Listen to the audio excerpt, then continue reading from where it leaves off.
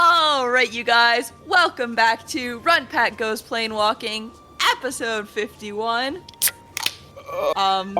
That is just too bad, because it's 52, we all just agreed. Oh my god! It was such a good crack! Alright, you guys, welcome back to Run Pack Goes Planewalking, episode 52. Let's get into it.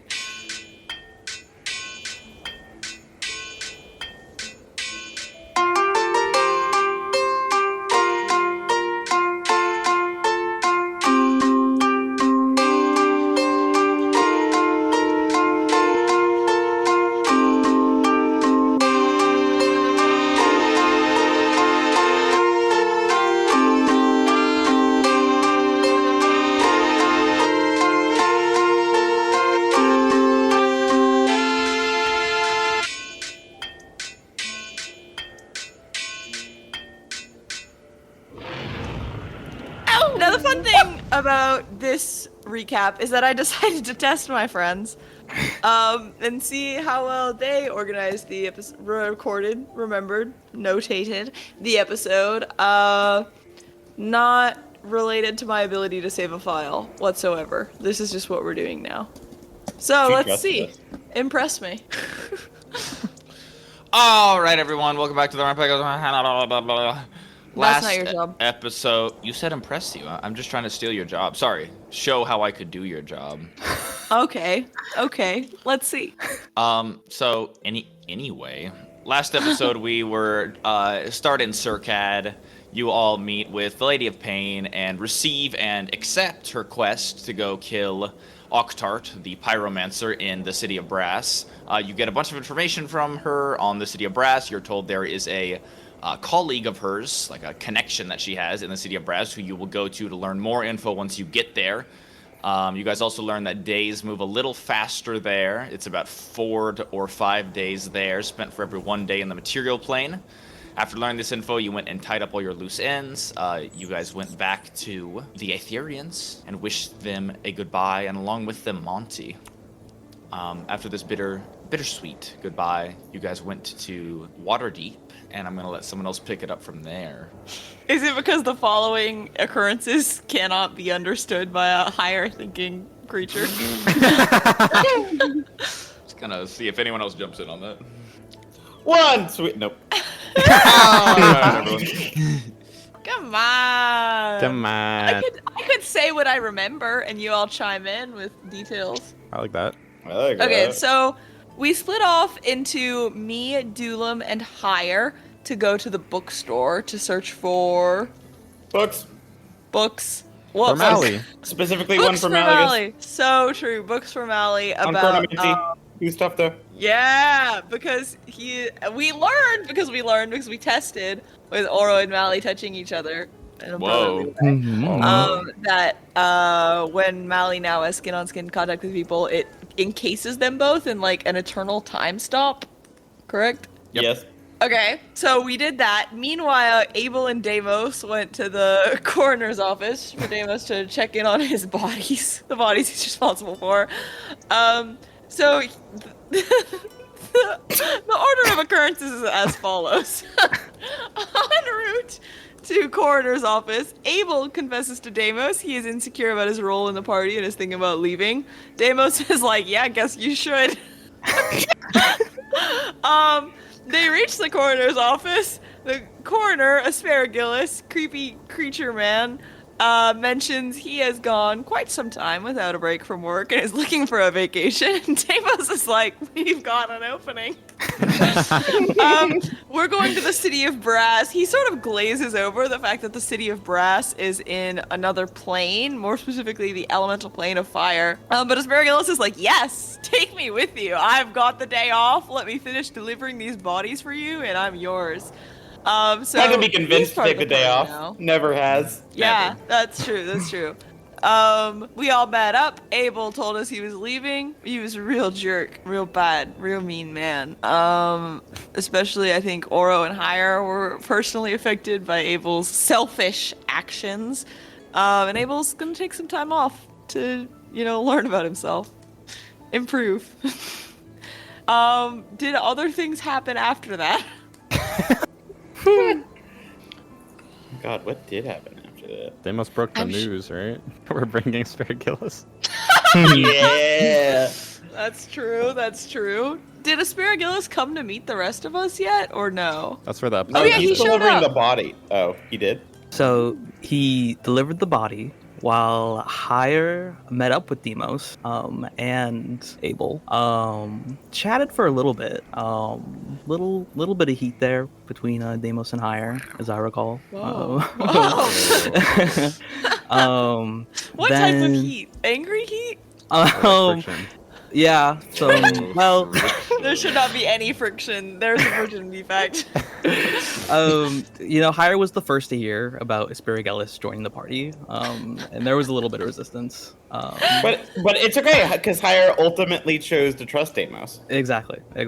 And then we decided to meet up with the rest of the group and floated the idea to meet up with Rex Ymir. Oh my god, how can I forget this? And we someone sent to her, and they were so happy to come meet up with us. I don't know if you should be controlling the narrative. Whoa! I mean, if a more objective perspective wants to jump in, I mean, I guess. Okay, Davo sent to Rex Ymir and was like, "Hey, come. Oro wants to talk to you, I think," which was not explicitly true. Deimos wanted to talk to them about the reward they had promised us in the past. Also, emergency situation, We apparently. also implied there was an emergency with Oro's person and that Oro was sick. Now, Rex Ymir was like really quick to come, which, that's nice. That felt good. After everything that went bad with Abel, it's good to know somebody's got me. Besides you guys. I need a lot of people to got me because there's a lot of me to got. Now, that was a really good line. Rex Ymir showed up. Deimos was like, "I want a moment to talk to them in private." All the rest of us got kicked out of the call. Deimos and Rex Ymir were talking. Hire witnessed the exchange of goods. I think Rex Ymir was definitely charmed because when they came back, Rex Ymir had their arm around Deimos' shoulders, which is more physical affection than they've ever showed anyone else, including their daughter, who I think is now dead, that they don't want to tell us is dead for some reason. Then Rex Ymir was really nice to me and gave me a little tassel that Deimos probably cursed, because all good must come at a cost. We never got our money also, so there's that. Oh, that's a good point. Yeah, it's Huh. a really interesting point. Yeah, Did Deimos even it. want the money, or did he just want to do his evil deal? I think Deimos wanted a lot of the money. Said it was an evil deal. Hello. I did. And I believe that was the end of the episode. Or no, sorry. Then Asparagus returned wearing beachwear, ready to. Don't forget the picture. Hit the waves. I don't really know how I'm supposed to include the picture verbally. I would say this is a creature. This is not so much a man. Sort of skeletal. Well, with muscles. Sort of as though the muscles remained while the skin began to rot away and the nails continued to grow. A couple patches of hair, no lips, only the most modest amount of nose, and some sort of spurs protruding around the elbows. Also, a pallor that is definitely associated with the unliving. Now, the better picture, you can just picture sort of Withers from Baldur's Gate 3, but with huge, juicy knockers. Yeah. Not Willer's big boobs. And I just want to give the disclaimer for any new fans, this is not how our last time ons previously usually go. Typically I'm very organized, and this is, please don't hold us accountable. It is more embarrassing for our note keeper, I'd say. All right, so without further ado, welcome everyone back to the Runt Pack who goes runk gacking. Ooh. You all are still in Waterdeep with plans to travel to the great city of Brass in the plane of elemental fire. It is midday, perhaps later now. A couple of hours have gone by of conversating and waiting around, shopping as well. And you now stand in front of the mortuary of the Castle of Waterdeep. The mortuary has been closed. A sign up front reads, "On vacation." And having just exited the door, wearing what seems to be sort of like a swimwear type attire. Rather shirtless, save for a few like bandaged rags around his figure, and Well, a sort of where? loincloth situation. Now I should add, none of these are like raggedy or torn. They're well-made pieces of clothing. You can't imagine any merchant would ever actually sell these, but they fit Asparagus well, and as he sort of hunches through the doorway and straightens out his spine with a strange crack, he smiles, and you see yellow teeth as he says, Let's go to the beach. Yeah. I thought that would be more excitement in the air. But it's just that I do feel like I need to let you know there is no beach, given that there is no water. It was just an expression, my friend. I thought you all were more comedic. Well, I believe there is a river. There is a river? Yes. Oh. That's A where fire. Samir's clay came from, right? Shit, you're right, it came from the riverbed. Huh. I wonder, is it a river of water or something else? I'm not sure. Okay, What do we else have are any... there rivers of? I mean, I don't know. Molten lava. Yeah, that.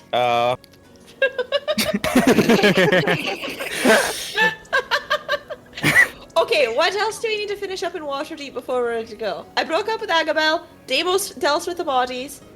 We did Mally's thing. Are we good? Are we good here? "Yeah, I guess so. Anyway, so new guy, right? Just so you know, we sort of have like a hierarchy here, and Yes. you're not on it yet." And just so you know, Asparagus, we're going to be dealing with a lot of stuff in the City of Brass, so like, we might not be able to hang out with you the whole time. Like, you might have to entertain yourself from time to time. Not to worry, I have a quick step. A quick step? I don't know if you heard him, old man, but he was saying you can't stay with us the whole time. Asparagus No, but turns to he's Deimos fast. and cocks his head. They just mean that, we have some business to take care of, and, I don't know if you want to do business while you're on vacation. You see his Well- eyes light up. Oh, understood, yes. When you have private business, I won't get in the way. Yeah, we've I'll got wait to kill... outside. Okay. It's like really dangerous. We've got to kill my son-in-law, and he's like this big terrorist guy. I thought this was a vacation for you, too. No, we don't get those ever. No, I mean, at least, yeah. No matter. I'll show you a good time. Okay. Oh, I can't wait, Asparagus. I mean, I also guess I want to warn you, like, well, obviously we're always down for, like, a good time. It is sort of somber because Samir is dead and we're partially going there to resurrect him. So, like, definitely after we get him back, like, we should celebrate. But before that, we're gonna have to tell his dad he died, and then we're gonna have to beg his dad's help. You propose I don't know death? No, I don't suppose that in the least. I'm just sort Looks of... like you understand it real good. Yeah, I just wasn't Whoa. sure if you're aware that one of our friends died. I mean, I wouldn't expect you to know that, given that we are mostly strangers. He looks to Deimos again and nods and goes, I've learned quite a lot about each of you. Oh? And if Oh, you must know, okay. my ability at, how must I put it, telling the bad news is quite apt. Okay. You might Oh. find I could be of great assistance. Let's hope there's no bad news to tell, man. He sort of looks at you and then Orpheus and then shakes his head to forget about it. "Yeah, well, we'll be alright, dude. Anyway, is that all your stuff?" Sort of points at the lantern. Yes. Okay. Uh-huh. And that points to the, looks like human skull in the other hand. Yes. Ah, cool. Sure, Is that, like, fresh? Or what's the deal with that guy? Ancient. Oh, shit. You preserved him well, I guess. Thank you. He looks at you and goes, I haven't caught all your names from yourselves yet. Could I be introduced? Oh, of course. Oh my goodness. I'm so sorry. I didn't mean to be so rude, Asparagus. Okay, so this small one here, small blue one, Kobold. This is Haya Valeha. Pleasure. He's a cleric. What's up, Great, dude? great guy. Then over here, another short one. This time metal. Dulam. He is a. Pleasure. We've met. Of course, my friend. Good to see you again. How are you coping with the doctor's demise? Fine, I suppose. Let me know if you ever require conversation about it. He nods. Thank you. And then of course this scraggly one is Malagus. Sort of nods his face. Yes, pleasure. And Okay. of course, Okay. last but not least, Orpheus. Pleasure. All right. I think we're gonna head back to Surcad now, so it's just a short walk. And I will follow. okay. Begins shambling behind you guys. You notice just as you begin walking off that despite his claims of being quick, he seems to slowly lose you guys as you walk. Oh no. Sort of trudging his feet against the ground and every once in a while stopping to take a deep breath in. Oh. But he doesn't seem bothered by this. He's mostly walking and looking around. You notice that he gets a lot of looks, especially your party as a whole now gets a lot of looks from people on the side of the road. But weirder things have happened this week, so nobody can butts in. Guys, we might want to slow down a little bit for our new friend. And that's what you wanted for the group, Deimos? Hey, Us to once- slow down? Once we're in a carriage, it doesn't matter. Okay, he'll be sitting with us going the same speed. Oh wait, actually I should ask, what is Hire's movement speed? Hire, what's your movement speed? No, don't make me walk with it. What is your movement speed? Like 20 20? feet. 20 feet. Okay, so actually the normal speed that you guys all slow down to walk with Hire, Asparagus can keep up. Oh, huge. So you already had to slow down. Okay, well. That's tough. Pleasure to have others who go my speed. Yeah, dude, well, I'm a fucking tank, so, Have no ego. Please do not take this as a slight against your honor, brave kobold. We are not in competition, you and I. Oh, sorry, thanks, dude. I guess we're a team. Sorry, hard day. No worries. Let me know if you want to conversate about it. He gives you a wink. Yeah, okay, will do. Thank you, dude. Malaga sort of grabs Demos and sort of pulls you down. Psst, hey buddy, listen. Are you sure this is a good idea? He looks like a fucking monster. Malagus, have you seen me? Okay, now that's different, Mose, because you can like talk and you're very charismatic and like friendly with people. He sort of rattles when he speaks. I know he can come off a bit ghoulish, but that's That's okay. a great word. I like your word. He's just different, and I feel like he doesn't get a lot of I don't know, outside time, a lot of Sure. socialization. I mean, you're probably right, and he probably doesn't have any friends either, but have you considered maybe that's for a reason? That's just because he works with a lot of dead bodies. I mean, that's not an attractive occupation, one could say. Amos, sorry. Do you see yourself as Asparagus? Oh. Cannot say this so early. I don't know what you mean, Orpheus, and quite frankly, I'm Okay. afraid to ask. Okay. Got it. But no, trust me, he's a great guy, and he already told us he can be the guy that delivers the bad news. That's great. That's a great quality. I guess I'm just like Mose, how do I say this nicely? With him in our group, we might lose certain opportunities that we had before because he looks like a fucking mongrel. And maybe we should be okay with that. That's very adult of you, Mose. No, I don't think so. I think we've kind of been discriminated against recently, and I kind of wish that wouldn't happen anymore. Yeah, I wonder if it's someone in our party. Sorry, that was too far. Sorry. So, wait, Hired, you want us to stop getting discriminated against, so we should stop hanging out with people who get discriminated against? I mean, if you want me to start pointing fingers, I'll tell you who. No, I don't see how having asparagus helps us, but no, it's okay. No, Certainly. I Awesome. agree. I don't like, I just want to keep it real. For our Okay. messaging, I guess. For the kids at home. I have to our get a party good image. message out of this. And I'm just Right. trying to make it out here. Hire's trying to hustle. Yeah. All right, on your walk now, back toward the magical portal that leads you towards Surcat and beyond. You walk through Waterdeep streets. It's a very chilly day. It's a stark contrast to the heat that you expect when you enter the plane of elemental fire, but pleasant nonetheless as you walk through the streets. The sea breeze is caught by your noses just over the air, the smell of salt, and you walk by a number of people who seem to just be getting off work from the normal 9 to 5, walking home, and a whole new batch of people walking to work for night shifts. This city doesn't seem to sleep often, and it's very active. As you guys walk, just as you approach the academic ward and make your way into the great academic building, heading for the lecture hall where you know that special portal is hidden, you all are stopped by a pair of guards. 2 twin guards who both carry long spears. They look like very simple, rugged humans. One of them slightly taller and larger than the other. The smaller one steps forward and goes, excuse me, who's the leader of this posse? I'll step up. Okay. Whoa.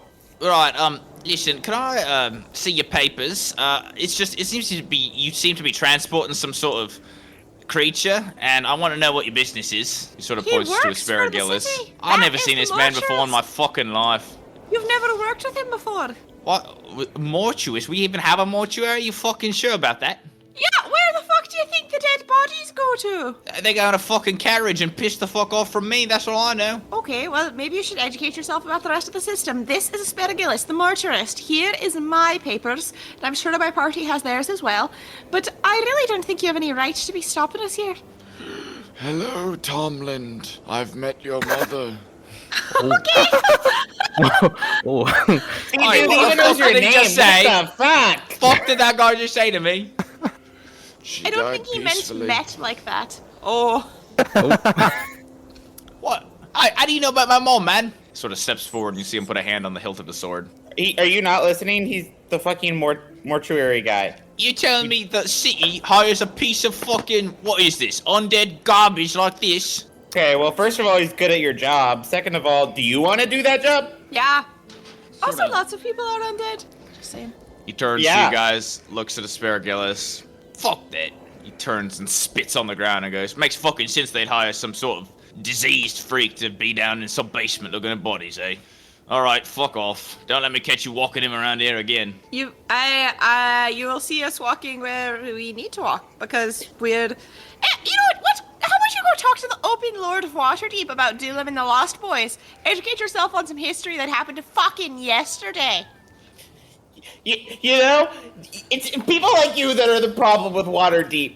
So, judging people for being different, so fucked up. Yeah.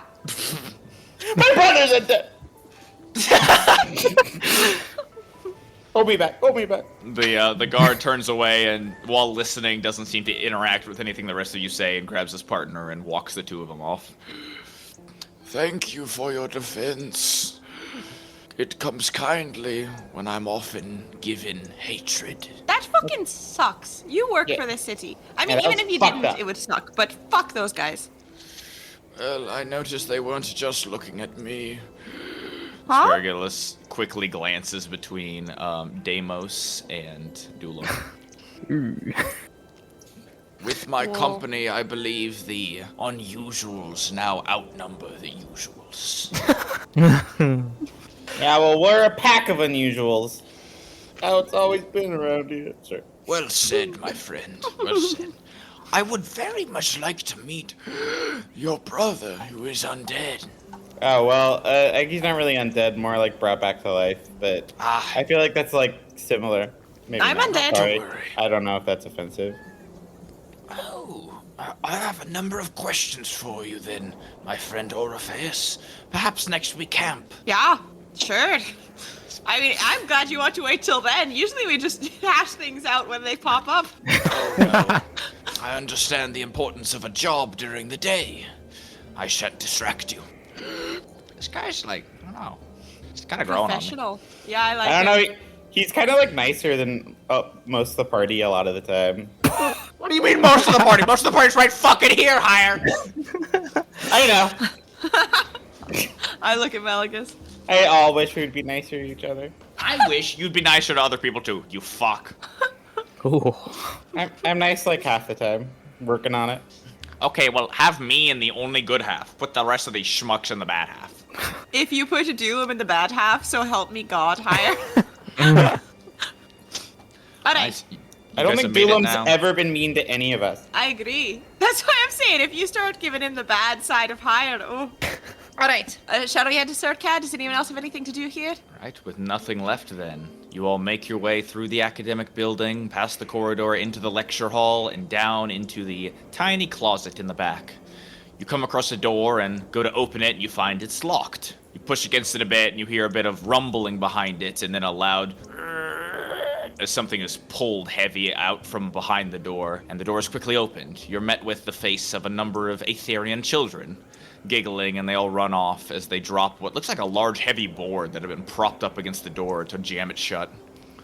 You make your way into Surcad now and find the Aetherians, or not all of them. You look left and right, and it seems to be the children and the most elderly here. The able-bodied men and women of your plane, Hire, are not here at present. Some of the older people sort of at the children, running around and try to corral them, but they seem to just be enjoying running around the large space. And now you're all back in Surcad. It's much later now. You'd think roughly supper time, and the sky outside is just beginning to darken, and the galaxies above brightening. You hear water in the distance as you all are at the top tower, or rather the top floor of a tower of the city of Surcad. What do you guys want to do now? Guys, do we have enough time for me just to pop in the red room real quick? Little chat. You know, I also have like a tiny Surcad errand I wanted to run that I could do while you do that. Nice. Why though, Deimos? Oh, What do you want to do in there? My Just wondering. last chat with the seventh one. to Jamos. So true. My last chat with the seventh one, it was kind of shorter than it should have been. So I just need to catch up, get all my ducks in a row before we leave. Hopefully. And you're gonna like tell him, tell him like not to be evil, at least though, like right? Maybe. I mean, hey, if you want, you can come with me, Hire. I don't see why not, honestly. Yeah. Okay. Well- someone can keep an eye on you. Oh, okay. I don't know where all this hostility is coming from, but Probably meeting with Reximir. Anyways, yeah, let's do it. oh, okay. Yeah, Deimos, can I ask, just Yeah. while we're on the topic, what Of did you course. two talk about?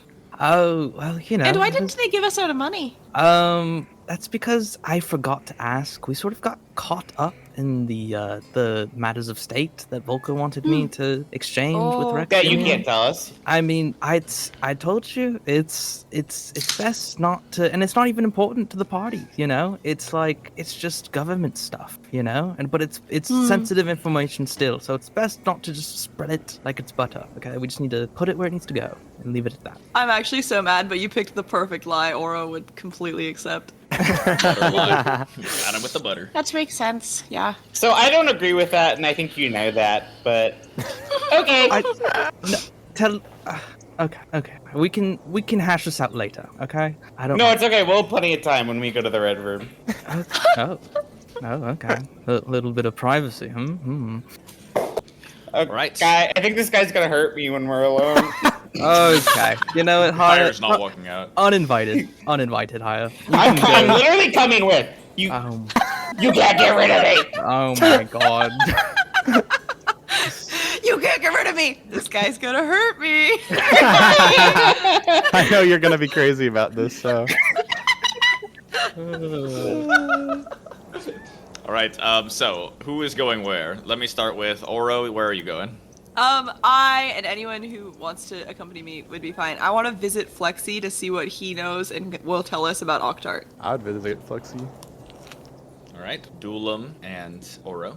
or off to Flexi. Deimos, yourself and Higher go to the red room, and I'll sit still. Maybe I can catch up with this new guy. All right, Sperry. Can I call you Gil? Oh. All right, Gil, pop a squat for me, buddy. Let's hear about you. So what do you do? Oh, well, it all started when I was a young boy. The two of them knock up a conversation among the elderly and children of the Aetherians, and you guys go in your different directions. I'll start with Deimos and Higher. Your destination is closer. All you merely do is travel back through the door into the small back room and find, out of the 3 doorways, one of them, which you all marked with a red slash of paint. Thank God I have that written down. Yeah, it was a long time ago I wrote that down. You find the door has been arcane locked by yourself, Deimos. Nice. The lock stands sturdy, and all you must do is utter whatever password you had set to open it. Perfect. I guess I don't even know what I would have said. Probably like the 7th one or something. Something simple. All right. You mutter the words, and the seal disappears, leaving the doorway. Would you like to walk in? Yes. Remember how we have to stand to the side when we open it? Don't want to get sucked in like last time. Oh, yeah, okay, sure. Yeah, no, I believe you. But, yeah. Okay. No, how you want to stand in front of the door? You can stand in front of the door. Just open it. No, no, you're being weird. I believe you. Okay, yep. I'm. You know what? Oh my God. Whatever. All right. So, who wants to go in first? How about that? I guess I'll go in first. Is the cow still here? Do we need another cow? I don't know. There is no cow here Okay. that you can tell. Yeah. What about gravy? Is gravy in the bag? No. Gravy is. I'm gonna assume gravy is probably wherever Jaya is in the bag. So if you want to go after Jaya, you may potentially find gravy in there. I mean, if you need a cow, you need a cow, right? And you think Jaya's We gonna can't start give that this up? arc right now. Okay. Roll a history check, Deimos. Oh, well, the DM says so. History. My history. It's a simple 23. Holy shit. Deimos, you recall with a start that the door right next to the red room is a portal that you last recall led to some sort of like infinite cow pasture.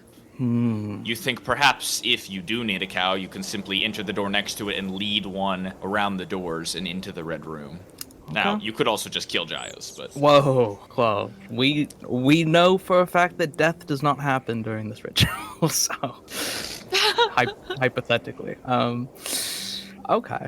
I'll steal a cow real quick from the other room, and we'll go in. All right. You travel to the room next door, opening the door into a wide pasture farm. You and Hire sort of look in. It looks like you sort of appear at the top of a stone dais. You look left and right, and it's just cows for as far as the eye can see. You see blue sky above you and green beneath. Roll a perception check for me. Both of you, actually. Thank God. While you do that, I'm going to go grab a sauce. Oh, dude, we could totally have, like, the Aetherians be, like, butchers, and they, like, butcher the cows, and, like, I don't know, make, like, a product of them. Are they down for that? Is that something... I mean, kind of sad, but I guess. I mean, there's humane ways to approach butchery, I believe. Yeah, no, for sure. Don't want to be the butcher out here. What? It's a reference to a character. Deep cut. So I noticed that you kind of like wanted Abel gone as well, and then like you introduced like your own party member. You're not trying to like skew the odds in the party, are you? Hello? What?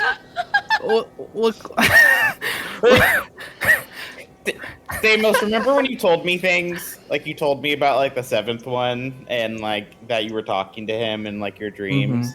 That you don't tell me things anymore. You hide things. What did I miss? Okay. I'm also wondering that. I'm trying to think. I feel like you're pretty caught up on everything. I mean, you saw by two people, I guess technically 3 in my life just died, you know? And that's mostly what's been going on. I mean, I don't know what else to tell you.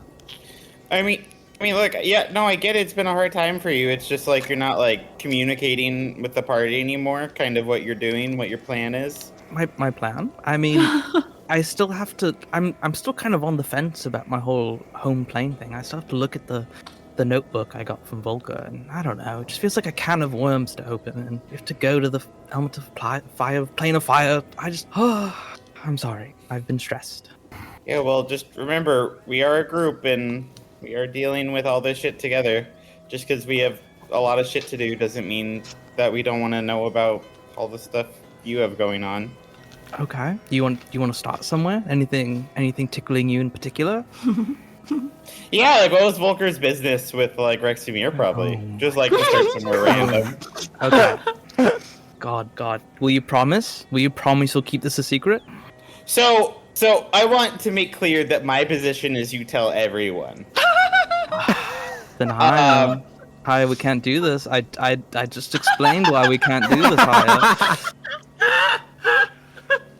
Okay, sure, Deimos. I'd rather know than no one know.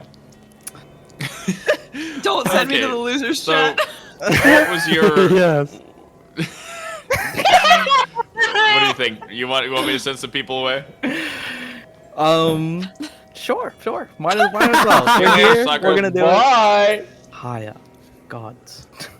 So, do you remember? God, what's his name? Clay de Clare, right? Open Lord, correct? Yeah, that guy.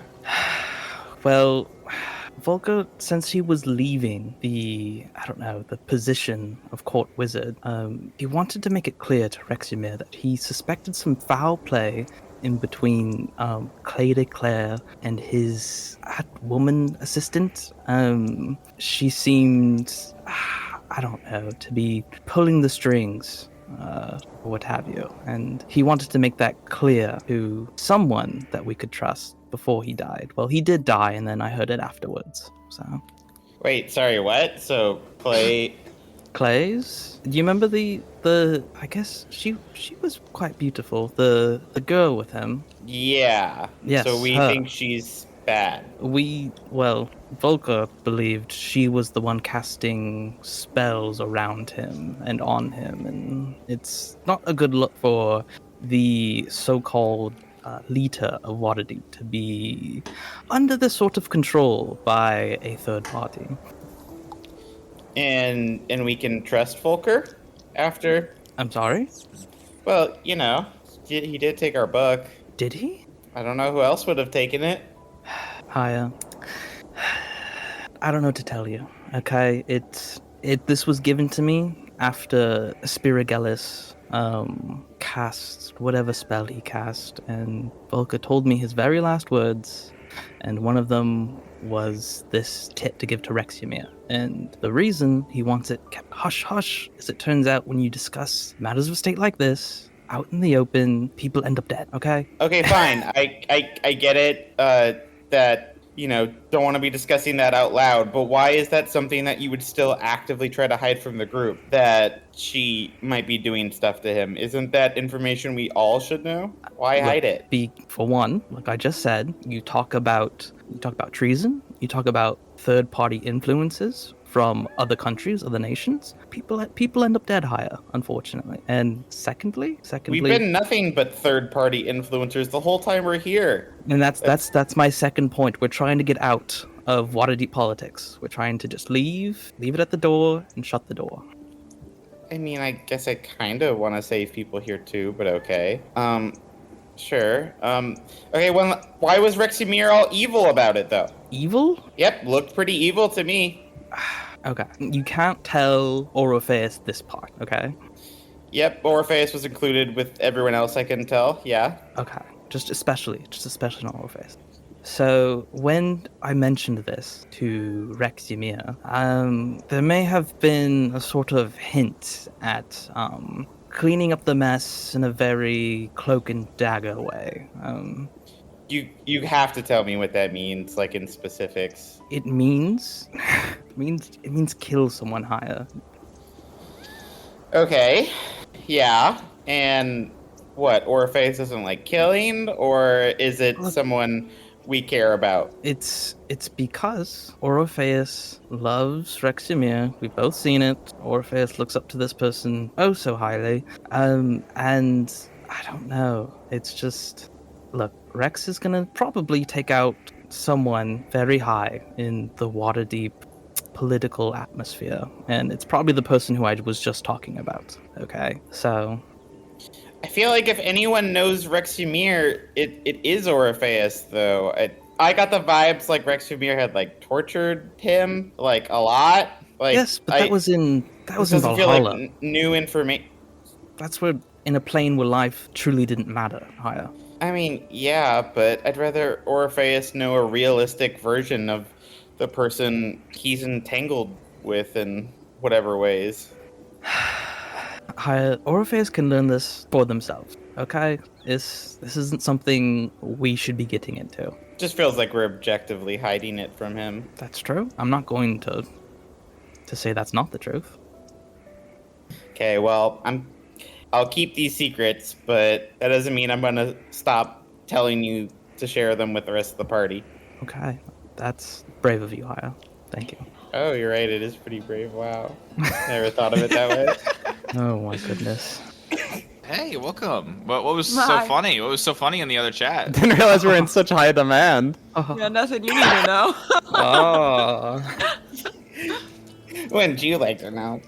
I'm gonna leave a Craig bot in the loser chat to see what you guys. What have. happens in the losers chat stays in the Stays there. losers chat. Higher in the cow pasture, you look off in the distance, and while it does seem like it's cows as far as the eye can see, you just noticed on the edge of your view on the horizon, the edge of a fence, and beyond it, buildings, small houses.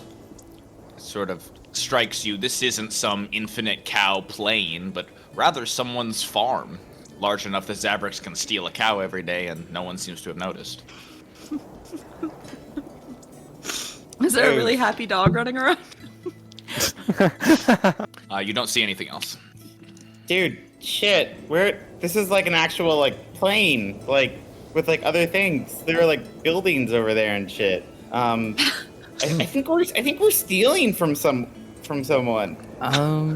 I mean, we could go check. Maybe it's uninhabited. Maybe it's just like a little getaway hut for Zavrix. If it's uninhabited, why are these cows so well maintained?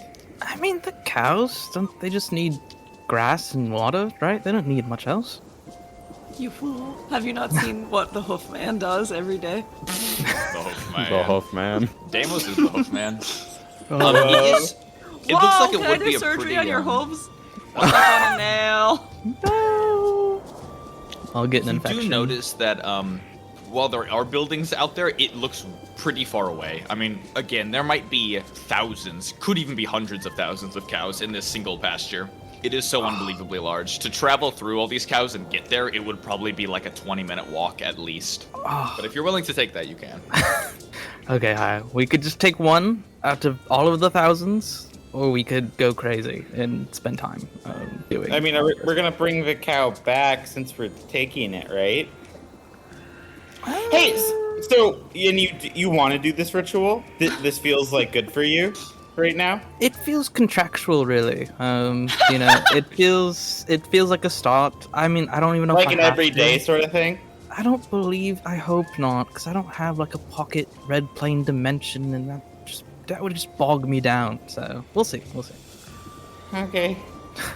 All right, you grab a cow at random, and these being fairly friendly animals, you can just sort of lead one by the head and steer it back toward the doorway, up the stone dais and beyond. The cow follows without much issue, and it takes a bit of sort of maneuvering to maneuver the large animal through the doorway, but you do so successfully and eventually leave the plain of cows, or rather a farm, behind.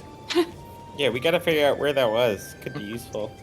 All right, you walk up to the red room now, approaching its door. You want to go in? Yes, please. Okay. The two of you enter. Just as you walk in, you are met once again with that strange, almost immediate change in the atmosphere. The sound decreases and becomes more cautionary. I'm trying to play my cautionary sound. Hold on. There. and it becomes silent nearly immediately. Your ears feel like they're boxed in, and there's a rush of wind as you both enter. The door quivers behind you, and you look out onto a massive salt plain. You look each and every direction, hundreds of feet to your left and right, forward and backward. You see, way out in front of you is the central dais, a small obsidian jutting of the ground on which the sacrifice is to be placed. Everything here is as it was. Massive red clouds billow above you. A strange light source with no discernible source permeates the red sky around you, and everything is drenched in a monochromatic red. Higher, you're completely blotted out, and your blue skin becomes gray and black. In the silence, you look around, and everything looks pretty much the same, save for one thing. Deimos.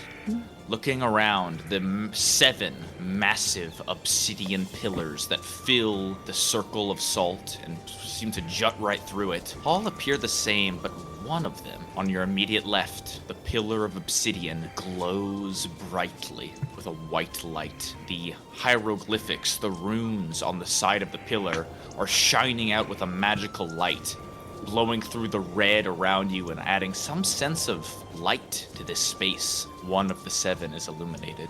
Higher. What? To you, this does not appear to be. Higher to you, there is no glowing, and everything looks the same. Great. Oh, higher.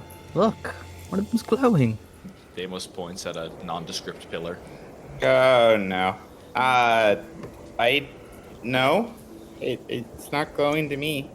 Is it for you? Oh, maybe a little bit. Could just be the light. What's special about that one? I don't know. It's an obelisk like the others. I don't know. Well, I don't know. Maybe we go look. I don't think it's a good thing that anything's illuminated. Yeah. I just might just trot on over, take a quick look. You want to help me? Sure, dude. Yeah. Man, maybe your contract has like a back out policy. I don't like you coming here, man. The two of you trot over then toward the obelisk. Deimos, it gets brighter and brighter as you get closer, and you have to shield your star-struck eyes from the bright light. Eventually, you get used to it, though, and you can sort of peer in as if you're looking into a flashlight. Mm-hmm. You still can't read the runes on the side, though. You recall them being translated for you once. They glow out brightly. It seems important somehow, and you have a feeling wash over you as you watch the obelisk.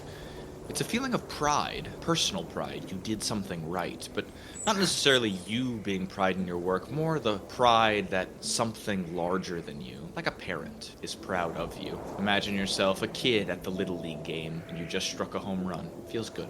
Nice. This sense washes over you. Higher, you approach as well, and none of these strange emotions hit you. Instead, you just see a long, tall obelisk made of pure obsidian with carvings along the outside. You've seen them before, and they look about the same to you. And they're in a different language, right? They are in no language you've read, yes. Well, they just seem to be glowing higher. Let's get on with it. Insight. Hello? Wow. Hello? So it's like that, huh? I Right. thought after our little moment, like, things would be different, but, like, that's okay. Right, Deimos. 21. Hello? Now the drill knows. Give me persuasion or deception based on what you're doing. I won't look. I will look at the dice roll. What'd you get? I got an 11. Deimos, did you feel like it was just glowing and we should move on? Kinda, but, you know, Deimos also kinda knew, like this kinda, like, meant something, but, like, he didn't want to say, like, it meant something. Okay, so I would say higher, you study Deimos' face, and while Deimos does really see this thing as glowing, you see something more there. Emotion crosses Deimos' face. Emotion of that same emotion you noticed earlier. It's pride. Excitement in whatever this is. It means something to him. Sick. Higher jots that down and is a little bit more scared of Deimos. Oh. Besides this glowing obelisk, Deimos, nothing else in here is particularly interesting. You've been here before, you've experienced the plane. Nothing speaks to you, not even whispers, and you don't hear that voice in your head. Okay. I think God, if I remember correctly, I think in case I forgot how to do the ritual, that I kept the little paper that Zavrix left for us, that had the instructions for it. Yes, you did. It's a fairly complicated ritual, but you actually have all the materials in Zavrix's little lab area in the back room, so you're pretty easily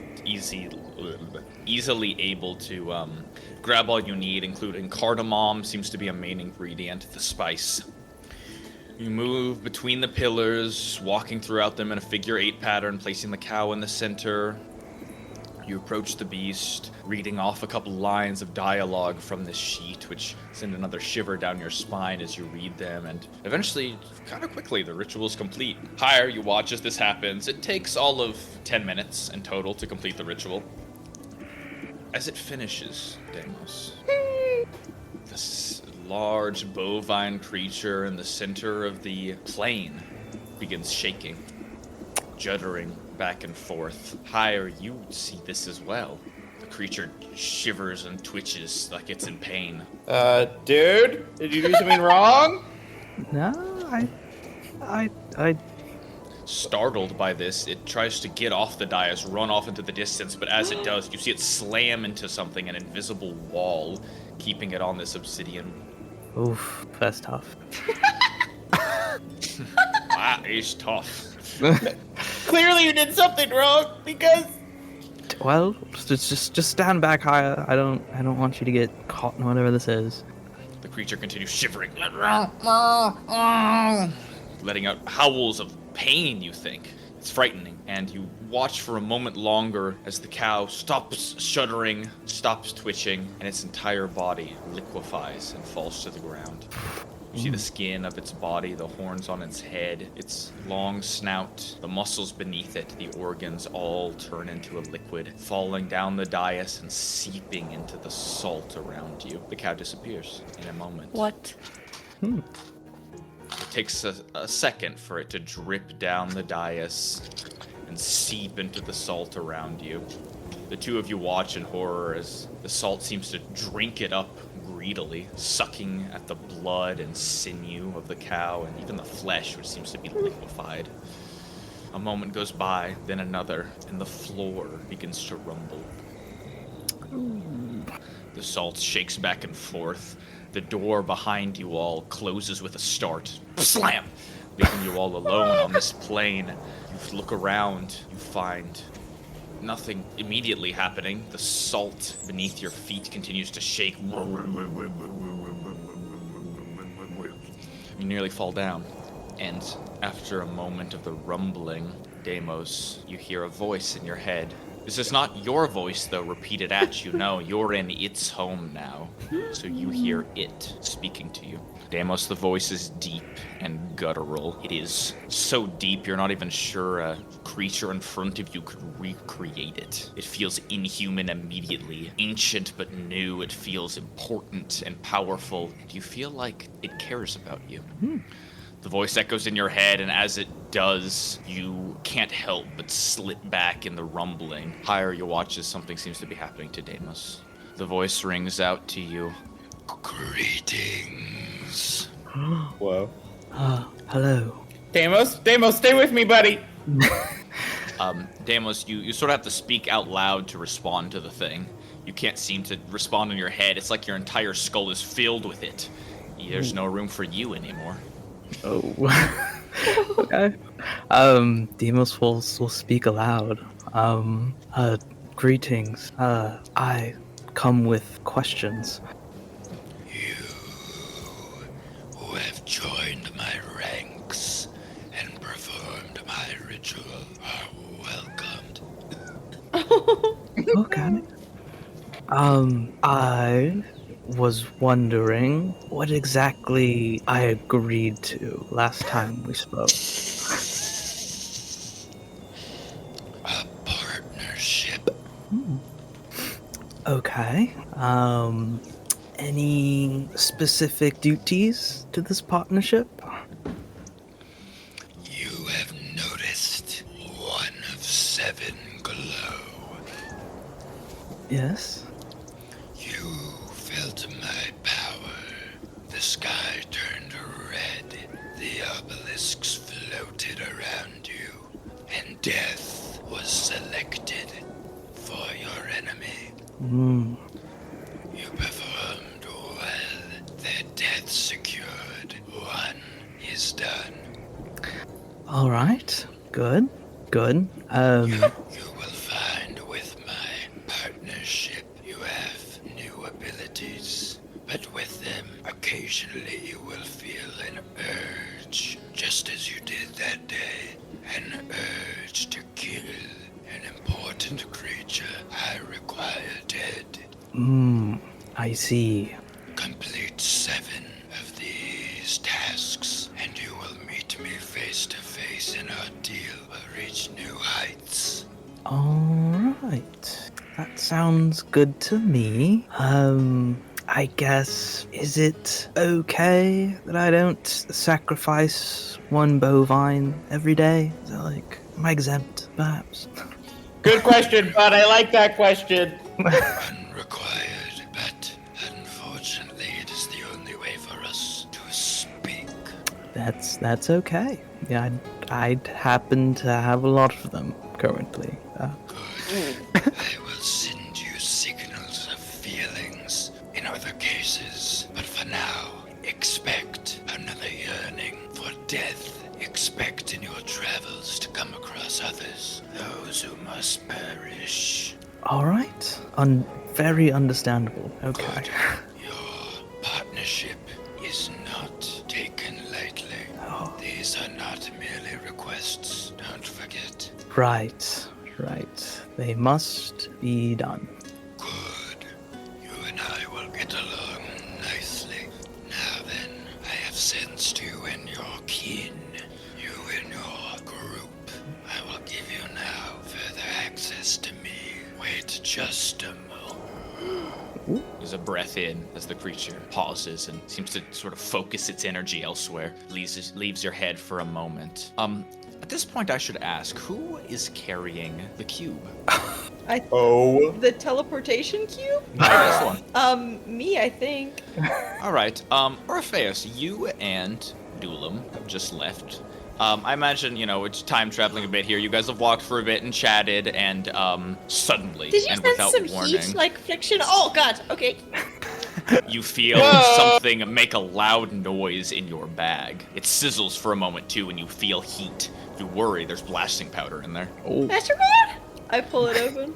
You pull it open and you dig through. You see smoke rising, and you grab around until you find the teleportation cube. One of its sides, you notice, has something branded into it. Just as the Lady of Pain had in person, you now notice a new area, a new plane you can teleport to. Now you have a castle symbol that represents Waterdeep. You have a sort of spiral symbol that represents Surkat, and now you have 7-pointed star representing the Red Room. It appears with a flash, and then the smoking stops and the heat disappears. The lock just did something to our cube. Do you think this is the plane of fire then? Can I see? Yeah. I toss it over. You catch it and take a look at it. Okay, I rolled an insight just for myself. Okay. Do you see how many points there are on this symbol? 7? You have both seen this symbol before, tattooed, or rather branded on somebody. That's strange. I suppose we're going to have to go see her again anyways. We can ask her then what she meant by this. I don't think the Lady of Pain did this. Well, you think Deimos' friend can just do this to us, even though we're not with him? Perhaps. I mean, they're in the Red Room currently, correct? Yeah, you're right. I just really don't like the sound of that. I don't either. This, 7th son. I don't mean to be judgmental, but in Valhalla, I think we would have thought he might have been some sort of bad egg, you know? Do you mean if you were to have met him, or did you hear about this figure before? I mean, if I were to have met him. I didn't. Well, I guess, can I make a history check, Mason? Did Diamisha ever teach me about him? Sure. Was Watson helping me? Unfortunately, Watson was not there when Diamisha told you. Good Watson. I'll give you some, weights while you walk around, help the memory. Alzheimer's moment. I guess, do I want to use a stroke of genius? No, there's Stroke, no stroke, stroke. stroke. Start stroking. That's I got a 17. If this individual did come up in your conversations, you don't remember it now. No, I never heard of him back then. I just mean, the actions, the fact that Zavrix worshipped him, the whole evil plane thing. I mean, I don't know. That place felt not right. I agree. Also, it does rub me the wrong way that Deimos doesn't even know the terms of his contract. How can it be a contract, right, if one party doesn't know it? That's Whoa. just blind faith. Whoa, I Which thought is so. not always a good thing. I don't feel great about it, I suppose, is what I have to say. I don't either. Right, I'll take us away back now to the Red Room. Deimos, the rumbling has stopped and you're able to get back to your feet. Higher, you feel the rumbling stopped as well, and you have only heard Deimos sort of whisper to himself. The creature, the thing in your mind, feels it once more as it finishes whatever task it was doing and speaks to you once more. Done. Now, my pact bearer, go. Yes, of course. And with that, the heavy pressure in your head immediately lifts, and you feel like yourself once more, save for a nasty migraine. Oh. You look around again, it's all the same. The one obelisk is glowing white, and the rest are not. You find it odd that Higher doesn't see the glowing. Would you roll a religion check for me really quick? For flavor, can I have casted a magical circle around Deimos and I during that? Sure, what is the circle? Whoa. Choose one or more of the following types of creatures. Celestials, elementals, fae, fiends, or undead. The circle affects the creature in a chosen number of ways. Creature can't willingly enter the circle by non-magical means. Targets within the circle can't be possessed by or gain the charmed or frightened feature. And also, if the creature was in the circle, they couldn't leave it. But basically, it was just protecting us from fae and fiends. Making your All salt right. circle. Whoa, Whoa. that's exactly what it is, huh? Do you get to pick what creature type, or is it all of those creatures? It's all of them I want. Awesome. Wow. All right. And also, just for flavor, Higher during this time was like trying to get Deimos out of it and panicking. Like, I know you're evil, but you can't go and you can't be more evil, so stop dying or whatever. Man, they should have sent a better party member to protect him. That sort of bit. And then Deimos suddenly wakes up. They sort of wake back up from this, and with this magic circle, I'll say you don't have a headache anymore. Oh. Huge. You feel back to yourself. Hire's beside you with a nervous look, and both of you turn now, and it's an odd thing. The cow is back where it was standing, completely unharmed. Oh, It looks that's toward one of you. Meow. Higher starts freaking out. that's freaky. Do we return this one? I feel like this one's been like used. I don't. You don't want people eating that. Yeah. What if this has been what's really been happening every time, and this was just the first time we were able to see it? Oh, that would be cool. I think. I mean, it's always cool to see the truth of things. Maybe like it clones them and like eats one of them, which I didn't like, and or replaces them. Oh my god. or this is like a fake one, yeah, and it just took the other one. Oh. Maybe like a standing army sort of situation. Army of cows. I can see it. What was your religion check there, Deimos? Big 22. Wow, You okay. cannot do this shit again.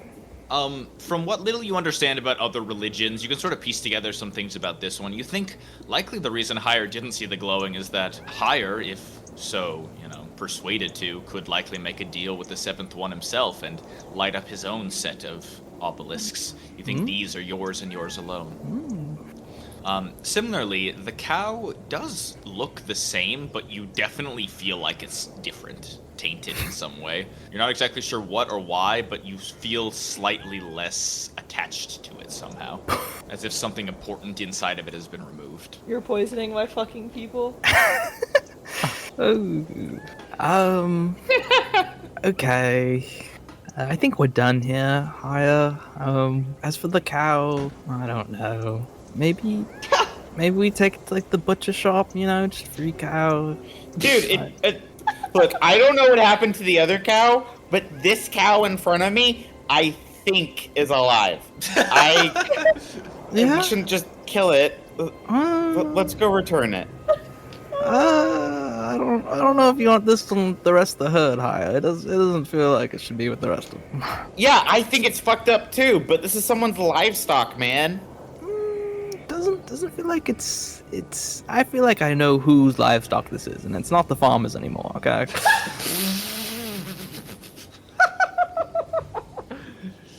Okay, are you like different now? Wow. Wow, Haya. I didn't know for you to hate on small business owner farmers like that. Oh, he has thousands of cows, Haya. Okay. You know what? He might have hated this one. You never know. It seems like you and the cow are like going through something right now, and I think I'll return him. As the big boy of the party. Okay, come on. This get the fuck campaign outta has here. no shortage of transgender cows. It's really awesome. Okay. Yeah, let's just get out of here. And don't you ever even suggest bringing gravy here again? Well, Wouldn't it have been so fucking crazy if you guys did use gravy and then Annette came back and you just didn't tell her? Because I know you wouldn't have. I wouldn't have let that happen. All right, so what do you guys want to do with the cow? I am going to try to, I think, bring him back. Okay. It's a quick errand. You open the other door, push the cow in, and it rejoins the rest of the herd. They don't seem to mind, and it's still a sunny day. God. Can I try to mark this cow in a physical way? Hello? You want to cut it? No. Let me look at my inventory. Yeah, take Look, a there's take a look one through. way we mark cows. Come on. Meow. Wow. Oh, go ahead. Oh my God. Actually, never mind. Never mind. All right. If any of my excellent vocals were hard to understand, by the way, Deimos, we can go over more with No, your it was voice great. so fucking That voice fire was for so some good. reason. Holy Awesome, shit. thank you guys. I'm really sorry. Can I cast the cantrip Sacred Flame that does a 1d8 radiant damage? You're just gonna fucking hit him! Non-lethally, so I can brand this cow with Oh my god, wow, you actually can brand him. Okay. I won't make you roll to hit or make them roll. I mean, it's a cow, so they do only have 4 health, so you'll probably end up doing... Go ahead and roll damage. We'll see how much damage you do. Does it want binary to? cow. Does it want to do the dexterity saving throw? I mean, it can. It's got a Jump out of the disadvantage way. on all saving throws, so... Oh, yeah. Okay, you can go ahead and skip that. Yeah, I'm just gonna assume that if it got fucked. You know what, I'll do it. Oh, half a 1. Or sorry, You got 1. a 1? Wow, Yeah. that's actually Nice. impressive. Yeah, I got a 3 on the saving throw, so... You Yeah. hear as the animal sort of kicks its back legs and almost hits one of its friends nearby as a massive 7 is branded into its rear hindquarters.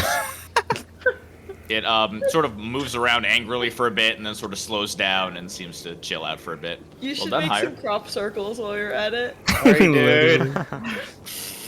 You're gonna make one farmer really fucking scared. All right. Anything else you want to do before you exit this area? No. Mose? Let's just arcane lock this door too. Honestly, Aye. I actually think last time you said you even arcane locked all 3 of these doors, so I'm just Okay, gonna assume that that's the going rate. So you arcane lock the 2, exiting slowly. Dulam and Oro, welcome to the table. Wow. Okay. You guys are up. Apologies. So you guys are walking out of the great and beautiful Aetherian home. It's sort of dim light now, so a little dark as you guys leave. You make it, I would wager, 100 steps out. You go down a couple stairs, across a bridge, and around that time, the sizzling happens and the popping sound, and you see the new button on your cube of teleportation. Yeah, I don't know. It seems like bad news to me. I don't like the idea that Deimos' new patron can interfere with our things that are in my pocket and nowhere near his plane. I agree. Yeah, well, have you ever thought about, gods, do them? thought about. I thought of worshipping one. I guess you have Primus. Do you consider them a god? Well, not traditionally. I think a lot of worshippers see their gods as immortal. But Primus is mortal. Correct. Because your Primus, your original Primus, moved on, right? I believe so. When Primuses die, do they go to the afterlife? I suppose, I don't know. Though, I don't think they have souls to begin with. Like how you didn't used to have a soul. Exactly. What was it like not having a soul? Can you remember that? To be honest, it's not much different. Yeah? At least not day to day. Interesting. Right. As you guys make your way in and around, remind me, where are you headed? Lexi. Awesome. Lexi. You travel across the towers and back up to the same floor Zabrix's shop is at the top floor of a distant tower. As you make it up there, you notice it seems dinner time has just begun, and a number of esteemed guests of Circad have begun making their way into the fine establishment of the Turn and Tortoise Tea Room, the restaurant that Flixie runs. You run into a familiar man at the front. Oh, you guys again. Do you have a reservation? Oh, hi, also. He's back! Hey. No, we're just here to see Flixie. Oh, Mr. Bossman told me you guys moved out. What are you still doing here? What do you mean moved out? Well, I mean, no one's seen you around here in a while. I just assumed you, like, left or something. I mean, we would have gone for a little while, but we're travelers. We'll keep traveling through. Okay, well, I'm glad you guys are back. I guess say hi Thanks. to the boss for me. He's been holed up for a while. I don't know, working on some new recipe or something. I can't explain. Oh, God. Okay, thanks, man. Hey, what's your name again? Sorry, after all we've been through, you don't even remember my name? Jesus, fuck. I know the nice robot man remembers. You're gonna just come at me like that shit? You didn't even ask him while you were walking up? God, it's Duradid. Duradid. Yes, of course. Duradid. Alright, just get in there, alright? I say meaner things, but I'm on probation. Yeah, because you're an asshole to us every time you say Shut the fuck up, alright? Oh, red flag. I'll walk in. You walk in and you see him just seethe. Yeah, I don't think you've ever not ruined this guy's day. Hello? He's always such an asshole.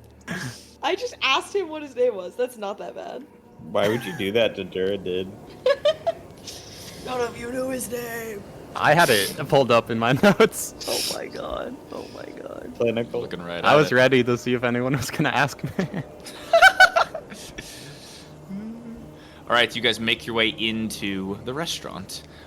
It doesn't take long for you to circumnavigate the many tea rooms, little tables that have been sort of shunted off, and you make your way to the back to a servant's entrance, which you've passed through a number of times, until you finally make your way to the manager's office. The door is closed, and you see glass on it, illuminated by light from within. You also see curls of smoke rising around the glass. Somebody is smoking inside. Never start smoking, Dylan. Don't need to touch me that. I'll open the door. Without knocking, you go right in. Yep.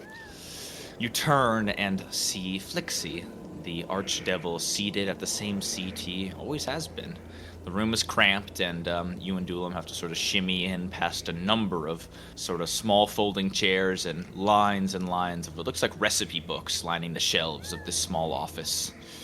The smoke, you notice now, is a number of what looks like sages being burned around the table. It almost looks like a ritual, you'd think, but perhaps it's just for the fine earthen smell that fills the room and nearly chokes both of you as you walk in.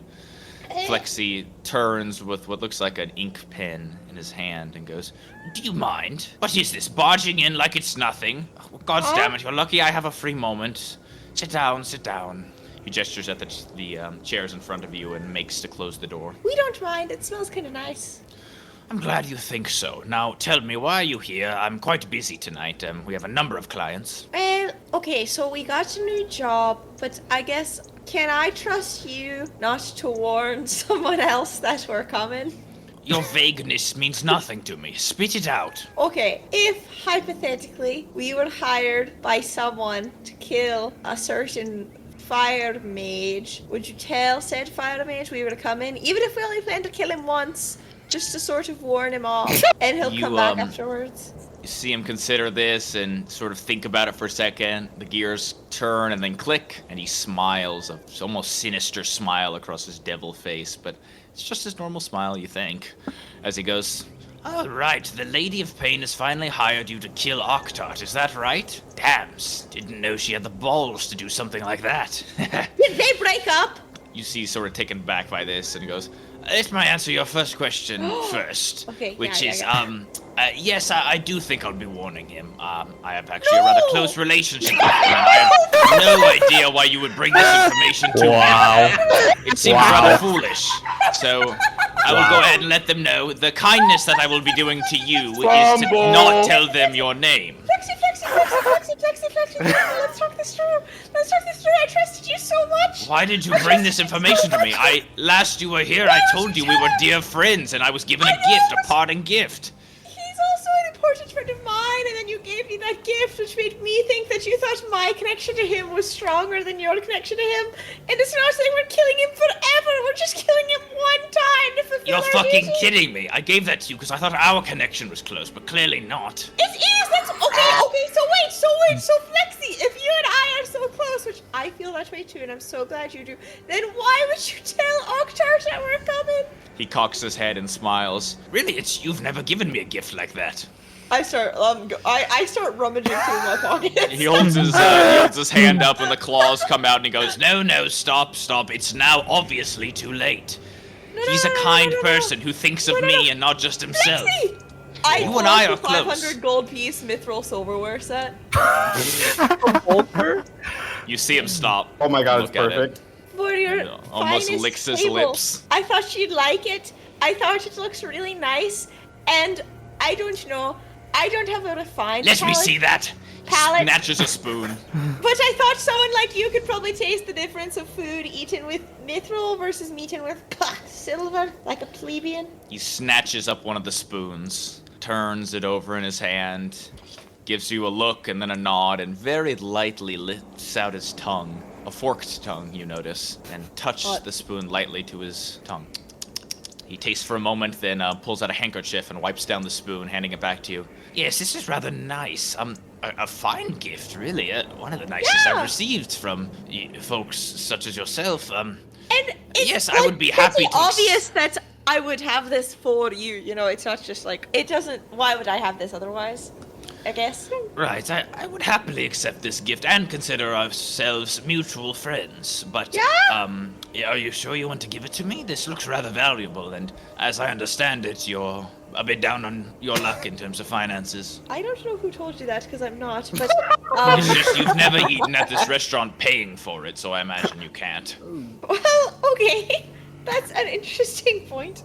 I guess what I would like to say about that is that your friendship is worth more to me than any silverware in the world. Then I would politely accept, thank you, Orpheus. You see him gingerly pack up the silverware set in the small leather sort of wrappings that it came in.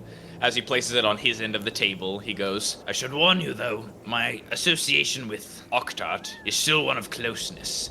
You understand I am a truthful person, yes? Then the truth is that I will still warn him that you are coming. Okay. Okay. Minus Now- 500 gold. You thought the silverware was gonna help? Listen, I understand that this is a bribe, what you're handing me, and you wish for me not to say that. It's So a gift. if you Obviously, wish to take I do it wish back, for you not, but no, If I'm you not wish to going take it back, Flexi. I think it would look really nice on your table. I think so too. He pushes it sort of toward your end of the table and says, but I understand that we are still at the transactional phase of our relationship. No, Flexi, that's not how it is. These are yours.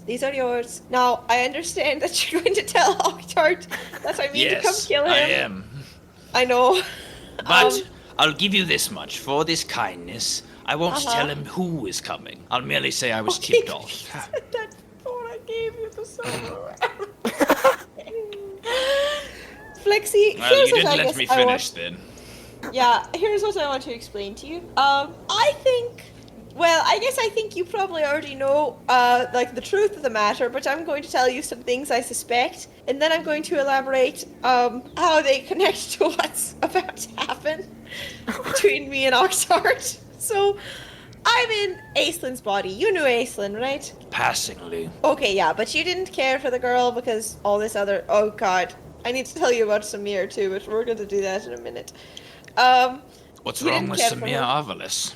Oh, He's going to be fine. We're going to fix him. If I take something out of my pocket, do you promise you're not going to steal it from me and do something weird that I wouldn't like? Or anything, actually. Don't steal it from me. God Crazy damn way it, to say that. Orpheus, Duelam, did you melt him? The two of us didn't. Yeah. It was either an enemy or Deimos. It was hard to tell in the firefight. Hello. We all Oh saw my an enemy. Oh. Fine, show it to me. Okay, I'll pull out the little Samir doll. I know it looks really bad, and I'm really upset about it, but I'm going to fix it. We're going to the City of Brass. We're going to get his dad to help us fix him, and then it'll be right again. Have you ever seen him like this before, Flexi? You see Flixie get closer and scratch his chin with a clawed hand. Could be worse, I suppose, but Yeah? this is certainly not good. Yeah. No, I've never seen him like this, though he often told story of nightmares he had of this happening. Oh, God. What did he say about it? He's never Well, said anything like that to intimate. us. This is functionally his death. You see, the spell that's been cast to give him consciousness, the wish spell, cannot be undone other than another wish spell. Therefore, I believe in part of his creation a sort of rule perhaps was made, or some sort of caveat was formed that if he ever was truly killed, this would be what remained, the wish spell. All-powerful and almighty, nearly indestructible by normal means. But at this point, your odds of bringing him back are just as likely of bringing back a dead corpse. So I wish you luck. I didn't realize it was that bad, but I'm sure I would it's seek all his about father. Paul. Yes. You have the right idea. Okay, thank you, Flexi. I guess, okay, we're going to make this right. I'm going to make this right. I swear it. Unfortunately, Dylan I swears can't it's two, help you right, much. Sorry, what did you say? Dylan? I said Dylan swears it's two, right, Dylan? We will make this right. Good. I can't help you with this project, but, he sort of taps the silverware on the ground. Clink, clink. You have a friend here. An honest-to-God acquaintance. Acquaintance. I look at my silverware. Is that the most you've ever spent for a friend? I don't think I've ever bought a friend before. This is a kind gift. I could tell you thought of me when you purchased it. What must it have been? 600 gold pieces? I didn't purchase this, I found it, but I did think of you. I don't Did you buy a lot steal of it? stuff. No, I'm not a thief. Was it because you're poor? I'm not a poor Hands of, gloves of. I put my coin bag on the table and I drop it so you can hear how heavy it is. Duelam doesn't even need to do that. I already know. Says it on the bag. Dylan, show him your bag. I already am. Yeah, Duelam, what's it say on your bag? It says 1,360 gold, Fuck you. 6 silver, and 4 copper. You do notice that Flixie does sort of look at the disparaging difference between the two of you. Nods. Glad to see capitalism is alive and thriving. Okay. Now then, before you go, I should I mention wasn't going. I had more to talk about with you. He stops speaking, and you suddenly catch the hint, but he stops and Okay. looks at you. I guess I just wanted to tell you. So you knew Iceland, better than I do, obviously, but you knew it, and you know Octart, and you know Malagus. I think a little bit through me mostly, but so Malagus is Iceland's brother, and I get along with him really well because we're stuck in the same bodies, and I think there's like an inherent brotherly connection. And I guess you don't have to confirm or deny this because this is just what I think, but I'm explaining it to you so you understand my intentions. But I think Octart is Iceland's father just because he looks a lot like Malagus, and if he's Malagus's father, then he's also Iceland's father. I think. And so I think when I meet him, we're going to really click, and I'm not going to want to hurt him, so we're just going to kill him the one time, and then we'll be friends, and we'll explain to him why he can't come back to Surkad, and it'll work out. So you don't have to, like, think I'm going to do something terrible to him. While he nods slowly, listening to your story, you finish, and he goes, "You know, I don't like the Lady of Pain a lot. I consider a lot of her, certain laws to be a bit amoral and taxing those who are a bit more well-off than others. But regardless, I do like one thing about her, which is that she is honest and particularly good at it. Yeah. While she does keep things from people, it is clever and well-worded. Tell me exactly, how did she ask you to remove Octart?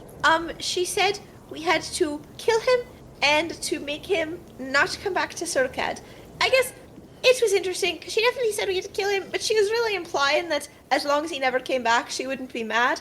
But I said we would kill him, so I feel like we have to kill him at least for once.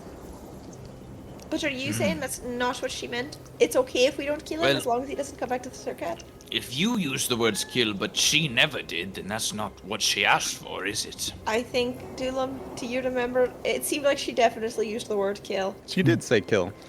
Yeah. Right, then I suppose that is what it is, but never return back to Circa. That's a different matter.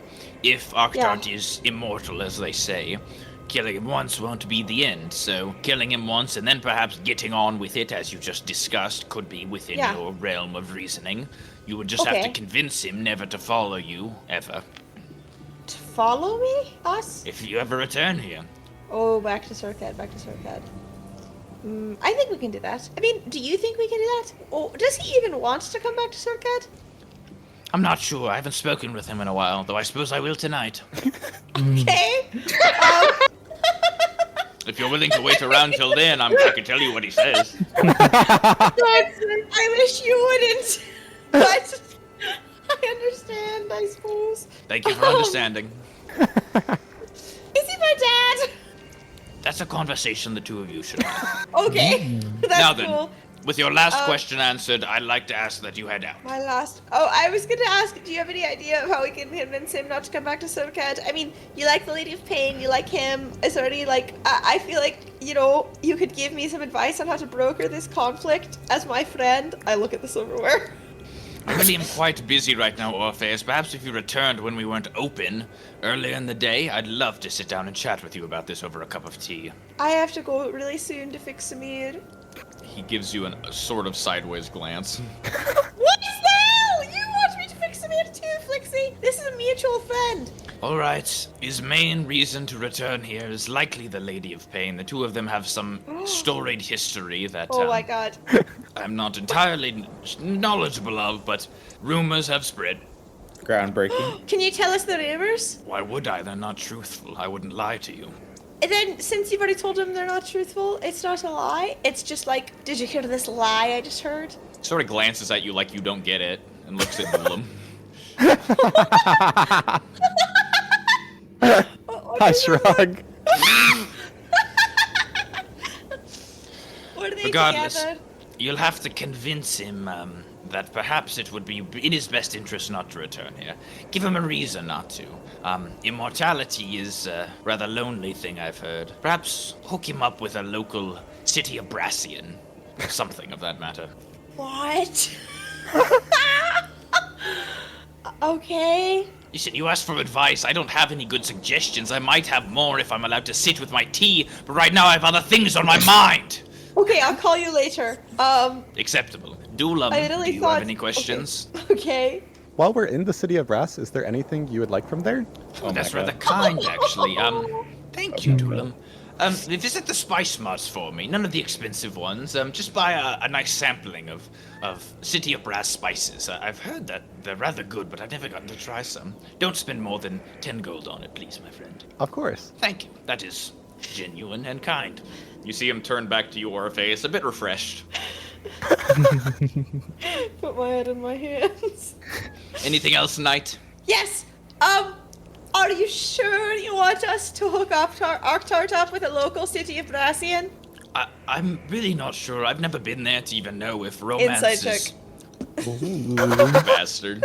Is Dulam helping me? I would never think he's lying. Fuck! Oh, that's so bad. Okay, it's a 6. He doesn't want Octart with anyone else. He wants him all for himself. I stick with my preconceived notions. All you get from a 6 is that he is busy and doesn't want to talk. I got that without the 6. Okay, Octart, we'll head out. Call me if you think of anything. Or, you know, want us to pass on a message to Octart. That would be, like, better. I could bring him something from you if you want. I'm trying to steal Dulam's valor. like, if you had, like, sent us some cookies, I could give them to him. Since you're so close. I don't really remember what he likes. Last I remember is him screaming for mercy, to be doused from his flames. I believe that's all he really wanted. Well, we did that for him, so that's done. What about, does he like raisins?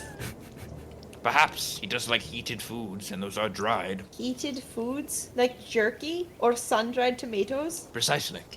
Glad I got that. Okay, do you have any of those you'd like to send? I'm gonna go.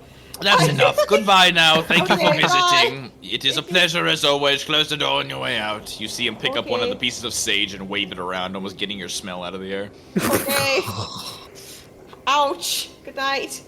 Goodbye. Let me think in peace. I'll tell Samir you were worried about him. Do. Ooh. And the door closes, and you see the window fog up again with a heavy smoke. Why does Alright. Samir hate that guy so bad? I always wondered, you know? I don't know. I think it was something with their work relationship. I think Flexi thought they were really close. Like, Flexi wanted to sort of father Samir, and Samir was like, no, I'm an adult. I can date who I want. And it went bad from there. Is everything to Orpheus a father relationship? Yes. It's dad's all the way down. Alright, with your task completed, you guys return to the Aetherians, and having finished up in the Red Room, the group of 4 of you guys all meet back up pretty much at the same time to find Malagus sitting down, sort of cross-legged, with his hands sort of cusped in his mouth, listening to Asparagus, who's sort of crouched down, What does it mean to have your hands cusped in your mouth? like covering them as if Okay. hiding a surprised face. How's it going, guys? Oh, hey you guys, learning a lot from the big fella here. Real nice guy. How did your thing go? I fucked up. What'd you do? Is everyone here? I made a See, mistake. Yeah. Deimos and Higher, yep. I did a bad thing. I alluded to Flixie that we were going to go kill Octart just the once. And he said he's definitely going to tell Octart that someone's coming. Now it's a similar situation to Zavrix, I think, where he'll What the know fuck? We someone's didn't talk coming. about that. I'm sorry, I didn't think you'd be mad. I told you I was going to go to Flexi to ask about Octart. I thought we were friends with him. Yeah, not tell our plan to him when we know he's a friend. You said you were gonna get advice about him. Yeah, I thought you'd give me advice. About how to kill him? Just His the friend? once. Just the one time. Stop saying just the once. That's so bad. It's not that bad. It's gonna hurt. Well, it always hurts. This guy's been tormented his whole life by the Lady of Pain, and you don't think he's gonna have issue with us continuing it? Look, you know, speaking as someone who died a bunch of times, I didn't hold that much of a grudge when I knew I was coming back. Okay, so we just have to make clear our intention is to bring him back, but I don't know if he'll believe us at this point. No, he now comes that he's hearing back, it from no Flixie. matter what we do. He comes Well, back. well, there's The Lady that of thing Pain where we said put we him in the couldn't. jar or get rid of his ashes. I thought the jar was off the table. No, it is, but I mean, I'm just saying there are ways we could kill him and permanently, and he probably knows that. Well, then we'll just be like, hey, we just have to do it once. Better hope he believes us. You're right. We could just lie to his fucking face, and the second he's dead, he can't do anything as ashes. We could just cover him up. He's never gonna believe what we say, especially if he knows we're from the Lady of Pain. Well, then maybe he'll fight to kill, but once we win and kill him the once and he comes back, he'll know we were telling the truth. Sounds violent. Well, no shit, Malagus. You don't have to be a fucking bitch about it. I was the one who fucked up and told. Okay, well, how did your thing go? Higher, Deimos? Did it go perfect? Did everything go right? I think so. Higher, what do you think? I was a little scared by what happened. Things didn't go normally. The cow, man, it just turned to liquid so quickly. What? And then it melted into the sand, and then Deimos was talking to people, and I didn't know what was happening. It was a lot. He's seen things too. Deimos is seeing things now? But yeah, I think Deimos gained some power and learned more about his deal, right? Yeah, exactly. Ha. I'm just saying it sounds like we all made some mistakes. Oh, by the way, I pull out the cube. This happened. We've all made mistakes before. It's fine. Holy shit, is that a new button? Can we go somewhere new? That's so exciting.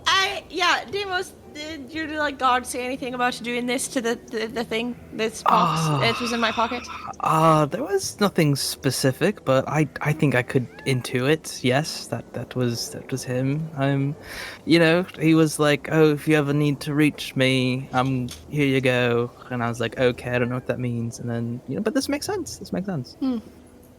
It's the seventh one is that powerful that he can just do that and like give you power.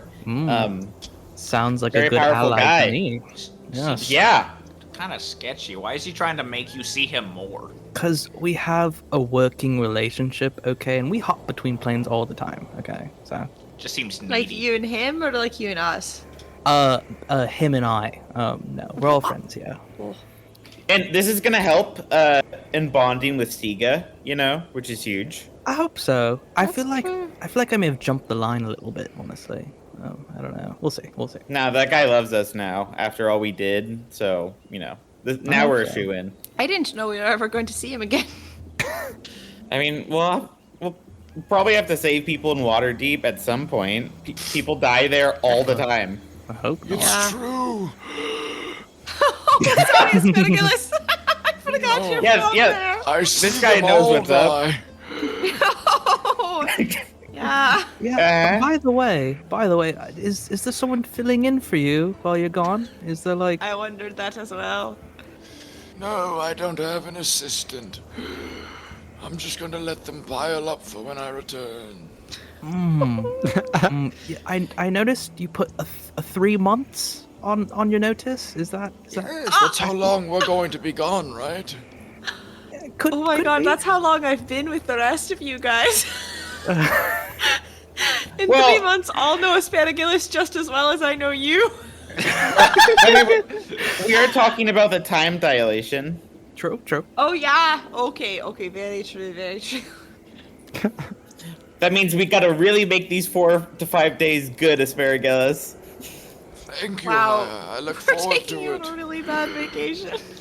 I'm looking forward to it. Though I would ask that you tell your people here I'm no threat. Spirigless gestures around the room of several children who seem to be squealing and running around. Cool. Ah! Oh my god, Hire, your people are so fucking racist. Oh. Fucking cool. Ah! Hi. Oh, this is actually such a good learning moment. Gather around, children. Monster! Some people look like this, and that is okay. People can be different. Hey, no, we don't know. This is our friend. No way. If any of you had that thinking, I want you guys to do some real reflection tonight. The kids start running around. It's quite alright, Hire. I'm used to it. He gives you a yellow tinged smile. Horrible, Asparagus. No, not Yes, at no, all. sorry about them. It's they're- natural. I prefer them to be afraid. If they weren't, they might get attacked in the night. Like Okay, Asparagus, what does it mean? no, by someone course. else, right? Not by me, of course. Yes. I merely mean a bit of healthy fear is necessary in young minds. If they were afraid of nothing, they would probably be hurt. Exactly. Why is it so important they're afraid of you? He sort of sighs and looks across to Malagus, who goes, Oh. let me think about something else now. You guys want to go, like, grab dinner? Yes. I really want to go to the House of Lop and go to the Plane of Fire. Flexi told me that this thing is like actually basically Samir's corpse, and that makes me feel even worse about Didn't we already how know that? things are. I don't know. I thought maybe it was sort of like Lettermore's gem. Like he wasn't really dead. He was just sort of in stasis, but he's dead. Right now we're living in a world where Samir doesn't exist. I don't really care for that. Isn't it sort of the same thing, though? I mean, Lettermore dies when the gem is pulled out. It's just whether or not you think of a construct as conscious. I've been reading up. Oh, Wow, Malagus. sounding so intelligent. And I kind of agree with Malagus, yeah. I think we kind of knew that, but that's okay, because we're going to revive him. Okay, to the our fair lady. Unless anyone else has something we need to do.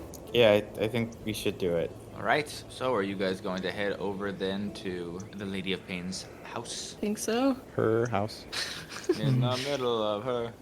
Her house. Right. Then you bid adieu to the Aetherians. Malagus helps Asparagus up and sort of catches up to the rest of you guys. So, anything fun happen with anyone's story? I heard a bit of yelling about fucking up with, the old Octart, but, like, anything cool happen? Orpheus selflessly gave away the mithril silverware. Oh, Orpheus, the ones that are 500 gold pieces, eh? Wait, They did would- we already add that into our gold inventory? Everyone got a magic item except me, so he said I could keep those. Well, Orpheus, Oh, what'd well. you get for 500 gold pieces? That's very kind. A friend. I mean, I think he liked them. Oh, you got a friend. I got a friend. Not that you'd know it, that was like Malagus. Did you know you can get those without spending a copper? You would think. Well, I Dang, guess dude. you can. I didn't know how much of a good friend you were with Flixie. I thought I was a better friend, if I'm being honest. I thought we had sort of a thing going on, but no. I guess him and Octart are really close, but they're not together romantically, as far as I can tell. To be fair, he's probably known Octart longer than you, and I do feel like we always come to him begging for things. Hello, I came to him with my hands open and full of silverware. Did you ask him for a favor first? It wasn't okay. Here's the thing. I know you're thinking I should say yes, but I don't think asking someone not to do something that's going to screw you over is a favor. I think that's just begging for the mercy. Let's hear from Duelam. Duelam, was it begging? Okay. I suppose I don't know what quantifies as begging. Orpheus was not on his knees. Was he close? Can we hear some exact quotes? Sorry, everyone talked over. What did you guys say?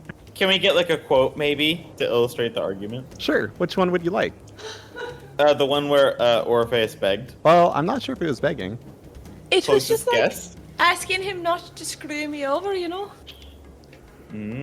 He did Does ask this really matter? hypotheticals. No. I asked him hypotheticals. I guess that's asking questions, but that's not asking. It's not the same as asking favors. Oh, speaking of telling quotes, and Malagus lowers his voice to a whisper, but pretty much loud enough that all of you guys can hear it. Higher, you're gonna tell us any weird shit that Deimos did in that room with the two of us, or two of you guys, right? Yeah, I pretty much did. No weird shit happened? Come on, what secrets are you hiding? I know something weird. What did he do? Well, we did the cow ritual. It went bad. Cow got liquefied. Salt went and ate it all up. It was horrifying. And then the cow reappeared after Deimos and the guy had a conversation. It was like a standard religious ceremony that went bad. Ha. In terms of the cow dying and then coming back. Around. But we saw like a civilization in the plane where we got the cow from. Whoa, that's cool. Were they humans? We thought best maybe not to investigate without the group. Oh, yeah. We were kind of rushed for time, so. Oh, that's cool. Yeah, one of their cows died and came back to life or something. Fuck you mean or something? You were there. It was thoroughly used, I would say. I don't How do you use like a to cow? hear that. Yeah. He seemed to, melt it down, use all of his essence, and then put it back together. My guess it like took its soul or something. I bet he was absorbing everything that cow knew. Do you think that cow knew a lot? Okay, you don't have to make me sound stupid here. I was They just knew your wondering. faces. I do know your faces, that's true. It sort of reminds me of how Neth creates creatures. Whoa. Well, sometimes Hey. we have to have fire to beat fire, you know? You're not like worshiping Neth on the DL, are you? Yeah, I don't think so. This feels different. I wish you knew. I could ask. I don't know. I guess Haya could ask. Don't you have that spell, Haya? I don't know. So I don't think it feels good most of the time, but I do agree it feels different. And yeah, buddy, I sure can ask divination, but that's about an event that will come to fruition within the next 7 days. So I'm not sure how I would word that. Will Deimos worship Neth in the next 7 days? So true. There you go. Yeah, guys. Yeah, let me rip that one real quick. Watch this. Are you actually? Oh my god. Yeah, I got the slots. Oh, Sure. You just want to roll history? What happened last time you did that? You don't have to. Okay, so that is a good point. I'm who fine. would You guys are in a safe place.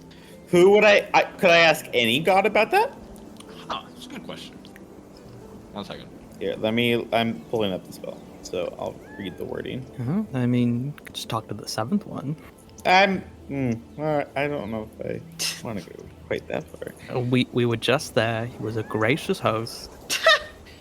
It says this spell puts you in contact with a god or a god servant. You ask one question about a specific goal, event, or activity to occur within 7 days. The DM offers a truthful reply, which might be a short phrase or cryptic rhyme. How are your rhymes? Your bars. Write some poetry. If you cast a spell, okay, never mind. Okay, all right. So, Hire, you have divination in your hands. You could ask about any event, question concerning a specific goal, event, or activity within the next 7 days. So, who do you want to divine to, and what is your question? Do you guys have a idea about who I should divine to, and my question? Do you just want to go in on as a group on this? I'm not so sure. This is a good idea. I mean, at the very least, I could ask my god. That's true. That's true. I'd kind of like to see her. I've kind of been neglecting my worship and stuff.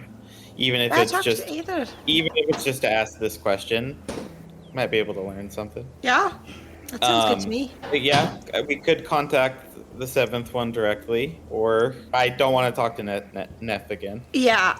Yeah. I don't like that he knows I exist. No, me neither. How about you talk to Aether? That sounds like a good idea. Okay. I'm asking about Deimos, though, right? Like, specifically. Maybe. So yeah. She might not know is the thing. What if? Since she's weak as fuck right now, allegedly. Allegedly. Allegedly. Could ask about all of us.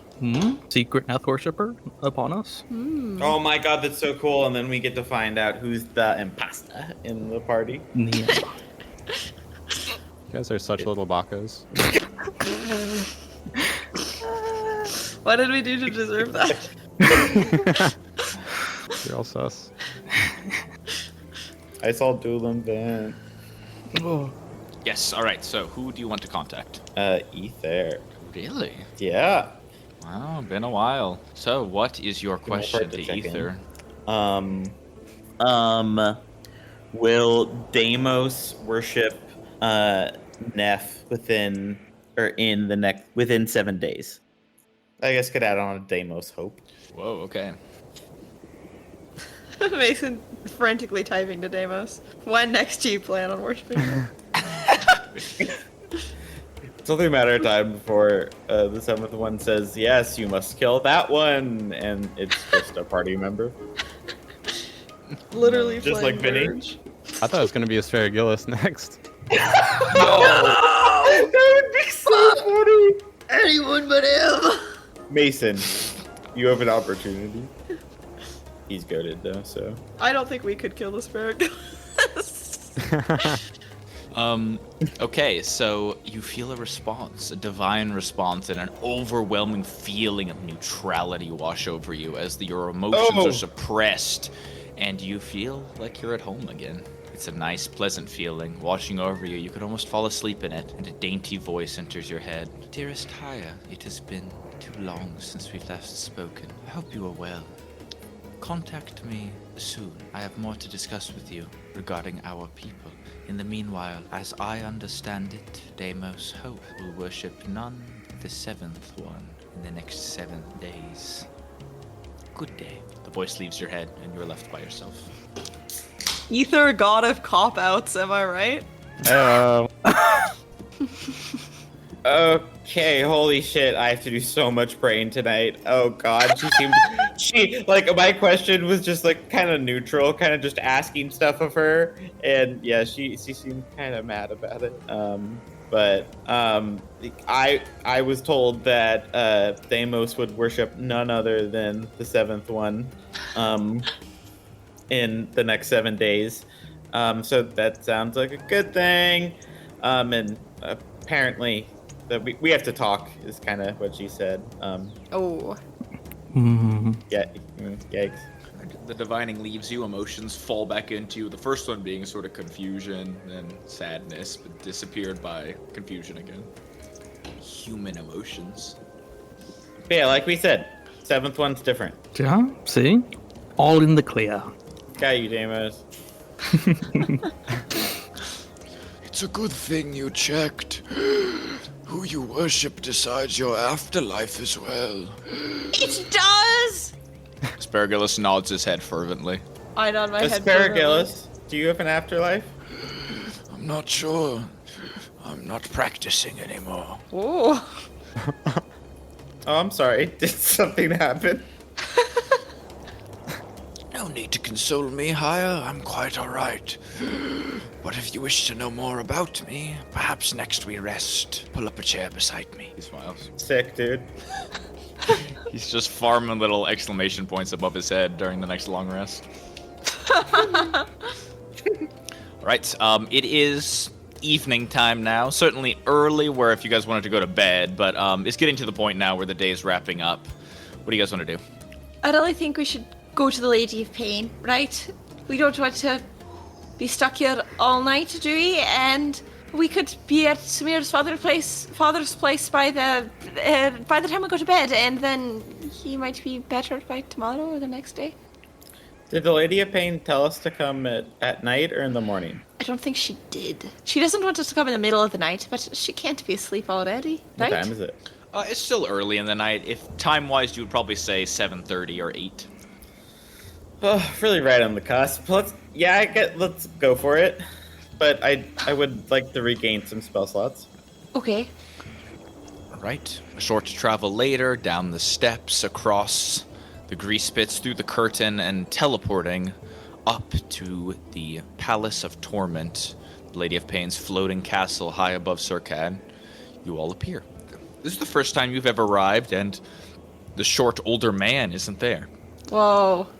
Instead, the curtains are drawn back, and you guys all look around as there's a bit of a commotion up here.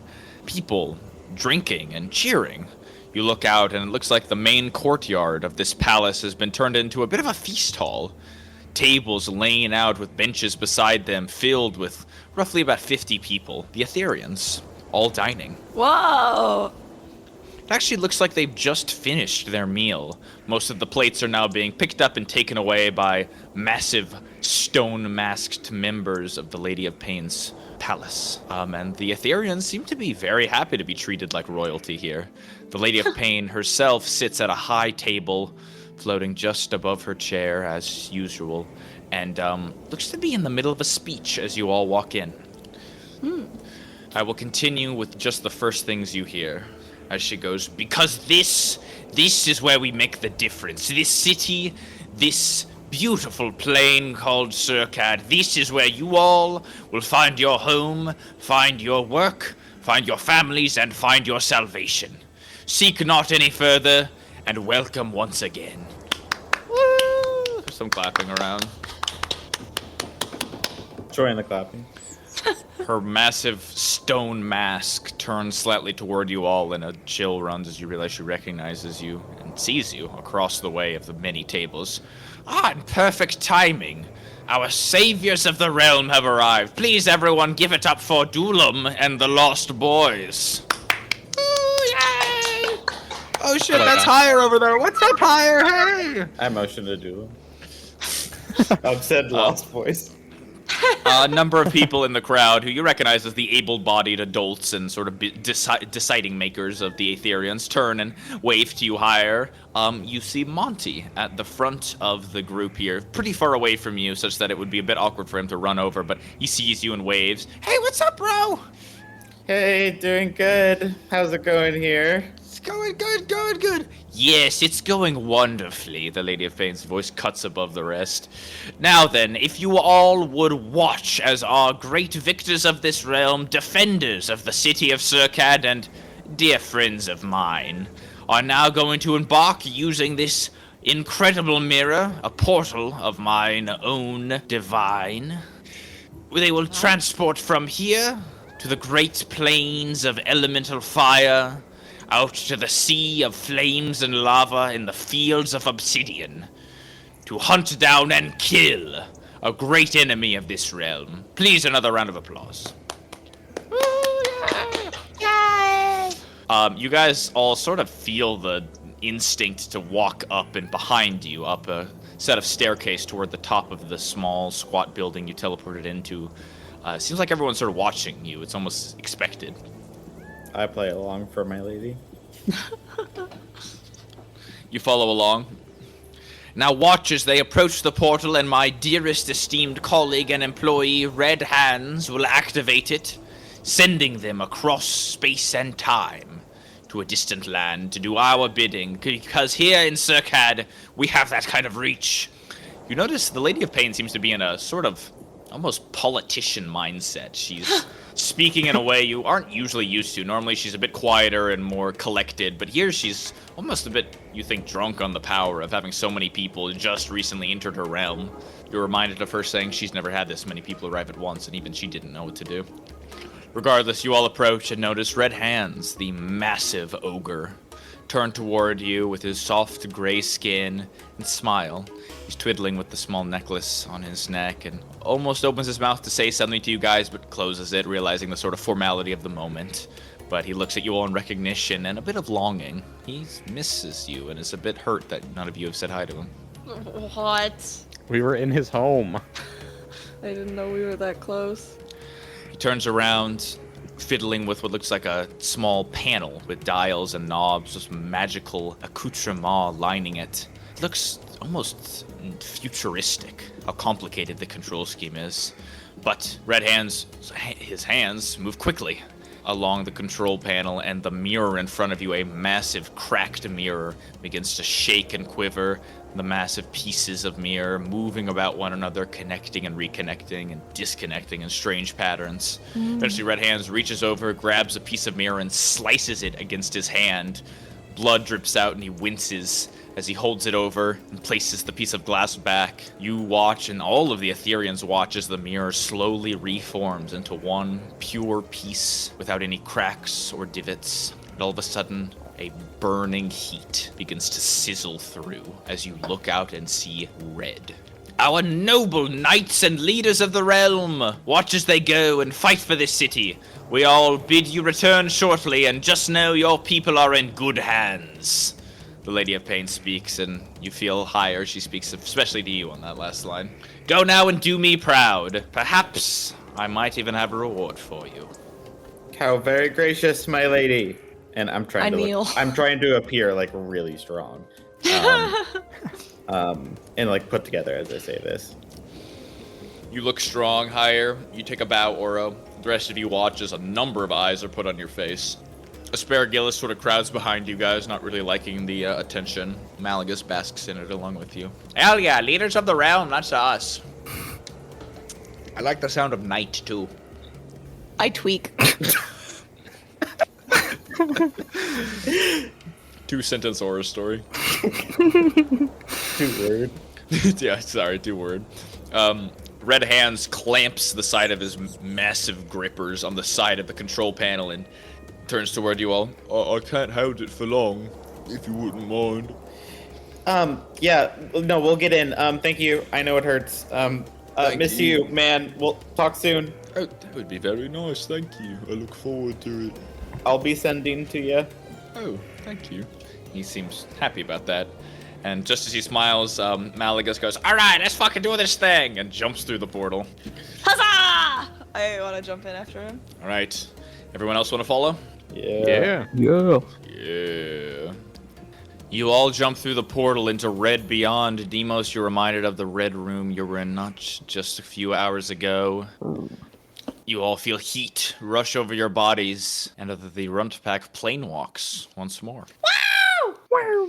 As you arrive, you all appear suddenly, look around, sitting down in a carriage. You look to your left and right. Your friends are around you, along with a number of other manner of creatures that you can see.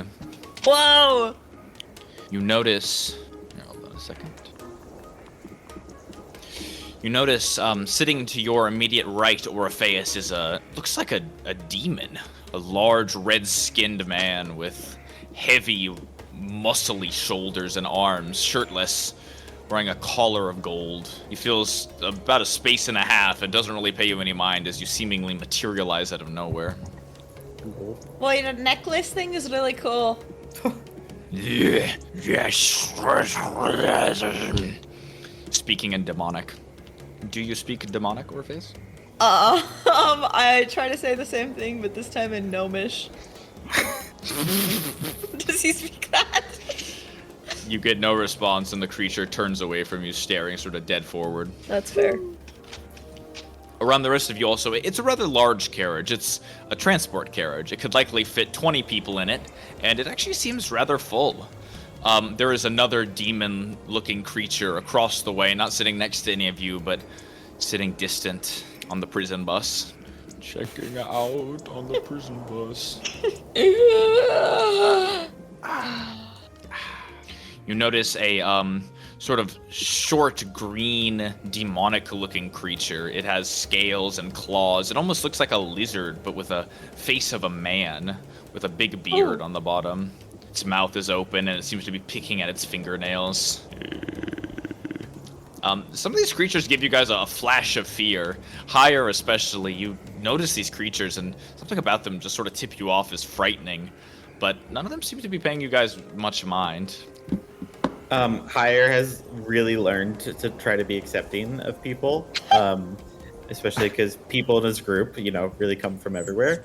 So try not to be scared, but maybe failing at times.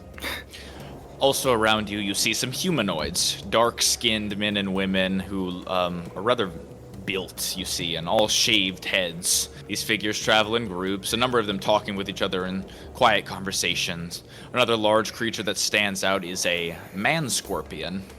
It sort of curls its body up on one of the seats, taking up almost half of a row all by itself. Whoa. These people are not very polite about their public transportation usage. For reference, a man-scorpion is essentially the body of a man, or the top half, and the bottom half of a scorpion. When you started with body of a man, I was so shocked. Body of a man. Top half of the scorpion. This individual is also shirtless. Oh. And wears a sort of tall, what looks like ribbed hat. Ooh, I like that. Additionally, you also notice two, what looks like very young fire giant children. They're still big, though. At least as tall as Deimos, maybe a foot or two taller. And they take up a lot of width on the benches. They sit next to the man scorpion, the two sort of poking each other and prodding, giggling in deep, low, rumbling hee voices. And that is all you guys see in the current moment in this carriage. We made it. We made it. Is it like unbearably hot in here? So, as you guys all arrive, it does feel rather sweltering. Looking around the carriage itself, it's all black. It's made of wood, and the ceiling is covered. You turn around and you see very small, almost porthole windows, but they remind you of the windows of a heavy iron ship, almost like submarine windows. You imagine that this carriage is the only thing keeping out the roasting heat of the plane. You look to the front, the driver's carriage, and you see nothing, actually. There's just a massive leaden door. Everyone here seems to be just in transport along with you. You're not exactly sure how they arrived. It might have been similar to yourself, but people didn't seem to mind your quick arrival. Oh.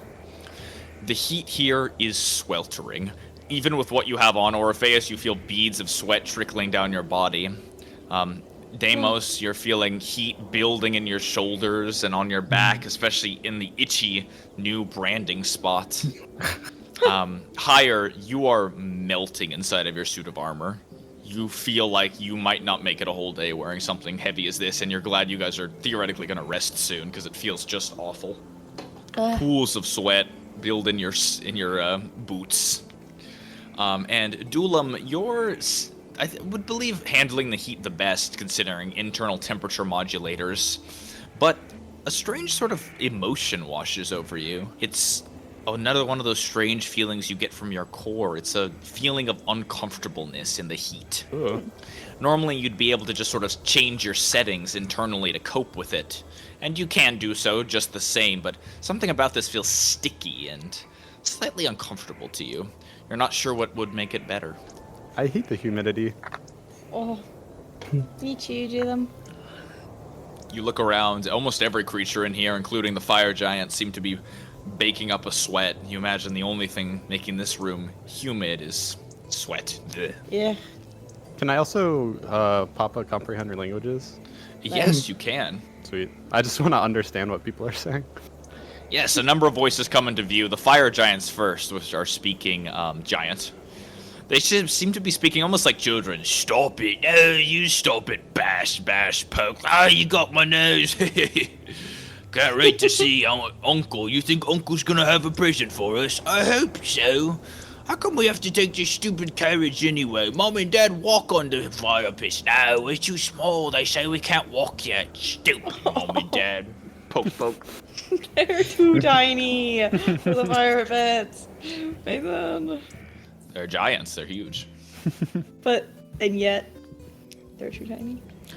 Besides that, the only other people who seem to be actively speaking right now are these sort of dark-skinned humans, the bald ones, who are having very quiet conversations that you don't think you're meant to be a part of. You can roll a perception check if you want to hear them. Nah, I went pry. Okay.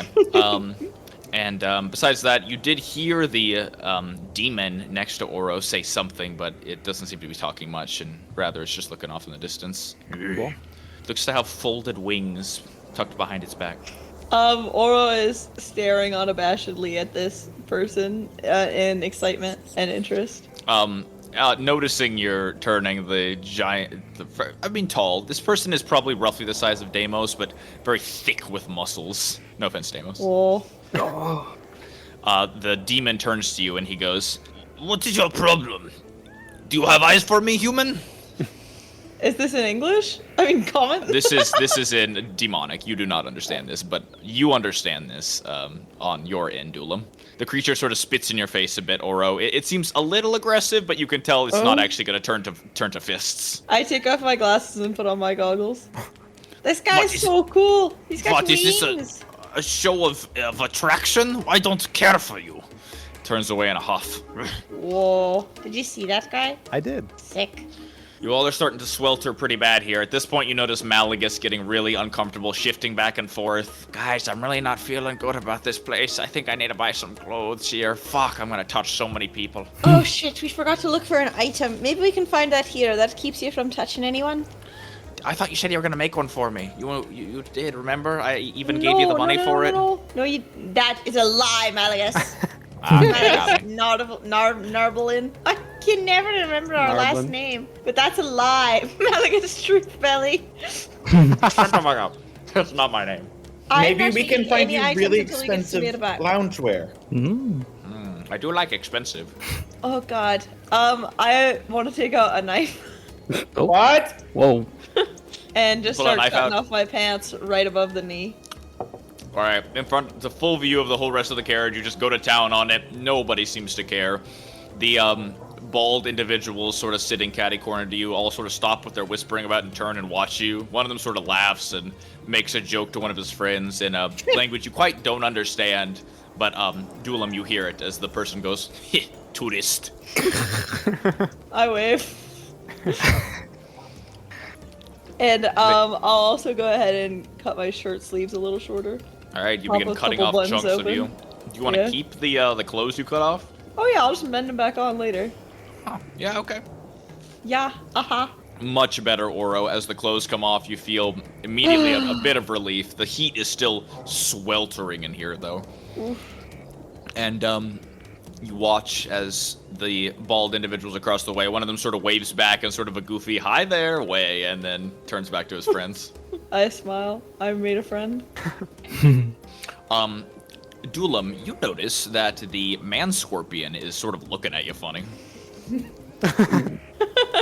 I'll look back at them.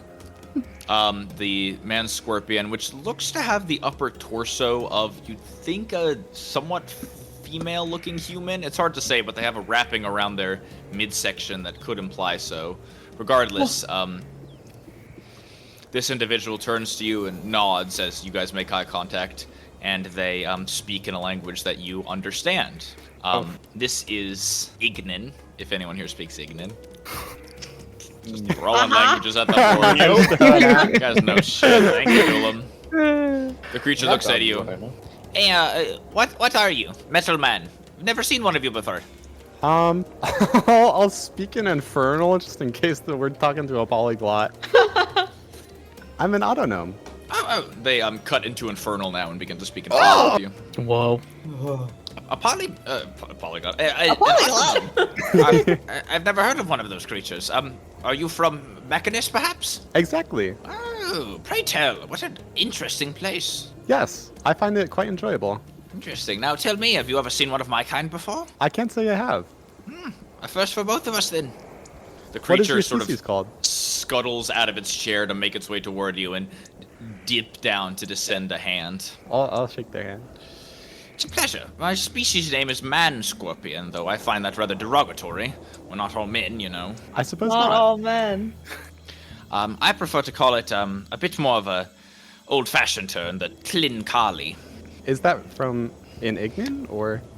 This actually, this sort of trips you up, as this is a word in Ignan that just means man scorpion, so it sort of auto-translates Just for said it you. again. And you're like, what the fuck? If anyone else can speak Infernal, by the way, you are understanding this conversation now. I don't think we speak a lot of languages, the rest of the group. No, really not, huh? No, I at least chose to not speak an extra after Gnomish because I was like, Oro wouldn't know, so. I don't know about the rest of these fellas, but I'm not programs to blowing know my the way. most lawful languages. So my people are mostly considered hermits. We travel alone, traveling the land, learning information. What brings you to the city? I suppose I've just never been. I'm a bit interested. You see, I'm a spiritual one. I believe in omens and portents and signs, and I received a number of signs that I should travel here. How interesting. Anywhere in particular? No, not the city of Brass, mostly. Where we're headed right now, I hope. A number of my kin, I've told, live in this area as well, so I'm looking forward to meeting some of them. And I should introduce myself. My name is Abd. Nice to meet you. I'm Dulam. Pleasure, Lulu. Have you ever been to the city of Brass before? No, I have not. Pity. I would have hoped you could tell me something about it. I'll apologize. Feel no need, friend. Are you here like the rest of them to move in and get your wish? No, I actually was not aware that tourists get wishes. No, I believe not. It's more for citizens. I'm not sure what the process is to become a citizen of the city of Brass, but I imagine it's rather difficult considering your reward is a wish spell. Are you going to pursue that wish, or are you mostly just here for your divination? Not sure yet. Perhaps my divination will take me there. Perhaps I will merely be a tourist for a bit and leave. Speaking of, is this your group here? They seem all rather ill-dressed. Except that one, pointing to Orpheus. And then shakily to the strange figure of Asparagillus. Yes, this is my group. We were thinking of buying clothes here. A fine idea. And just as you finish this conversation, the massive iron door opens. And pushing through it, you see what looks like a mephit, a small demonic creature. The creature sort of pokes in, half flying, half sort of hopping, pushing the heavy metal door and then quickly shutting it behind itself, pushing as hard as it can against the heavy door and barely closing it. The creature is tiny, barely a foot or two tall and wide. You're pretty sure you could grab and throw it if you wanted to, but its wings are wide as it pulls itself up. And you notice it sort of clears its voice and begins speaking in Infernal. Goat. Welcome, one and all, to the great carriage ride into the city of Brass. I will be your host and guide, and give you some information as we enter. But before I do, I request that if anyone would like this in their native language, a gold piece is all that's required. If not, I will be performing this in Infernal. The creature looks around. Any takers? Does he say this in Infernal? Yes, he does. I'll toss the gold over. Yes, my friend. Could you speak it in common for my friends? Ha, yes, of course. Thank you. One moment. And the creature then goes into a long explanation in Infernal for the rest of the carriage. You get the most of it, Duelam, but I'll pretty much summarize as the creature peels away from the rest of the group and makes it toward your group to do a more sort of detailed, common introduction to the city. For commoners. For commoners. Greetings, you all. Are you all the commoners who wanted to common? Yeah. Yes, please. I see you arrived last as well. No problem. You haven't missed much, just a bit of the ride. Yeah, we speak common. Well, hello. Welcome to the City of Brass, or at least the carriage ride in. It is my pleasure to introduce myself. My name is Azar. I am a driver as well as a tour guide. I can give you a brief overview of the city and answer your questions about the place. He pockets the gold coin, Duelam. Nice. Wow, that's extremely helpful. Thank you. Yes, of course. I find that all that enter the city should know as much as they can. It is of paramount importance, especially considering some of our local customs and laws. So, to begin, you'll notice we're driving along right now. If you all could turn around and look out those small windows, you might have to cram. I cram. Hi, Graham. Alright, you guys peel in. We cram. The carriage is gliding across what looks like black glass. Ooh. For miles in every direction, you see, first and foremost, flame. It is a strange visual. It's like the air itself is on fire. Sparks appear in some areas, gouts of flame burn up in others, but everything is on fire. You look down, the carriage itself is burning, but seems to somehow stay intact. The air around you is burning up, and there is no need for a sun here. All the light you need is around you. You look up, and it just gets brighter and brighter as you do so. Looking about eye level, it's mostly sort of a dim orange, but as you look up, it turns more yellow, and then all the way up to white as you're looking through thousands and millions of probably infinite fire up into the sky. Welcome to the plane of elemental fire. Right now we are traveling across the Great Glass Bridge, named of course for its greatness and its glassness. Ha ha ha. Out in the distance, you might notice the Obsidian Fields. And he points out, and you notice miles in both directions out both windows, you see the Obsidian Fields, which would look like rippling ridges of mirror dark rock. It's slick and jagged, cracked by rivers of molten orange lava. Fissures in the rocks breathe up steam that rises and twists and vanishing into the shimmering heat. You notice that your carriage wheels sort of hiss faintly whenever a stray ember lands too close. And there's almost, you have to press your ear up against it, but there's a roar of the sea of fire outside, the endless burning. As you guys watch, you notice every once in a while something moves around the glass. These are the Obsidian Fields. They're used for cultivation of the exotic crops that inhabit the plane of fire. Examples of this include Kwama, Habat, Verdoba, Umbelin, Tergarit, and Fireweed. There are also areas that Ifrit mine tin, copper, and diamonds out there. Oh, So this brave. must be quite a rich city, huh? You don't even know the half of it, friend. Now, my opening pitch that I'm to give all is welcome to the City of Brass on the horizon. This is the oldest city in all of creation, for you see all the elements bow to fire. The strongest earth melts, the strongest water boils, even air ignites. We are souls aflame. The Mephit sort of smiles and does a little jazz hands.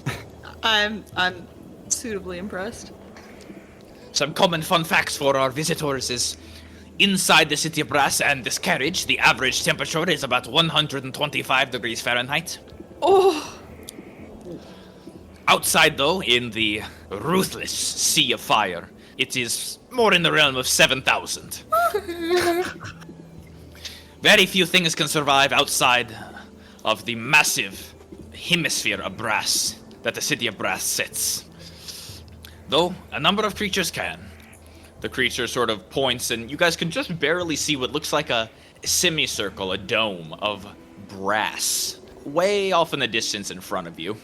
along the glass bridge or roadway that you seem to be traveling. It's strange. Instead of plants on the side of the road, there are gouts of fire. Instead of trees in the distance, you see obsidian rocks rising toward the sky, or very strange-looking darkened black trees with leaves ever burning. You see no earth here, only rock, black rock, burned over millennia of being continually set aflame. And you notice there are creatures moving around. The known creatures that can survive outside of the City of Brass include, but are not limited to, dragons, the Ifrit, fire giants, man-scorpions, hellhounds, batsezu, some Jani, also the fire, magma, and steam mephit variety, pyro, hydra, rast, and thokwa. I understand that many of these terms are new to you all, being visitors to the plane, but you might run into many of them soon. Such as myself. I am a fire mephit. You might see many of me around. Please don't attack us. I know that our kind are sometimes known to terrorize the material plane, but we are good here. No worries, we're open-minded. Very good. Now then, those people you see out there are likely the Ifrit. They are, jinn, supposed, but not the jinn that can grant wishes. No, they're, a lesser caste of jinn. Still powerful, able to wield fire magic, but, they cannot grant wishes as the Grand Sultan can. So the Sultan is the one who grants all wishes? That is right. The Sultan is the most powerful jinn in the known multiverse. Or at least, likes to claim so himself. I see. All those wishes come directly from the Grand Sultan. Wow. It is he who made the great City of Brass the potent place it is today. Our trading is at the highest it's been in millennia. Yeah. So how does he decide whose wishes get approved? Simple. It is those who live in the city. If you are a landowner in the City of Brass, meaning you own a plot somewhere, you are considered a citizen, and therefore earn yourself a wish. It is for this reason that all of you might find yourselves, perhaps hearing of a certain place called, the Rookery. The Rookery?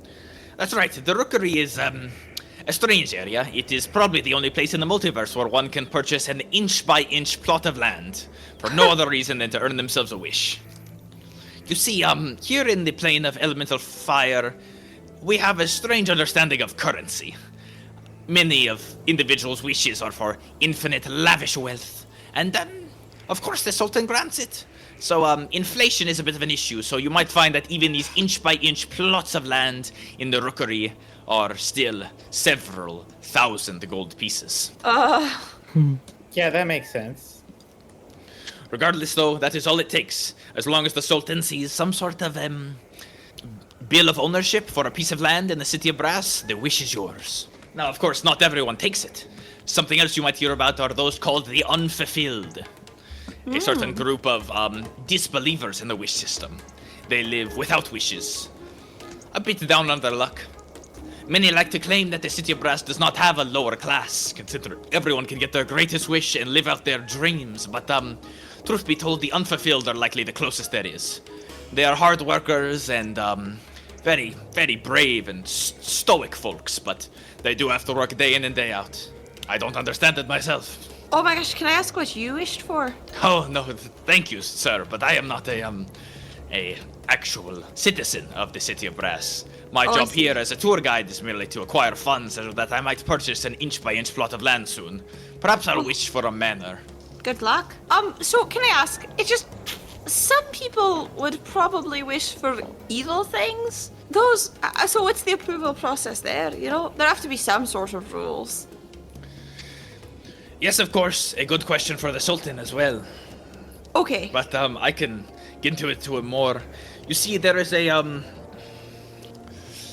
And the creature sort of taps their chin for a second and goes, "You know what? I'm getting ahead of myself. Let me stick to my script." I will say, I'm so sorry to interrupt. I really appreciate this, and I know you're trying to move into the city. Is there like a tip system in place? Oh, well, I mean, of course, at the end of the journey, if you liked my information, I will ask for tips, but please save all your money until we arrive. I want to make sure that I've earned that gold. Okay, You notice he really says gold. He hits gold hard. Right. You asked how wishes are granted. Well, in town there is an area called, you're aware of libraries, yes? They have those where you come from? Yeah. Kind of like those. The, blistered archive is run by the Grand Sultan's personal viziers. It is there that a great library of all wishes granted is kept. You see, it is kept somewhat in order of, first come, first serve, as it were. Say, for example, if you wished for eternal life and another came and wished for your death, the eternal life wish would stand first. It is Whoa. the Grand Sultan's viziers that must refer to the library every time a wish is made to make sure there are no potential overlaps. Now, the Grand Sultan is eternally wise and all-powerful, but is prone to making mistakes. Therefore, it does happen every once in a while that, some errors come up. So wait, if I had wished for, say, a manor, and someone else came and wished for my death, would that wish be granted? That's right. How? That's why it's important to wish for what you wish for. There are a number of lower-class individuals who are immortal the rest of their lives, but they have no ways of making money. Similarly, I know the a guy like wealthy that. have difficulty staying alive as well. It is very often that the wealthiest will hire those immortal to bodyguard them, keep them safe, so that all will have the highest form of themselves. Oh, guys, we have to keep our ops poor, or they could just kill us. Ops stay poor. Now, it is also known that every few generations there is an individual who asks for such illustrious wealth that such a well-worded answer to the Grand Sultan's question of what is your wish, that they make so much that they can merely hand out gold coins in the street, though that doesn't happen often these days. Just too many hands, I've been told. There was once I was even the recipient of that. 100 gold pieces placed right into my hand. It was wonderful. But as I understand it, those ultra-rich, they gain no satisfaction in it. It's like feeding seagulls at the beach. They just keep coming back, and all they bring are more seagulls. Huh. Nobody is happy. Yes, something you'll find here. And he leans in and sort of winks and rubs his hands together as if implying that this is worth a tip. Yeah, dude, I would love to pay you. Oh my god. Let's get you that wish, buddy. He hasn't even said the thing yet, hired, and all he's wishing for is a mansion. I trust this guy.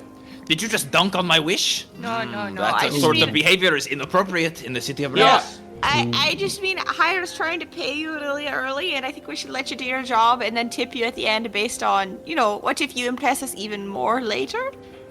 Also, I just want to know what you're about to say. Or if it's, I'll spend my money. Okay, sorry. You're right.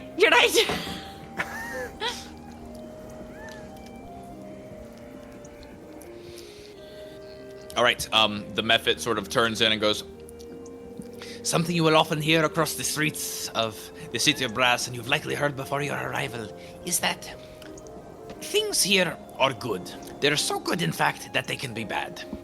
Do you understand what I mean? There is no crime in the city of Brass. There is nobody starving or so poor that they can't even clothe themselves. It is a city of opulence and overabundance. A utopia, but a utopia of hedonism. Too much of something can be a bad thing. While we don't have those too poor to eat, we are rife with gambling dens, brothel houses, places of sin. Gross. Don't speak so fast, my friend, for you see, the city of Brass, for a number of these reasons, is unfortunately home to a great number of, and he sort of leans in when he says this, turning away from the demon to your side, those from the Nine Hells. In fact, it is the only plane that the Grand Sultan allows to travel directly into the city of Brass. You will find likely dozens of portals leading to and from the Nine Hells in our city. What? It's, merchants, devils and demons, those wishing to peruse the, wares of our home and perhaps enjoy a bit of adultery. They don't wish to cause chaos or harm, and, if they do, hopefully our, illuminated, the salamanders, can stop them quickly, for they must abide by the same rules, but I've been told, that, it sometimes makes some people uncomfortable. Malaga sort of turns and elbows you guys. Oh shit, you think I'll know anyone? Maybe. Have you ever been here before? Malagus gestures around to the eternal flames. I mean, how would I have even known? Looks the same. Yeah, that's actually a good point. The demons bring some of the best business through our town. So, I would keep your conversations about the devils, to a positive over here. The gentleman winks and sort of pulls away now to continue the stories. Right, I mentioned the Illuminated. Does anyone here know what a salamander is? Yes, we were told. They're like the guardians, right? Yes, that is right. They are, lizard folk, salamander appearing. They, keep the peace in our great city of Brass. You notice that as the Mephit speaks, there's almost sort of a rolling accent to his voice, reminiscent of those who speak Infernal. And you do notice that he himself likely traveled here from the Nine Hells. You don't see a lot of Mephits other places. I like that we're keeping our consistency that Infernal is French. Have we ever lost it? No, but I'm just glad. Wonderful accent. Right, so, the city of Brass itself is about 40 miles across. The beaten brass surrounding the city is opaque from the outside, but translucent from within, allowing the great sea of fire to bask on us eternally. The walls are typically manned by the Illuminated. They, keep the peace, as it were. I'm not exactly sure why. They're sort of hard to conversate with. As I understand it, it's part of some religious thing for them. None of them wish to acquire housing, and they require little more than a small shelter and just enough rations for the day. They have made some deal with the Grand Sultan to rule the walls of the place, and they do a damn good job too. I haven't seen as apt of a police force of the Illuminated. Huh. And the Illuminated are all salamanders? Yes, that is right. In fact, it's impossible to become a guard here unless you are Huh. a salamander. Well, what if my wish was to become a guard? Then I suppose you would become a salamander. Not unheard of. Oh. Though that would be an unusual wish. Why? I mean, people have wished to be politicians, noblemen. Why just a guard? No, I don't think I would really want that anymore, but it's, I don't know, just a thought. I'm sure there are people out there who Yes, of course. admire that sort of simplicity. Strict hierarchy, you know. And the Illuminated also do a good job of helping with many of the issues that might come about of wishes. I see. Like so it's what? more you get whatever wish, but people deal with the fallout. There's, yes, what we like to call wish-bound complications. There are a number of healers, people who wish to be clerics and those who can cast healings to help folks who get exactly what they're asked for and still regret it. Do you know For any exa- examples? Okay, yeah, sorry. Yes, of course. The famous example that we give is those that the guards deal with might be something as a woman pines for a man so dearly that her wish is that he will love her fervently and forever. Uh-huh. And thus the man falls doubly in love with the woman, chases after her, and pines for her, and then she loses the chase. She has no interest anymore in the man, and wishes for him to go away, but his love is eternal. He follows her everywhere, tries to break into her house, does whatever he can to find her. It is that the salamanders can come in and help with, deal with. That's as it were. really scary. Certainly, Oh. the salamanders can help. Another one, for example, a merchant who wished to never feel pain again in their life. The healers might help that gentleman when he inevitably catches on fire and doesn't even notice it. Yeah. Oh, God. Such things Strange happen more example. often than you feel. Well, man, it Oh, happens I guess everywhere. not here.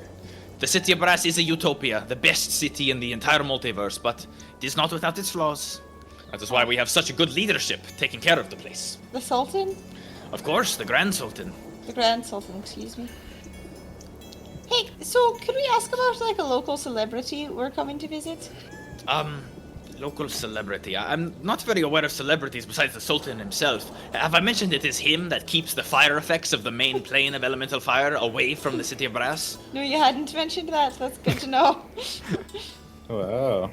Do you love him? The city of Brass? Everyone The does. Sultan? Yes, the Oh, Sultan, no, of course. I meant you personally. I mean, doesn't everyone? He is a savior. Some worship him as a god. Oh, wow. A Do you creature know that what can like grant his you wish wishes. was? Oh, whoa. Nonsense. Why would the Sultan make a wish for himself? He doesn't ever do that. I mean, perhaps just to fix up small areas of his palace, or you know, if he requires another husband or wife. Whoa! You can make people with a wish? I guess we knew that. It seems worse when it's a husband or wife, though. Well, to bring them back to life, merely. Oh! So wait, how many husbands and wives does he have? He marries, like, just regular people? Does he Yes, have a preference? No, he has no preference. The Sultan is a free spirit and currently has 1001. Oh! Do they get Guys? extra wishes? Men, be women, 1002. scorpions, everything in between. Whoa. They are his, and he is theirs. They mostly are those who reside in the palace, which is why it is so big. Some people accuse the Sultan of having too much opulence in his large palace, but of course it is to house 1001 people. Yeah, that's a lot of people. Are they allowed to kiss each other or only him? Yes, of course. In fact, it is the most popular brothel in the city as well. Whoa! Oh God! Here's with everyone! This guy's crazy! In a good way, I mean. Well, of course, why wouldn't you? I mean, if you had 1001, you couldn't spend even every night in a year getting all of them. I don't The think Sultan I is a could great man. like 1001 people all at the same time. Besides, there's a certain advertising quality to it. Bucket I mean, list. if these people are so handsome or beautiful to be selected by the Sultan, then they're likely the finest in the land, no? I guess it depends if me and the Sultan have the same taste. But I see. 1001, your taste is there, I guarantee it. Besides, the Sultan has been along live enough to have every taste in the world. I mean, not every taste, certainly. Just most of them. That's really crazy. This place is so different than Valhalla in just every single way. Yes. So much Well, better I- than Surkat and Waterdeep, sounds like. I don't I know hope about you're better than excited. Surfat. I will warn you, of course, the law in this place is still very important.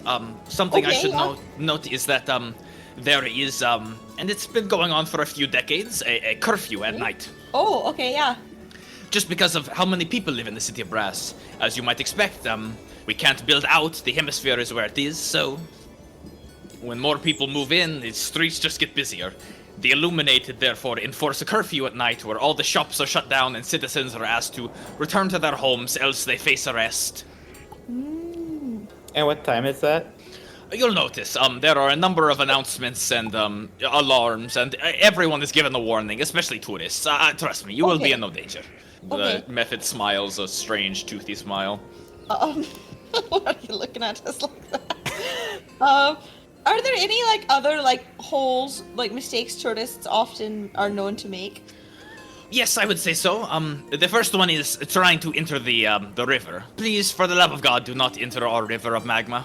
Yeah, got it. Whoa, Hire, you were right! Or wait, was that Asparagus who said that? Asparagus, you were right! I started Let's slapping his shoulder. go. And why is it you can't enter said river of magma? Well, I understand the common misconception. I mean, the city of Brass has some sort of spell that the Grand Sultan has devised to keep the heat out, so many assume, oh, the magma will feel just like warm water, will it not? No, it is actually still magma, and we have unfortunately lost a number of tourists who jump off many of the bridges into the magma and do not swim out. That's dark. Oh my god. It also doesn't help that a number of Efreet who are immune to fire do find themselves swimming around in the river sometimes, so you might find yourselves crossing a bridge, seeing a number of Efreet tease you, saying something like, oh, jump in, the water is fine. It is just a bad joke. Yeah, so are they like held liable? Let's hope so. Let's hope so. Let's hope so. Well, you're really nice. I don't think I caught your name. What was it again? Oh, it is Azar. Azar? Okay, great. And I am a fire Mephit. Make sure you notice the difference between me and my kin. Us Mephits prefer to be differentiated when given the time. You'll make it much further than with a Mephit than you might expect if you can merely identify their species. Like the fact that you're a fire method as opposed to another type of method? Yes, you'll find magma and steam Mephits around here too. They all What look about- fun, fairly similar. What about smoke methods? Those not Yes, around? no, you'll find them out here as well. Apologies, I forgot. No need to apologize. I'm just curious. And did I mention the Hellhounds and the Johnny and the Man Scorpions? Fire Giants? You notice he's sort of listing off a list that's in his head. Now, that is pretty much the end of the main tour. It looks like we're just entering the Golden Gate, so I will return to speaking to the crowd. But if you all would Wait. for another gold piece, I can give you the locations tour. I Notable thought it was locations in gold town. piece. He catches the gold, winks, and sort of returns to the main group to give a speech. That guy was so helpful. Thank you for buying that, Dulum. Of You course. bought that man? You fucking bought that man? I mean, I saw Doolin give him a gold. I assumed it's paid for the tour. Hey, I was gonna pay for the rest of the tour. Beat me to Well, it. you can tip him. We'll all tip him at the end. He's been great. We've learned so much. So, as the Virginity Pact, like the big like polycule brothel, we're like against that, right? Like morally, or Morally? I mean, I think they can have whatever fun they want, but I'm not going to indulge in it. right? But what if your type's there? Like, I don't think so- my type is there. Oh God! But every type is there. every type is think- there, Morpheus. I think the type that's not there is the type that wouldn't become one of the Sultan's 1001 prostitute partners. I don't know. Well, we'll have Not to check. people I'm just to make interested sure. in. I guess we can check. There's no harm in looking. I mean, I'm sure they've got interesting things to talk about. I'd love to chat with them. Oh, okay. They're the okay. Sultan's partners, you know? And they all have 1001 husbands and wives. So do you I think just that wanna extra know one everyone's had to wish. be? Oh yeah. You think that extra one person had to be really good? Because like 1,000 is such a round Yeah, number. because 1,000 You're was like, such a good number. it's like, the man. 1,001st must be something fucking special. You think like every creature type is in there? Because like I was looking at the man scorpion. How do you even Oh. do that? Yeah. I mean, everybody's got a mouth. Oh. I always say. Yeah, I've never heard you always say what that. the fuck is that? Oh. I guess it's just what I've heard, but not that I've ever used one. But unless I remember, I guess I do have grandchildren, but the mouth wasn't part of that. So What? what were we all talking about? And everyone in this party has a mouth. Sorry. I look at Doolin. yeah. Sorry. Cool. So, during this time, for those of you who have had a chance to poke your head out the window, you've noticed the city of brass seems to rise on the horizon. A distant gleam grows into brilliance until it becomes this massive, colossal dome of burnished metal, which almost looks to be suspended on rivers of liquid fire.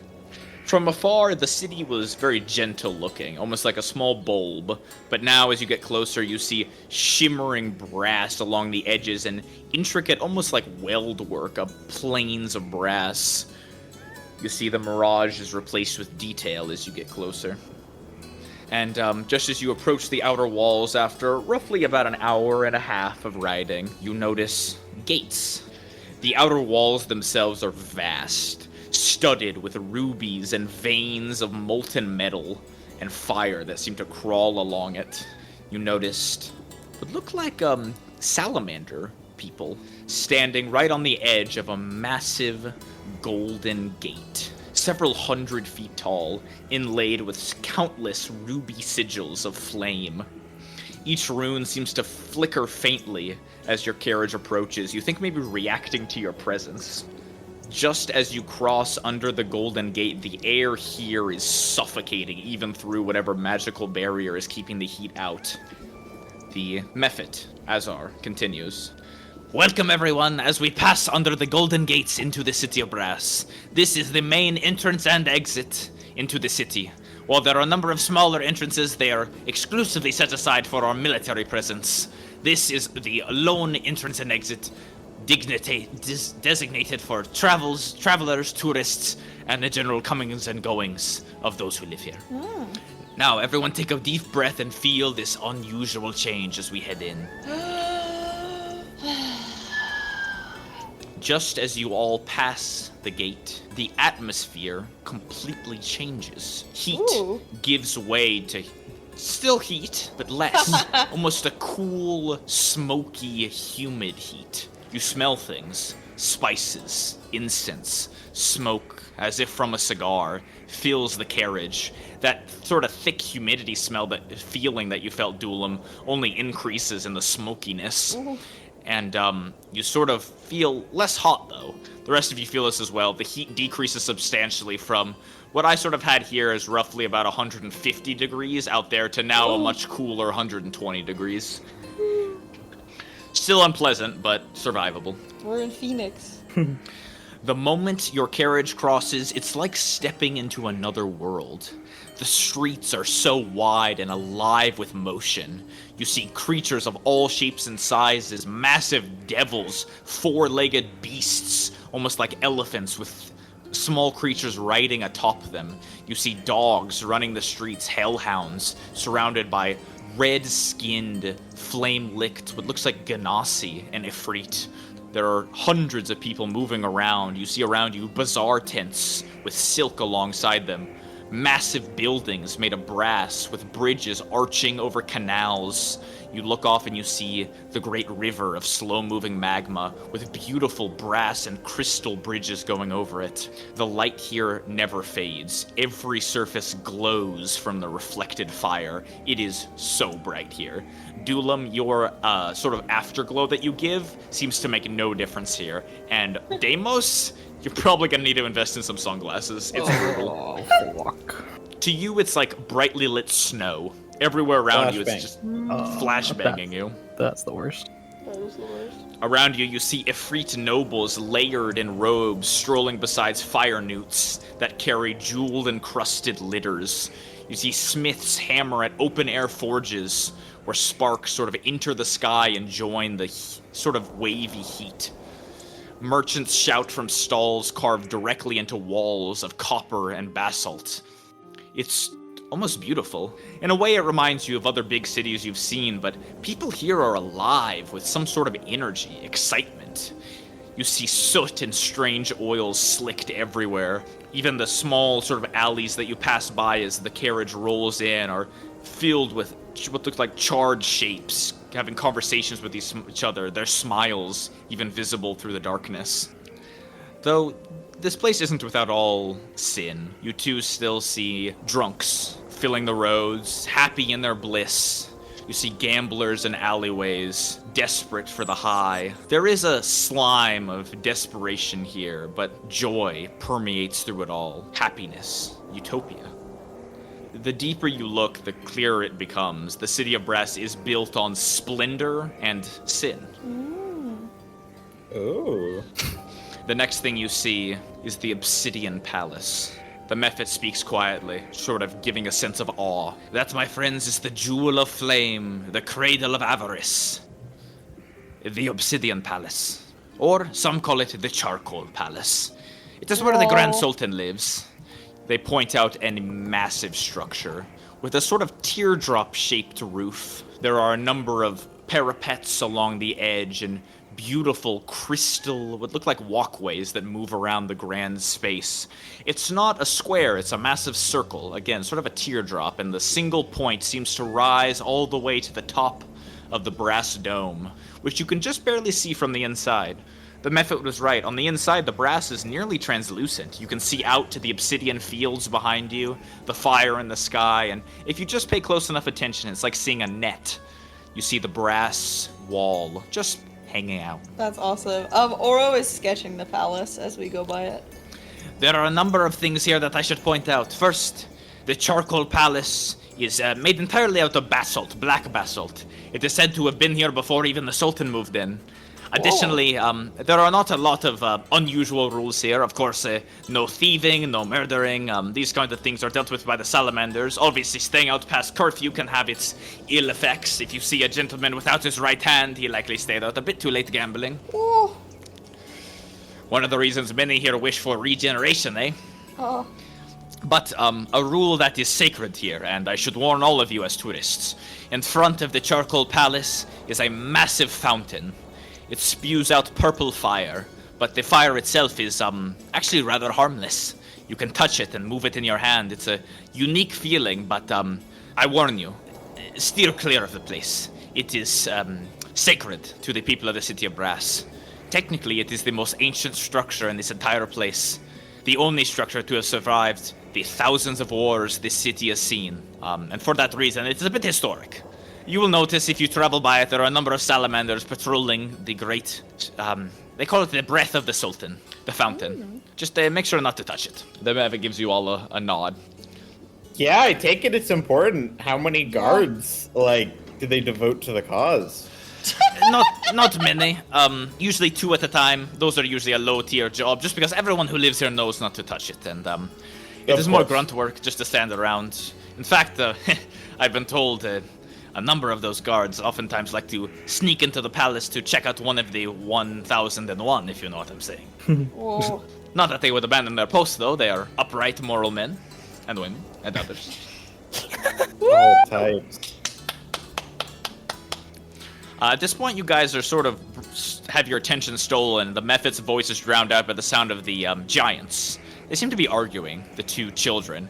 One of them has pulled out what looks like two long sticks of crystal glass and seems to be sort of banging them against each other. They make a strange sort of purring sound as they bang.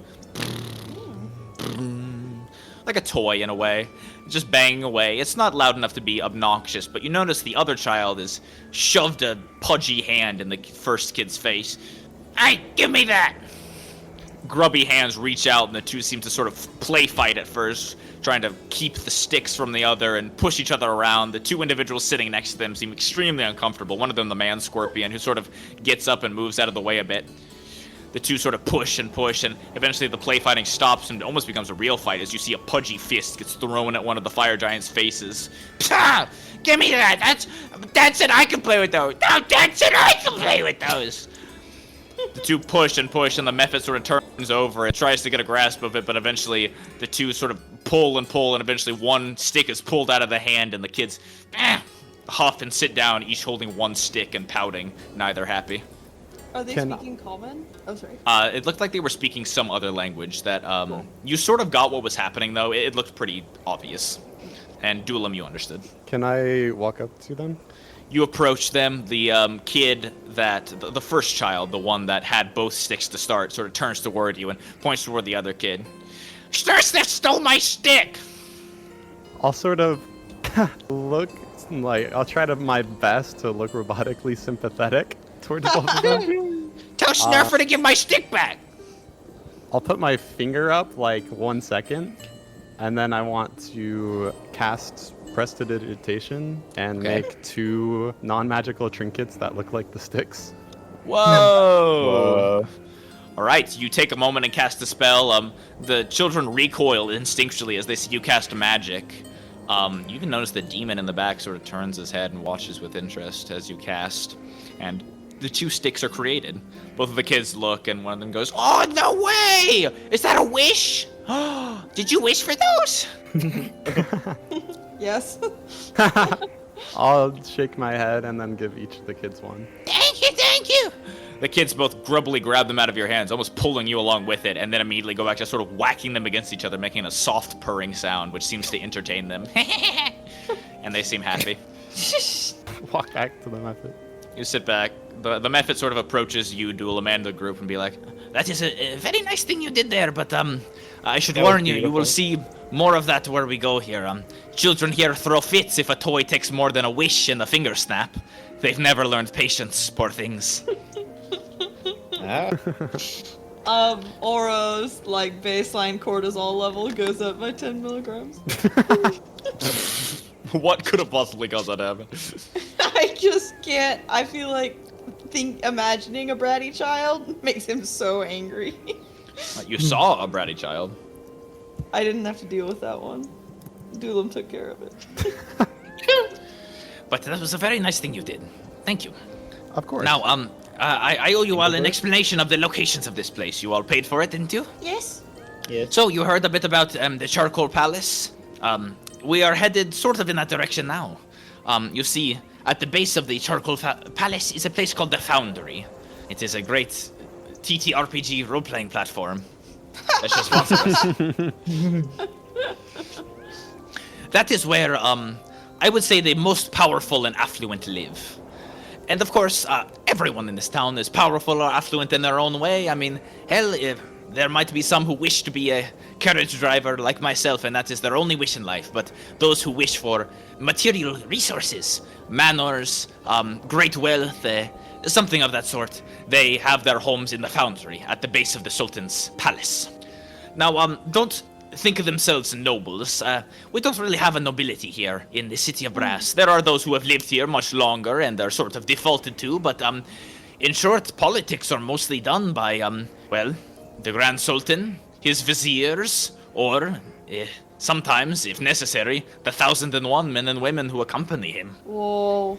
In fact, it is not uncommon for those in town who wish to make a change in this place to enter into his harem. But you have to be like hot enough. Well, as they say, the Ember Theater dancers can't remember what their original faces looked like. Oh! So people wish to get hot and then they get political power from that? That's pretty clever, actually. Interesting, right? You'd think you could wish for political power. But, something I should tell you about the Charcoal Palace. Nah, I probably wish you'd get He's kind hot. of a freak. If I want to be a guard and get made into a salamander, if someone wishes to make a difference, he just, Becomes hot first. I snap my bra strap and raise my eyebrows like, you know what goes on. But, things get done well here. As you can imagine, there really aren't a lot of crimes that happen here. People have all they could wish for. What crimes do happen are, unfortunately, from tourists or drunks who are, a bit out of their wheelhouse. We sometimes get gamblers who cheat.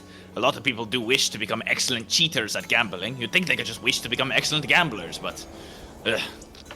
I look at Malagus. Malaga shrugs. I'm fine. I just feel like you'd wish for that. Guys, But, you it should should like be- try gambling. I don't know.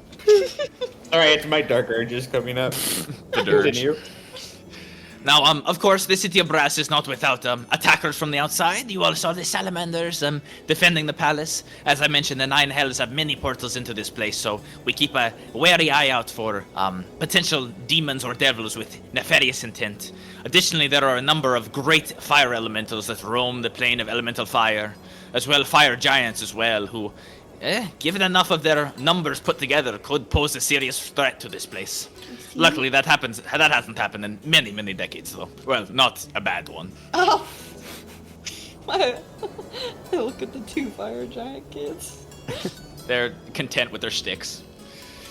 So you Luckily, mentioned- our salamanders are very good at their job, so you'll have nothing to fear once you're inside the bounds of the place. That's good. But as I was saying, things are quite easy here politically. Not a lot of rules need to be set. Sometimes things are added or subtracted. Trade routes are needed, but the merchants are mostly good at that. Merchant guilds and their leaders are quite good at keeping supply routes good and running. And of course, it is the Sultan's good graces by which we have such good supply lines, so we should thank him first. But it is known here that certain setbacks do send the government into week-long spirals. Oh. All love toward the oldest and most relied upon members of our city, but the city's softest citizens are the ones who've never had to want. Now then, back to locations. Okay. At the base of the Charcoal Palace, the Foundry. You will be dropped off there, not only for the opulence, but also it's just a nice place to start. To your left, you will find the Piraculum. That is a shopping district. Ooh. Right behind it is another shopping district called the Plume. It really depends what you're interested in. The Plume is best for physical goods, but the old markets don't actually sell wares anymore. They sell curated experiences. Everyone's already wished for the things they want, so experiences is now the new material. And that's the Piraculum? That is the Piraculum, yes. Unfortunately, they do charge quite a bit, extorting those who wish for beyond wealth, resources beyond their comprehension. But I've been told they do a great number of things. Plane traveling, safaris, even just such things as, in very, what do they call it there? So the methods sort of turn to the side. In-depth role-playing. What? What? Yes, Oh my God.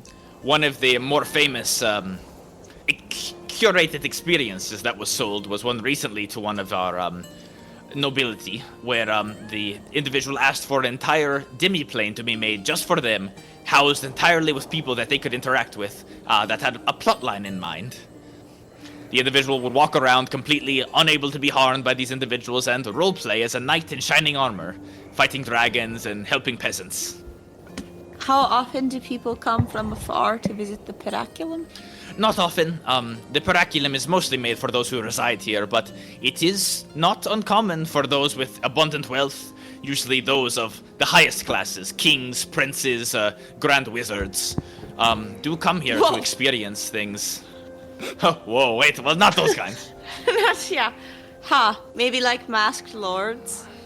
Oh, of Waterdeep. Yes, we've had a number come through. Oh my god. Did Rexumir make me, you guys? I'm not exactly sure how the What? demi-plane is made or how it's filled with people, as I understood that they were all actors. But whatever you're going through, I won't question it. Okay. Oh my god. I mean, unless, 5 gold pieces, I can be a good therapist. No, I don't need that. I don't need therapy. I just need answers. I mean, we have Regardless. 5 gold pieces. So. I don't want therapy. Respectfully, Azar, I don't want therapy today, but thank you. Of course, I'm just giving you information. The curated experiences are very popular among the locals. Of course, not all of them are as in-depth as this Westworld. I see. But there are a number you can get. A very familiar, cheaper option is those safaris I mentioned. Safaris to distant planes, to the material plane. The Swords Coast is a very popular option. Oh, why? Never mind. It's not important.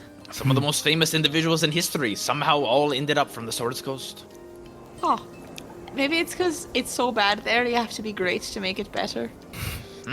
As I told you, those here who are soft do not breed a lot of innovation. Oh shit, we're gonna get beat up. There are a number of bazaars around here as well. There is also a small coliseum called the Brass Coliseum. It has not been used in a while for fighting.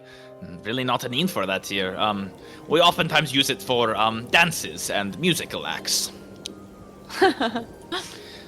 We actually, it was told the Sultan just last week hired a bard of such powerful, moving, world-renowned singing that the bard last week played a song so sad, the most gorgeous piece, that the crowd was so smitten by it that many of them wished the memory away. Jesus. Whoa!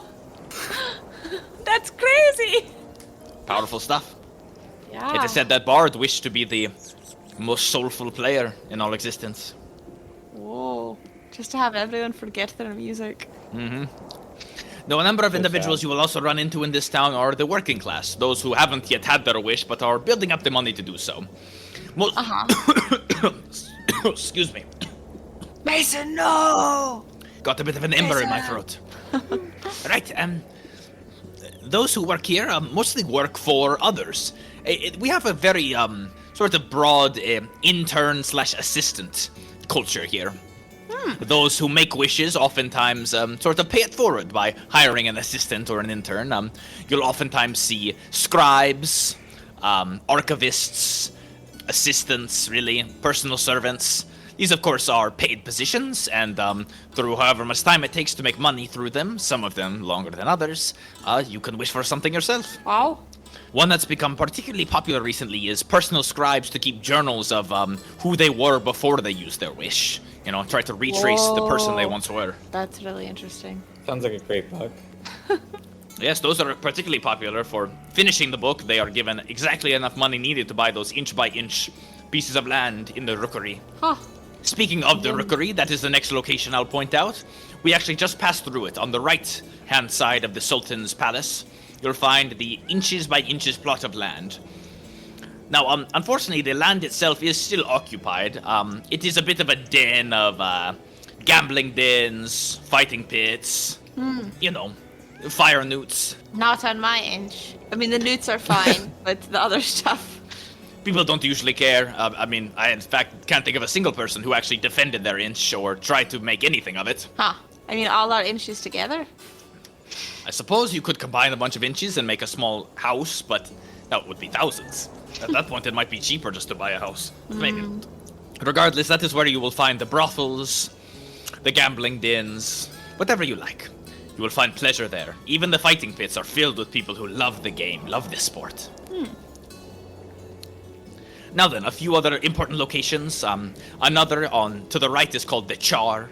The Char is what I would consider the working class housing. Those who can't live in the manner of their benefactor have to find a spot somewhere, and that is where you will find inns, taverns, places to stay. You all will likely find housing there. It is a fine part of town. There was a specific inn we were searching for. Dylan, do you remember the name? Searching.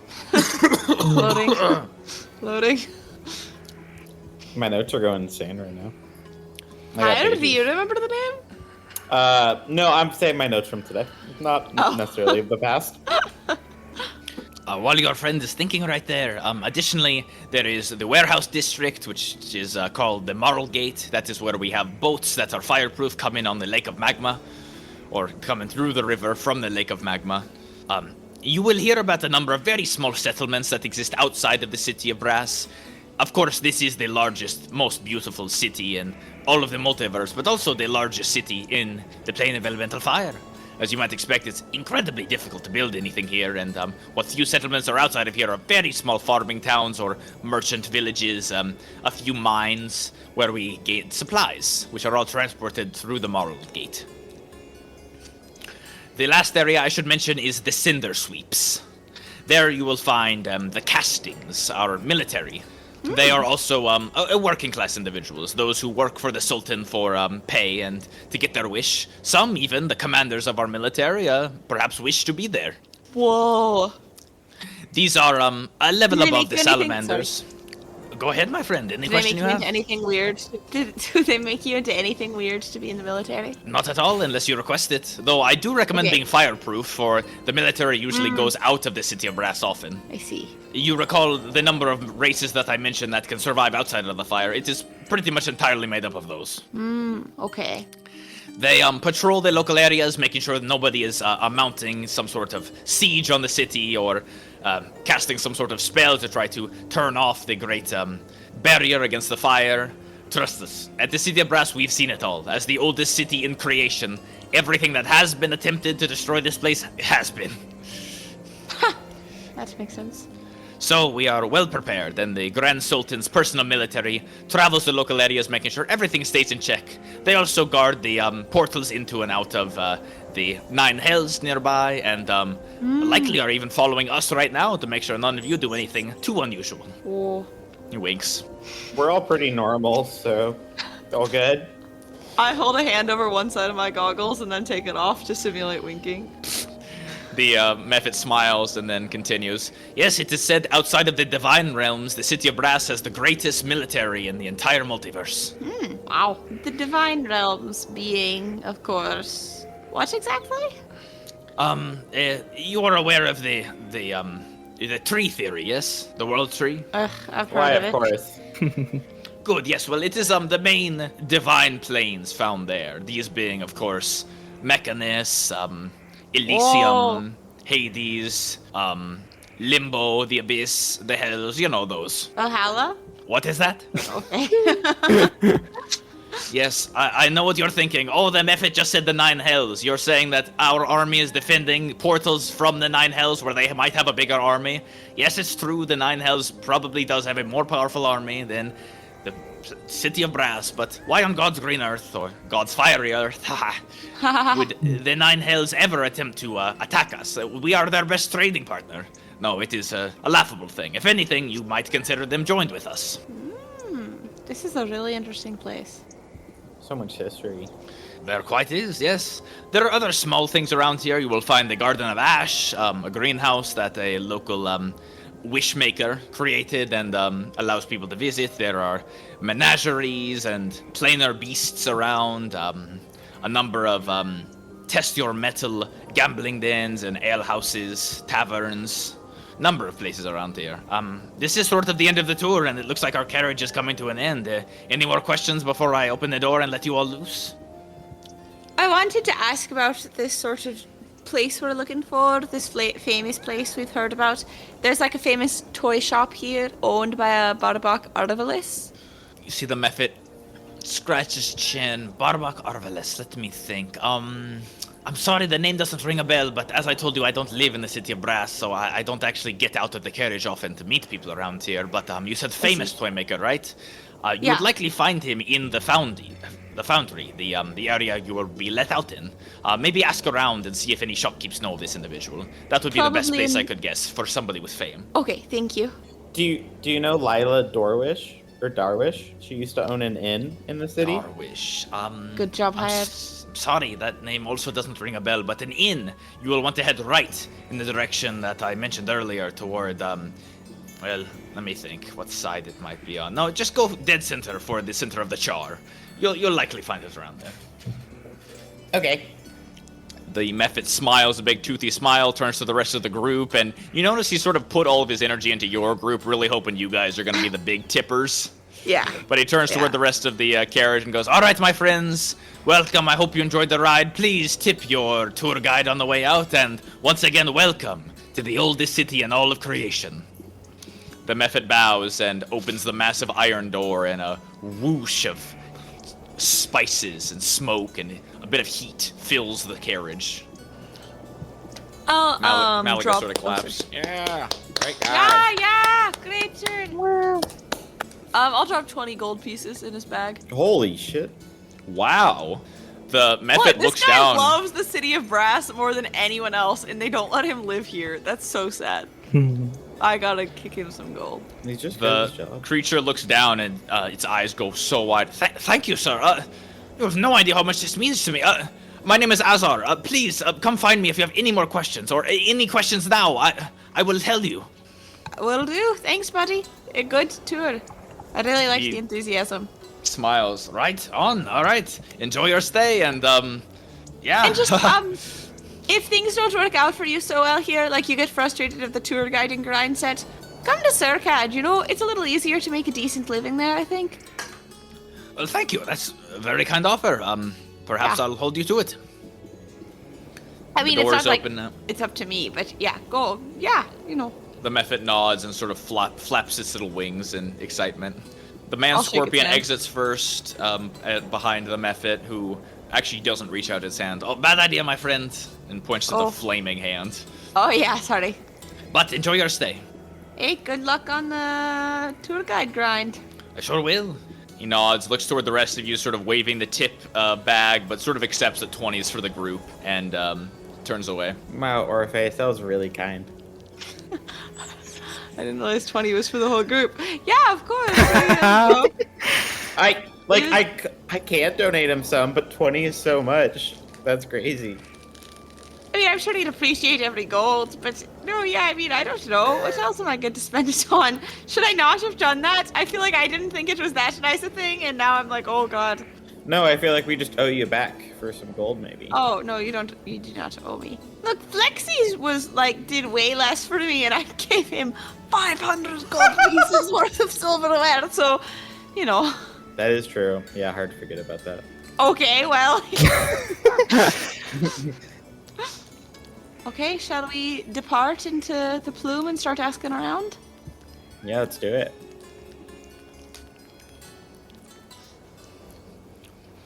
All right, the man scorpion leaves first, followed by the two giants. One of them sort of waves to Dulam and goes, "Hey, thank you." I'll nod and wave goodbye. Several other groups follow. You guys sort of pack out in the middle with the demon behind you, and you enter the city of Brass. Your boots touch beneath you golden, shimmering stone. As they plant down, you notice the stone seems to almost shimmer as you touch it, as if you're stepping on, like, packed-in gold. The heat shifts from oppressive to sort of perfumed now. It's still hot, mind you. You're all at the point of sweating. Deimos, your robes are officially caked in sweat. Higher, you are hitting that point now where you feel like the brazen bull boiling inside of this metal tin.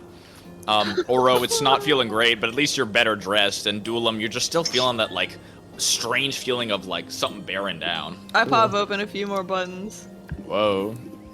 Whoa. You see in different directions there are brass tiles stretching out along the ground in what looks like concentric rows. They're hot but safe. They look to be inscribed with runes that cool themselves a bit. You notice a number of creatures walking around barefoot on the ground, unbothered, on these strange sort of sidewalks, pathways. The air specifically tastes like cinnamon and smoke. A sweetness that's sort of cut in by this earthiness. You look around, and around you right now are large, beautiful manors, houses pressed right next to one another. A number of them have gardens of beautiful, what looks like almost unreal plant life. You see tall cacti next to palm trees and sort of dark, twigged trees without leaves. Strange, unusual plant life, and none of it is green. Even the cacti are a dark brown color. Succulents seem to be the main thing here as well. You see these long, large pieces. And in front of you, or rather sort of behind you as you step out, is the Charcoal Palace, which you get a better look at now that you're outside of the carriage, which rolls away. Man, that carriage looks like a fucking armored tank. From the outside, you can tell the whole thing is absolutely covered in iron and brass. It looks like it has to be thousands and thousands of pounds. Unbelievably heavy, certainly. You notice leading the carriage seems to be a massive fire salamander. Whoa. The thing looks about as big as a horse. It sort of squelches off. The Mephit sort of approaches back to the driver's seat and leads the thing away. Back at ground level, you look around, you see jagged spires around you in the manors. Around you everywhere, really in every direction, is that sort of heat glaze that very hot areas have. Many of you haven't seen this sort of thing before, the sort of waviness that heat creates when it gets hot enough. But a number of you are familiar with mirage effects, and it sort of gives the whole city a strange sense of distance. You're not exactly on a hill right now. It looks everything is about equal level, but you notice the street you're on seems to just have a nice view of the rest of the city, and as you look off in different directions, it's almost like you can't see from end to end of the city. The sort of glare of heat and the, what's the word I'm even looking for? I know what the thing you mean, where it's like spubbers around, like waves in the air. Yeah. Heat distortion? Is that what it's called? Isn't there like a shorter word for it? I'm Googling it. What's that called? Online it just says heat haze. Yeah, heat haze, mirage. All right, no worries. So that's what you're seeing. In every direction, even up toward the Charcoal Palace, is a heat haze, a mirage effect that makes it hard to see further than that and makes the whole place feel simultaneously stuffy but also huge, wide in every direction, almost infinite. The palace itself almost looks magic, the way it sort of bends and shakes in the heat. It's sort of cool in a way. Everything is sort of shimmering in the distance. That's the word, shimmer. The heat shimmer that's what I'll say. I like The it. palace shimmers in the distance, and around you, you see beautiful colored bazaar. You see stalls made of brass, silk, slabs of obsidian that sort of jut out, canopies rippling, not from wind, but from heat that pulls it up and down like flags underwater. Merchants around here are hawking their wares in mostly languages you guys don't know. You hear common every once in a while, and to you, Duelam, you do understand it, but it mostly seems to be infernal. You see a forge cart rumbling by, sparks flying out of it. A fire ganassi fruit seller slices what looks like a flaming citrus that releases what looks like a plume of juice as it is cut open and thrust out toward passersby. And you guys are in the city of Brass. What do you want to do? Right close. All right. You guys all immediately turn in the direction the Mephit pointed out, the plumes. You make your way, walking. It doesn't really matter what side you walk on. None of you guys are barefoot, right? They're No, sir. Hooved. Okay, hooves are fine. Just making sure. The ground is just hot enough here that if you have like a dog, it would be uncomfortable on the hot concrete. my dog. Put shoes on that beast. But you guys walk through the crowd. It is really beautiful here. Everything is golden and cleaned. There's really not a lot of silver metal anywhere you see. It's copper and brass and gold. The sort of browns and golds mixed together to form a nice palette that fills the air. And the haze and shimmer from the air around you gives everything sort of a metallic magic, almost like a smoky feel to them. As if you're almost slightly inebriated as you watch them. It's the Lotus beginning. As you walk, you guys see a number of interesting looking people. The Ifrit are the first ones you notice. These are the Jinn. Large, tall individuals. They are classed as large, each of them roughly 7 or 8 feet tall. They have fire red skin with black hair. They wear high collars of silk with robes trailing behind that have tiny sparks on them. These people look very classy and seem to carry around with them an air of superiority. If anyone wants to make a nature check. I'd love to do that. I'd love to gamble. I love gambling. 30-20. Oh my god. Holy shit. Actually, 23. Oh, Whoa! Oh, Actually? my nature is too high. Oh, never mind. not whiz, baby. Well, Not whiz, baby. All right, so I would actually say all of you guys. Yeah, all of you guys. It was not a high check, so sorry to waste your 20 and 23. But all of you guys do sort of gather that you think the reason that the Ifrit walk around with such pompous is you recall through nature that by nature Ifrit can't die of old age. It's part of their species. So you imagine every Ifrit you see is probably centuries old and likely has already had time to work the hard job and thus get their wish. So, even though the method says there weren't really classes, every Ifrit you see has likely been here a long time and has already gathered all the resources they need to be completely successful and happy. Other individuals you see that you wouldn't normally notice are the Azers. Not Azar, the name of your method, but Azers are a type of brass elemental. So the Ifrit to walk around with a bit of a noble posture. The Azers, the brass elementals, look to be like pushing a lot of carts. You see a lot of these individuals pushing heavy carts of glowing metal. They're very stocky and bearded, almost built like a square piece of metal. They're about the size of a dwarf, but look like they're hammered from bronze with beards braided with iron wires and glowing completely on fire at the tips. These individuals look like they're focused on their craft. They look to mostly be craftsmen, blacksmiths, miners perhaps. Similar to dwarves, you might think. Other individuals you might spot. Salamanders coil through the crowds, serpentine creatures that you guys have seen before. Their upper torsos are sort of shimmering as they move around, and they wear jewelry that rattles as they get close. Their demeanor is sort of efficient. They move quickly, very fast actually. They have a base movement speed of 50. Wait. Shit. How fast are you? I don't want to talk about it. Uh-oh. Can't run from the cops this time. So they zoom through the crowd, moving quickly and very snake-like as they move around. Each one carries a sort of curved sword, like a scimitar almost. Whoa. They also seem to have a number of what looks like weapons on their backside attached to the sort of bodices that they wear. You see bows and arrows and secondary scimitars as well. Also looks like spears for crowd control. Along with these individuals, you see humanoids, your regular batch variety. A lot of dwarves seem to reside here, humans are among them, and a great number of tieflings. In fact, the highest ratio of tieflings you see pretty much anywhere. Whoa. You think maybe their Habitable resistance to zone. heat... Their resistance to heat might have something to do with it, also maybe the Nine Hells being close another.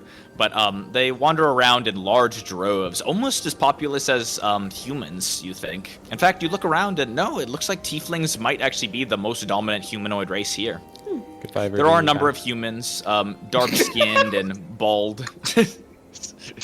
Habitable zone. There are a number of humans here. Most of them are dark-skinned from the heat and bald from their hair, likely being burned away from whatever job they had.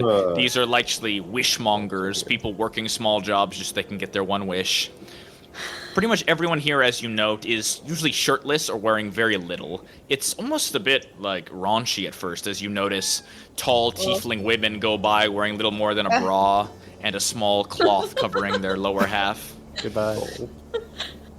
The pack Very lasted so long, Mason.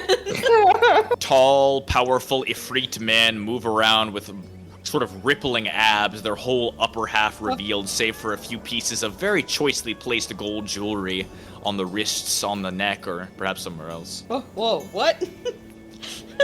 Nippy. How do I know that? Oh my god. And everyone seems happy here, or at least content. People move around with excitement and with a sort of sluggardliness that you expect only from people who have no care in the world for where they're really going. Besides the salamanders, in fact, everyone sort of lumbers about, happily, shopping at their own pace and just enjoying the world. People wave as you walk by as well. There seems to be a decent amount of friendliness here. There are a number of hellos from small Ifrit children who run by, or the tiefling men and women who see you and give a sharp smile and a wave. People seem very friendly here to say, "Oh, hello." A number of them speak in common. At some point, you see another demon, a huge winged creature, walk by and go, "Welcome, mortals." Oh, Hi. thank you. Besides the locals, those we mentioned first, the humanoids, there is a third group that seems to be pretty dominant here, which are those from the Nine Hells. The most abundant of those seem to mostly be the devil and the demon. Demons mostly. You think demons are here mostly because devils are more highly organized and likely are doing things more related to the Nine Hells. Demons likely have more free time to end up here. Okay, pretend I don't know the difference between devils and demons in Dungeons and Dragons and explain it to me. Duel 'em, go. Devils are from Nine Hells. They're lawful. Demons Okay. are chaotic and usually seen as like less intelligent. Okay, cool. And fiends? Fiends, I think, are just the D&D character type that usually devils and demons share. Okay, cool. Ooh, that was right on the money, Duelam. Right, fiend is the overarching term. Demons are like they're like birthplace is usually considered the abyss, which is like a very chaotic and destructive place. Hey, that's where I was. Whereas devils are more organized evil. They're the ones that are I truly remember from devils the are Nine organized, Hells. but I always get the demon and fiend thing confused. For some reason, it seems to me that demon should be the greater term, you know?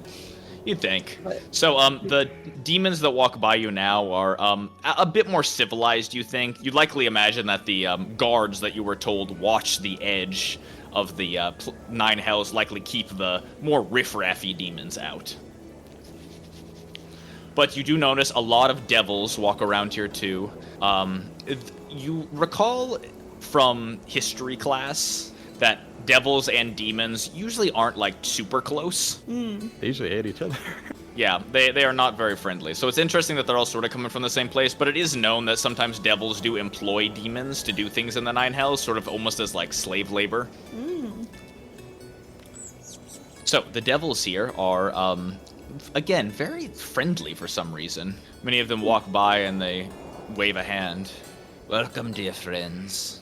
So to finish Mason's lore dump on you guys, almost done here. Just for your knowledge, as you walk by devils here, there are pretty much two types of devils. The biggest one are the Batezu, which are the main type. You remember this word as one of the ones the Mephit mentioned earlier as a type of devil. The other ones are the Abishai. Those are the small devils. Those are like imps. Imps are Abishai. Mephits are Abishai.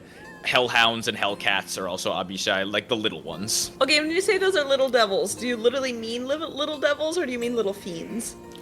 They are both devils and fiends. Okay, Like they ally themselves with devils. Like they are the got it. They're lawful. types. Yeah. Okay, I'm It's trying funny to be 'cause- better.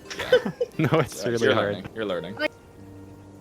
Yeah, no, that was so big when I was researching the Nine Hells. I was like, wow, I can't believe imps are lawful. I thought imps were assholes. Yeah, that's Yeah. really confusing. I'm now gonna send you a picture of what a Hellcat looks like. So Isn't just it? I'm already looking at one. Isn't it Malagus? Picture of Malleus. Oh, send me a picture of Whoa. Malagus. That's just what you look like, Skumpin. There are a number of subcategories of devil, but you guys don't seem to know them. The only big one is Archdevil, or like Archfiend, and you have met one of those, which is Flixie, who are a good businessman. Archdevils are usually the only ones who make pacts with people. Sometimes lesser devils can too, but they're usually not that good. I'm here to make a Anyway. deal, guys. Oh, let's make a deal. Let's make it new. So, all of my sort of lore dump out of the way now. You guys walk around the city. This is just to sort of get you familiarized with the type of person here. Waterdeep was very classic overworld D&D. Classic dwarves, humans, and elves were your mainstays. Here, though, you don't see pretty much any elves at all. It's mostly tieflings, humans, and dwarves, along with some halflings, and a lot of these much larger sort of fire-themed creatures, both native to the plane of elemental fire and those from the Nine Hells and beyond. It's unusual to see creatures like this, as you might imagine. Big, ugly-looking demon motherfuckers walking down the street and just politely waving is almost odd, considering all the things you're supposed to know about demons. The Ifrit seem much kinder, but even the Ifrit have an air of sort of dignity about them that make them seem almost untouchable. You imagine any one of them wishes they could grant wishes the way that the Grand Sultan can. You all walk and walk, enjoying the view and the streets. And as you walk, some conversation stirs up. So, what do you guys think of this place so far?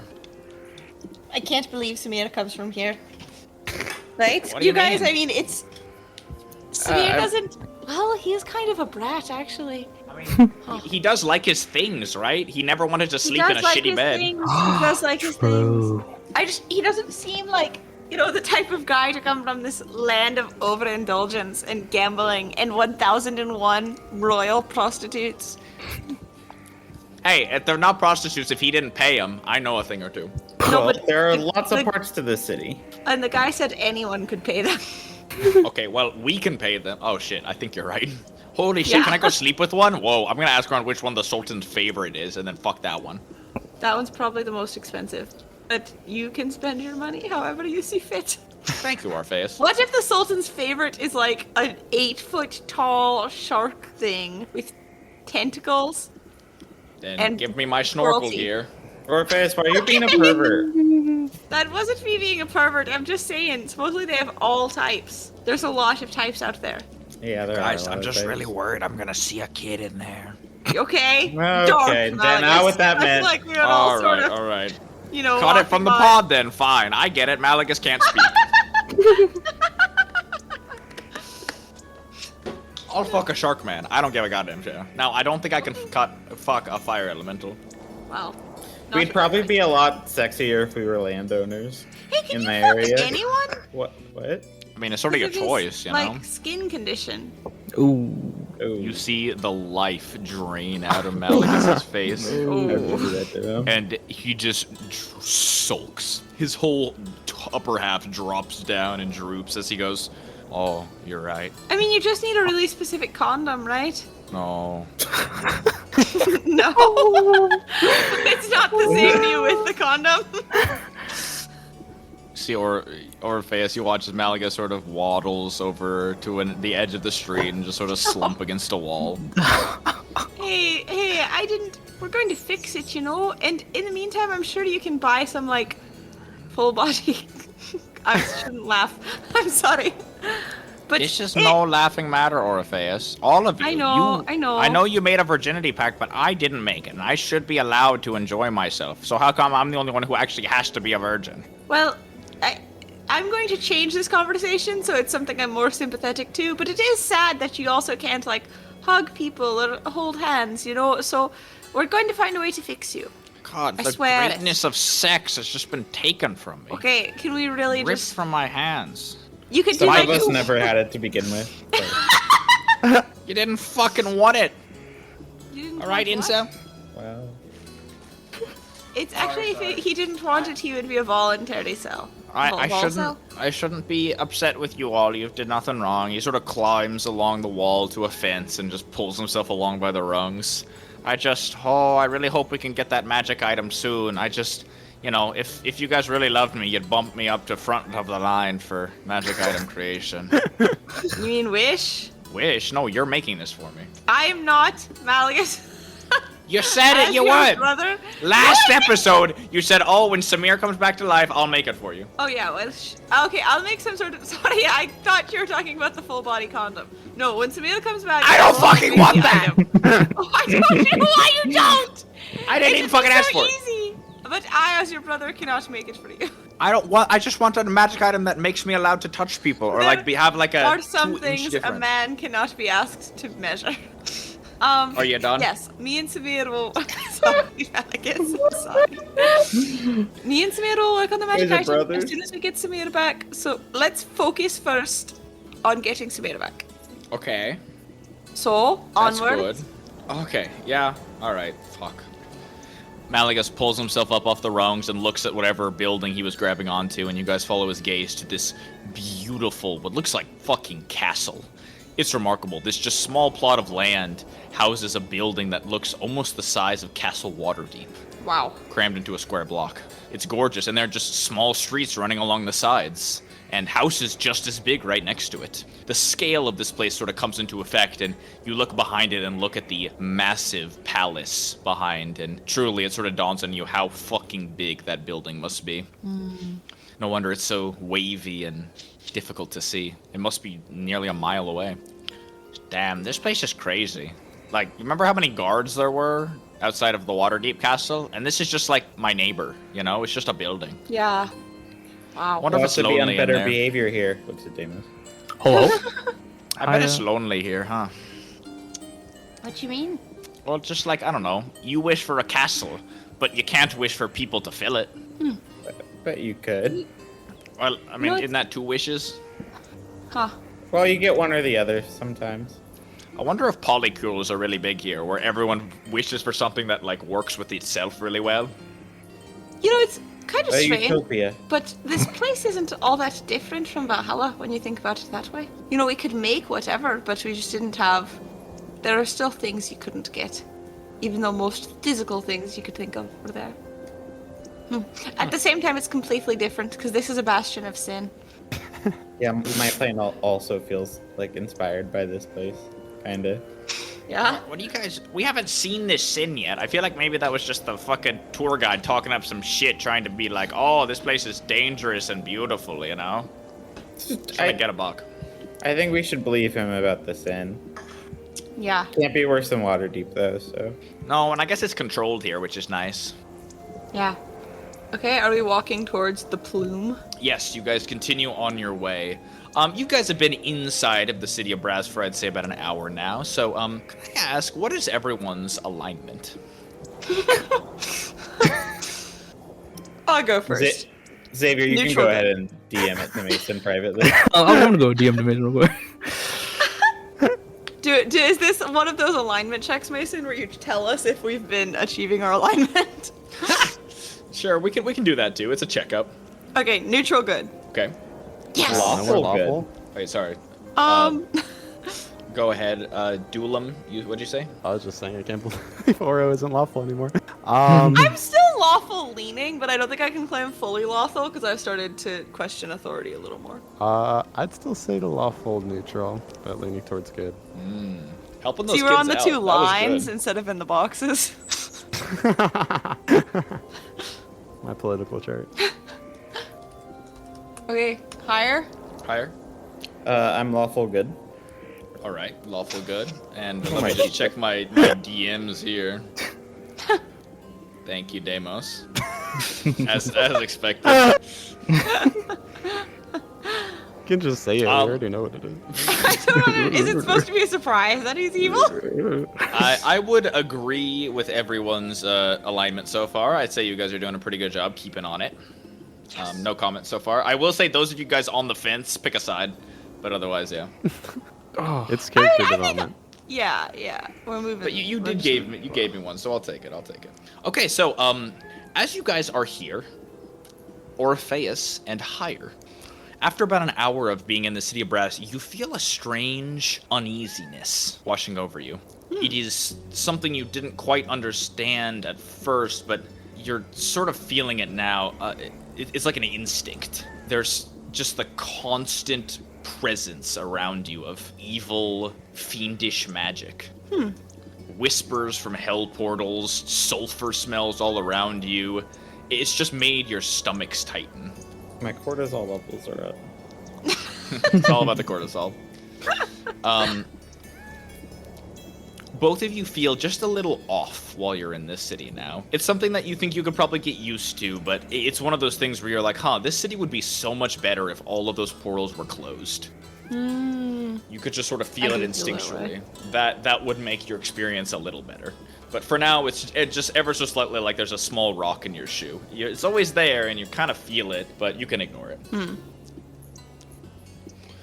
All right, you guys travel among the streets, passing out of the foundry, and the massive castles and manors disappear behind you to open up into more salesmanship-type buildings. These are still large buildings that look almost like banks.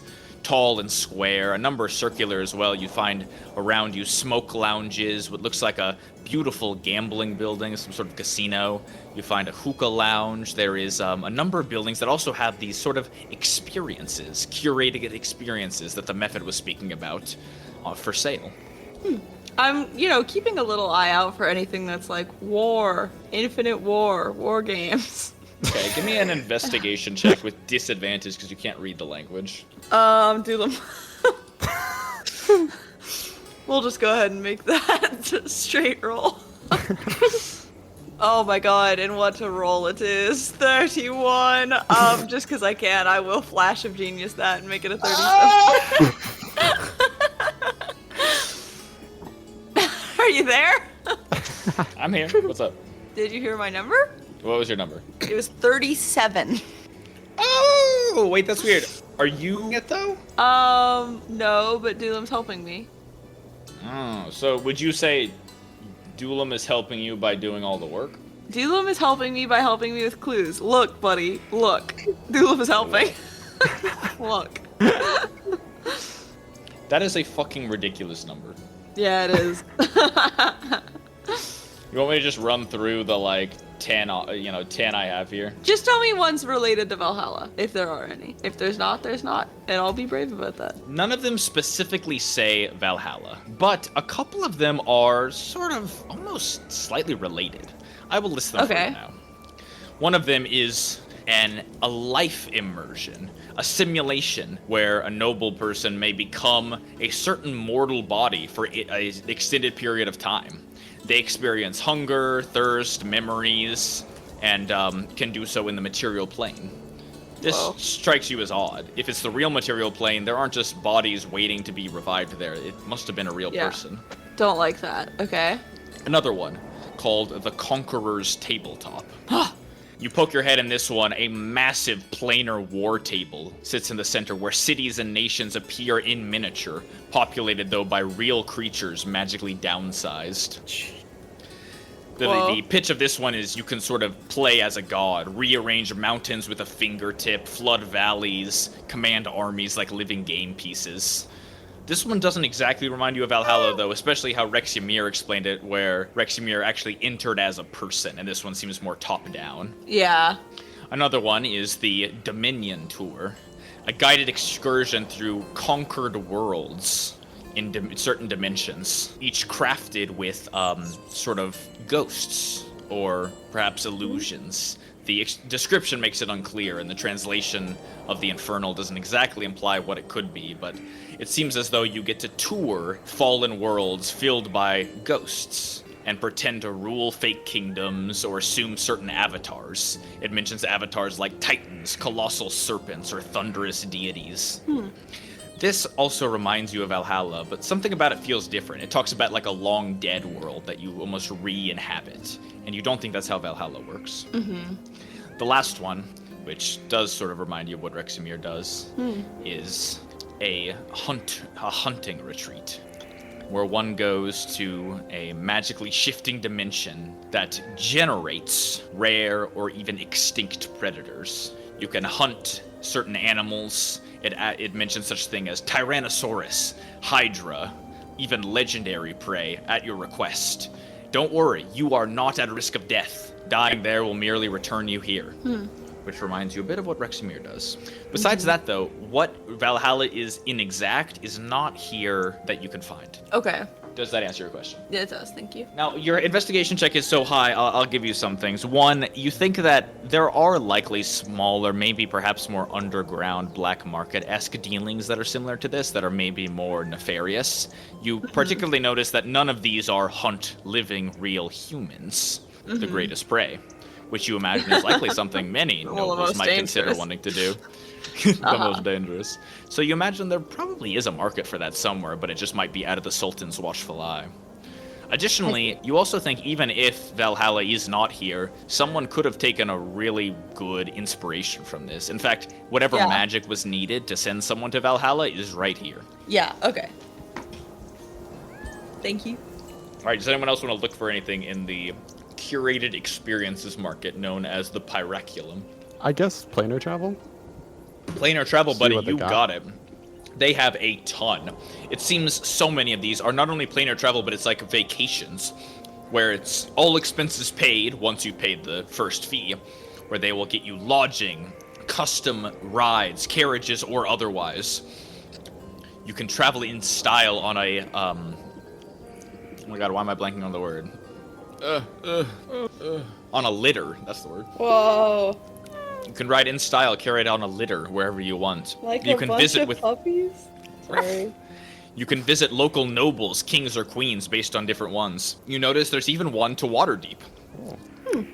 A retreat to Waterdeep, a luxury wellness resort built in an airship right above Waterdeep that can polish your soul. Also, you get a 1-hour private meeting with Clay de Claire, the open lord of Waterdeep. What the fuck? This meeting can be anything to your liking. If you would prefer a sports match against the man, a drinking competition, or merely to enjoy his company and give him advice, or hear advice. Why is Clay de Claire like a host? Well, you'd imagine and then you read the price tag. Yeah, about 200,000 gold pieces. That would be worth it. Oh my god, he wished. Waterdeep is the worst city on earth. Waterdeep. Didn't know he had super fans like that. It's like a streamer. It's horrible, man. Sorry, I'm freaking my bean. But you can't keep Okay, doing being that on quicker. call. There are a number of sort of high-end, ultra-exclusive planar retreats that seem to be built for it. Let me give you some more. You can go to the astral plane if you want. Drift weightlessly while attendants curate their thoughts into dream loops to feed you. Stress siphoned away by astral divas. Divas! You visit Arborea and feel the naturalistic getaway in a thick wilderness resort. Every plant planted for perfection to create a painting in your backyard. You can also visit Icewind Dale if you'd like to get a more cold experience. There's also a visit to the plane of elemental earth where you can ride around on elephants. Whoa. Or Shadowfell if you'd like, and yes, you do find, with your high investigation, a retreat to Mechanus. Oh, Whoa. Guests may enter Mechanus and meet with many of the Modrons at lower levels. The retreat guarantees a 0-failure day, where one may bask in the immeasurable perfection and control and order of Mechanus. I'm just you waiting may on a also- 0-failure day. You may also visit the Precision Gardens, where you can find the perfect geometric fractals grown in certain organic in quotes, plants. These, of course, being statues to make look like plants. It also allows visit with a number of Modron units, including, but not limited to. You may meet with autognomes, duodrones, and even one quintone. Whoa. The major thrill of this particular getaway is that the visitor also has a temporary permit to alter the rotation of one minor gear and see what would play out for exactly 6.4 seconds. Whoa. This is functionally to show the perfect control of Mechanus and see what would happen if even a tiny thing changed and everything that would fall apart because of it. You find this unnerving and a bit offensive. we're sellouts? Yeah, it's like every plane is just a horror to these people, you know? This one It is goes for strange. 90,000 gold. And your plane's less than Clay de Claire. You do remember that Modrons don't have a lot of need for money. Yeah. They likely do it just to keep the peace with these people. There is no mention of a visit to the Plane of Kings, nor any visit to the mundane plane here. Are the I heard fallbacks some mentioned? interesting ones, though. Sorry. You go. Are the fallbacks mentioned? Let me check. Ooh. Alright, with your high investigation, yes, you do find a visit to the fallbacks dimension. However, it is currently sold out. Somebody is currently on it. I want to pull out my spider and Paul get Pull up the spider. sign. The spider sort of looks at the sign and skitters around a little bit. You do notice a few mentions of what the fallbacks seem to be, but for the most part, most of the signs seem to have been taken down and replaced with other things that are actually for sale right now. But it mentions the fallbacks is the divine scrapyard, where gods throw away their prototypes. It's a junk world, piled high with discarded ideas. Examples include you will find failed weather systems that sputter across the sky, lightning shaped like knots, rain made of feathers. You'll also find creatures, half-functioning angels or devils. Dead-end monsters roam. It's whimsical, tragic, and surreal. Everything else seems to be missing from this advertisement. Sick. My loser plane? Hello? Don't call my laser plane. Went to the loser plane. Everybody knows you there. Sorry, what's it called? The fallbacks. Right. That is pretty much all you found in these sort of strange, esoteric, almost curated experiences. Cool. With that, you guys continue on to the Plume. Your arrival at the Plume reveals a much more recognizable shopfront. Bazaars and shops that look much smaller level. It actually reminds you a bit of Waterdeep, how some of the stores there were built into buildings and sort of seemed higher class establishments. Those here seem to be the Pyraculum, the curated experiences. But now as you enter the Plume, it's much more of the classic shop fronts with little tents set out front and what more look like average proletariats buying things here. You see a lot more humans and a lot more tieflings and much less of the Ifrit that walk around here. A number of demons and devils move around here too, and the salamanders seem to patrol here more than the earlier area. But again, you don't see any crime or anything unusual besides drunks being happy in the corners, people throwing dice at each other, or just walking down the street, enjoying life. Back with the proles. You a big proletariat? It is here that I would like you guys to make an investigation check to find some clothes. Feel free to do this individually, or if you just want to designate one or two people as the main shop funders, I imagine you guys can probably stick together for this. Why would I even bother rolling? Just beg! Oh, I'm gonna take help. Anyone That's want to a roll? normal- It's a straight roll, right, Mason? Because I have help. Oh, true. We can all help. It's a straight Wait. roll? Yeah, because I can't read, or do I get advantage from help? Oh, okay. Thank you for mentioning that, actually. As you enter the Plume, all the signs are suddenly uncommon. Oh, yippee! 29. Oh, yeah, so it is advantage. Wow, you got a 30 before without advantage? Yep. Did you stroke out on it? I did stroke on it. That's how I got it to 37, but it was 31 without the stroke. Unbelievable. You search the area better than most deities do. You know I that area thought- better than the Sultan does. Look, dude, there's literally one thing dogs are known for being really good at. It's digging holes. It's not digging holes. It's shit. I It's knew following it. cars. Okay, well, we haven't tried that yet. A carriage rolls by. The windows didn't open on the carriage we rolled in. Oro said. At least it's My not the bed. my occupation in the mundane plane was to be a mailman, so you can Oh be my like really God. mean to me. It's on site. Exactly. I like that, like, a decent number of us picked jobs. Like, real jobs that we had. It's so funny that happened. Alright, that is a fucking incredible roll as usual. I'm impressed. You do notice that the signs here are uncommon. That was not a cop-out, that's lore. I promise, it's real. It's not infernal anymore. You'll likely do this just because most of the people here are tourists. In fact, this also seems to be the closest area to the Char, which is the inn area with all of the taverns and places to spend the night. Adds up. So, you want me to just give you like sort of a rundown of general stuff you can find here, or you want me to go right for clothes? I think right for clothes, and while my friends are shopping, because I already have my summer clothes all on, we've converted. I'm gonna try to chat up the shopkeep and ask questions about this toy store I'm on the hunt for. All right, we'll start with the clothing. So there are hundreds of clothing booths around here. This bazaar feels nearly infinite. It could just be the shimmer and the haze in the distance, but my god, you feel like you could walk it forever. Very quickly, Oro and Duelam lead you guys to the clothing area of the bazaar, and you guys get overwhelmed with choices. So you can pretty much pick anything you want. The name of the game here pretty much is lightweight. All of their silks here are extremely fine and lightweight and breathable. The cloaks are breathable. All of their what looks like even the stuff that gets closest to armor is extremely lightweight and breathable. So it's really what you're looking for. They have robes and veils and cloaks and also what looks like some armor, but it looks slightly expensive. No one wants anything, huh? I want mesh chainmail, medium armor. Whoa. All right. You make your way among the shops, and sure enough, mesh is what you're looking for. You find obsidian weave, which seems to just be small black stones, extremely lightweight. Chainmail.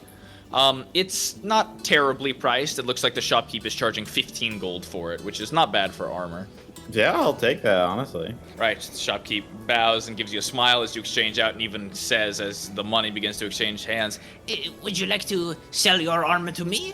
I'll lower the price by 3 gold pieces. No, it's okay. I need that. Thank you. Okay, though. have fun carrying it. Okay. Wow. all right, you take the obsidian weave chainmail. It's light in your hands, much lighter than your own armor. In fact, you're almost surprised that not everyone wears something this light. Do you want to change I feel into so it now? vulnerable. Yeah.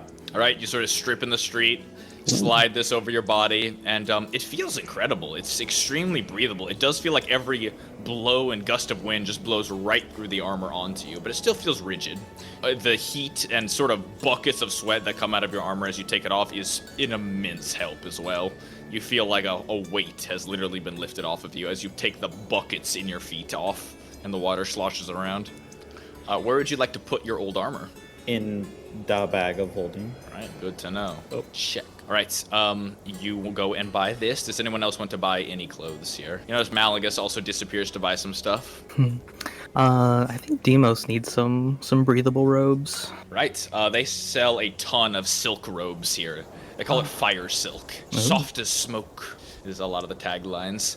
You find hundreds in various different colors. There seem to be a lot in patterns. While you find a couple in very solid black, you also find a number with these sort of like almost geometric patterns on them. They're slightly colorful, using a lot of yellows and dark blues that sort of swirl around. Is that something you're interested in? Yes, I love geometry. Oh yeah. So yeah, I guess you take a black silken robe, some geometry, and I guess at this point Demos would need like at least like a hood to go with that like has a veil for his eyes. Honestly. Yes, that would be valuable. The same shop also sells veils that can match the cloak as well. Okay, perfect. All right, so you acquire this sort of geometric patterned cloak and robe, along with a sort of headpiece that you can put on. The vendor smiles nicely and charges you for this 9 gold pieces. Oh, okay. Nice, you exchange the money, and once again, you have this strange experience where you're like, wow, this is delightfully comfortable. It's so lightweight, you feel like you're walking naked, and it feels like people could just see right through, considering the way the wind seems to blow right through. But yet, it looks solid as ever from the outside. You do have that moment that this would definitely not hold up even slightly cool weather, but here it feels nice. Orpheus, you go walking around as well, chatting up people, right? Oh yeah. All right, you sort of poke your head in a couple different shops. People seem to be harking whatever they can at you. A lot of it seems to be spices. A lot of people are selling, it look like certain like crafts and artifacts as well. Glass seems to be a big thing here. Hand-drawn maps of the entire city, considering how big it is. And a lot of food, too. Flatbreads and skewers seems to be the main thing here. I buy a flatbread. How much does it cost? Actually, no, copper. skewer. What am I saying? I want the meat. That's also Oh a god, I have silver to copper. convert my silver. In fact, they give you a piece of bread with the meat. Delish.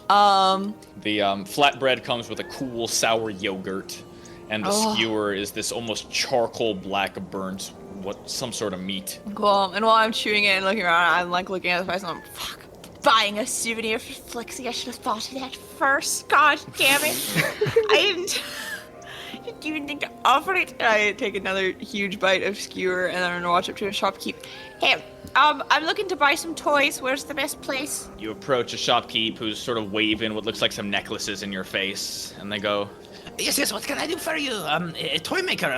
I have perhaps a toy here. How about this fine, look at this. and they pull out what looks like a sort of coal-beaded bracelet.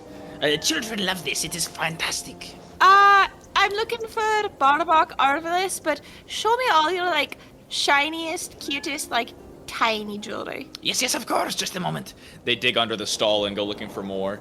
Give me a survival check on what you're eating, please. What? 9. You're chewing on it. God, it tastes fucking good, though. It's, like, really charred on the outside, but nice and tender on the inside. There's even, like, a bit of fat in there that you like chewing on real good. It's, like, sort of, the tail. It is a tail. You can tell. It's long and sort of tapers off at the end. You look around. Yeah, it looks like it might have been a salamander's tail. What? Tastes great though. The black pepper is awesome on top. I don't mind. Are there any bones in it? There is a single sort of thin bone down the middle, but it disappears once you get close to the end. You're sort of taken out, and you even notice there are a couple bones littering the floor around here. I'm not dropping it. Well, in fact, you actually notice as some of the salamanders run by, every once in a while, you think some of them are missing their tails. What? Or a face. I didn't know what it was when I bought it.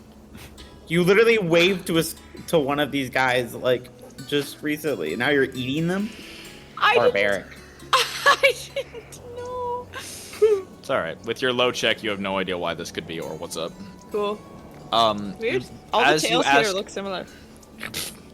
As you ask about Barbok, I should also ask Dulam, is there anything you want to buy? How breathable is the black wizard cloak that we got from the changeling? You feel it. It is actually quite breathable. Definitely much more so than the red suit you have. You think it would be definitely acceptable here. Sweet. I'll probably just change it in that. Right, you take off your clothes, put them away, and get a black cloak on, and now you are edgy Dulam. Whoa.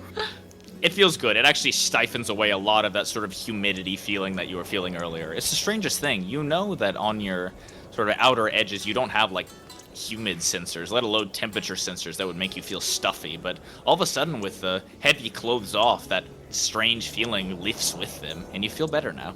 You look around, and people try to hark things at you, and several of them seem excited to see you as well, Dulam. People go, Otto, my friend, come here and buy my cloak. Look at this, an excellent cloak. I would definitely go to every single person that says come here.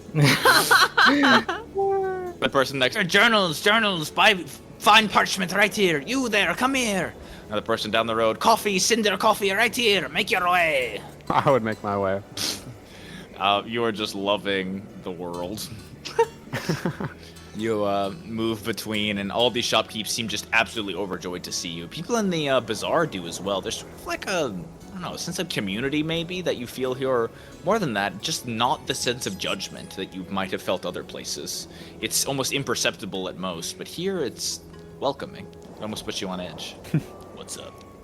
Back to you, Orpheus. You ask the seller, who looks to be a sort of shorter, looks like tiefling woman. She's got sort of ram horns that curl toward her face, and she looks sort of bothered by whatever's happening around here, just slightly paying attention. What is it? Barbok, Arvalis, at least buy some of my bracelets first. She offers toward you with a number of coal-banded bracelets, a number of obsidian ones too, and you even find a couple that have nice crystals in them.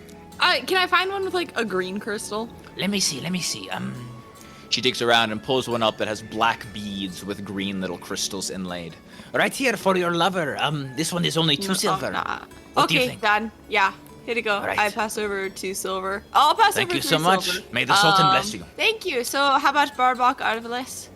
You don't even want that fool. Please, just buy some of my wares. These are practically toys to children. They don't know the bought difference. No, I need to meet him personally. I'm not going to buy from him. Fine, because you're so nice and bought something from me, I'll tell you. Let me think. The figure sort of looks around and just sort of squints into the burning bright sky above and goes, No, it is too late in the day. He is likely retired for now. That bastard wake takes up the for whole me. that bastard takes the whole afternoon off to go hang out with his son. He barely operates at all anymore. Just a few hours a day. 4 or 5 at the most. You'll probably catch him tomorrow morning. I'll point you in the direction of his shop, but it will be empty. Where is his son? His favorite son. What do you mean, where is his son? Probably with him right now. They hang out like every afternoon. He is like the Yeah, worst shopkeep in the world because he never's open. Where did they hang out? I don't know. Am I their fucking mom? I just thought you might. I mean, you already know a lot about them, clearly. Well, yes, he was Sorry. probably the most infamous creator of toys in this entire... I mean, more than that, he was a... and he sort of looks down at you, or she looks down at you and goes, Huh. Wait a second. Are you, like, an apprentice or something? Because I don't think he'll take you. No, I'm a friend of his son. Oh, well, then you know where they are. You're His dressed other almost like an artificer. son? I'm an artificer. We work Yes. together. Oh, well, then you don't need me to tell you where he is. Off you I've go. never been to the city of Brass before. Then how have you worked together? I've worked with his son, not here.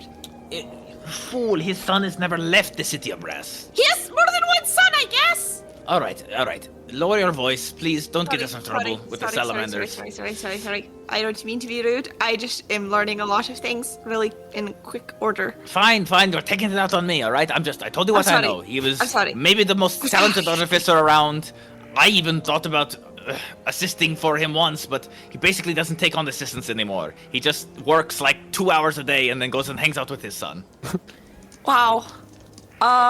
She tells you though about where it is and goes, "You should get the map, by the way." I could have pointed it out on your map. Yeah, does he live there? No, I believe he lives somewhere in the foundry, but I can't tell you where. Okay, thank you. You'll have better luck at the shop. People who live in the foundry usually don't like solicitors, especially the crazy ones. I'm not crazy. Right you are. Whatever.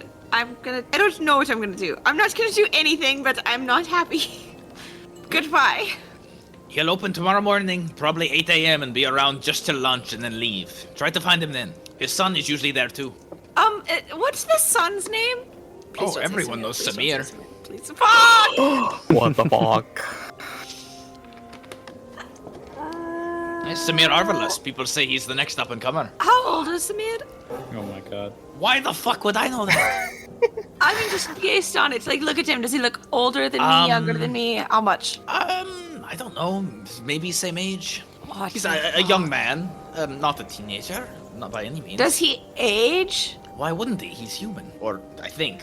His dad isn't. Human dwarf, right? Yeah. Yeah. I'm really glad Smear's in a different dimension right now. Hearing this. I'm gonna go. Bye. Thank you. I'll see you No around. tip for the information? I Come already on. gave you a tip. I paid you extra for the bracelet. Girls got to get a wish around here. What's your wish? What, you're going to ask my wish? That is very rude, you know. Oh, is Asking it? someone wish. Come on. I'm But just trying if to you think must of what my know... own would be, I guess. So I want to know what everyone else Oh, wants. you don't have a wish yet? What's wrong with you?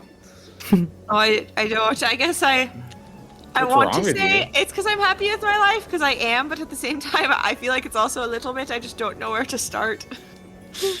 Oh, well, if you tell me yours, I'll tell you mine. Okay, if I had to make a wish right now, it would be to like, oh god, I don't know. It would be to always know it when people are lying to me. That's what it should be right now. I like that one. Thanks, Hire. I need The it. little Hire who rides on my shoulder. With angel wings. Oh, true. I'd probably pretend that airplanes are in the night sky, like shooting stars. Like shooting stars.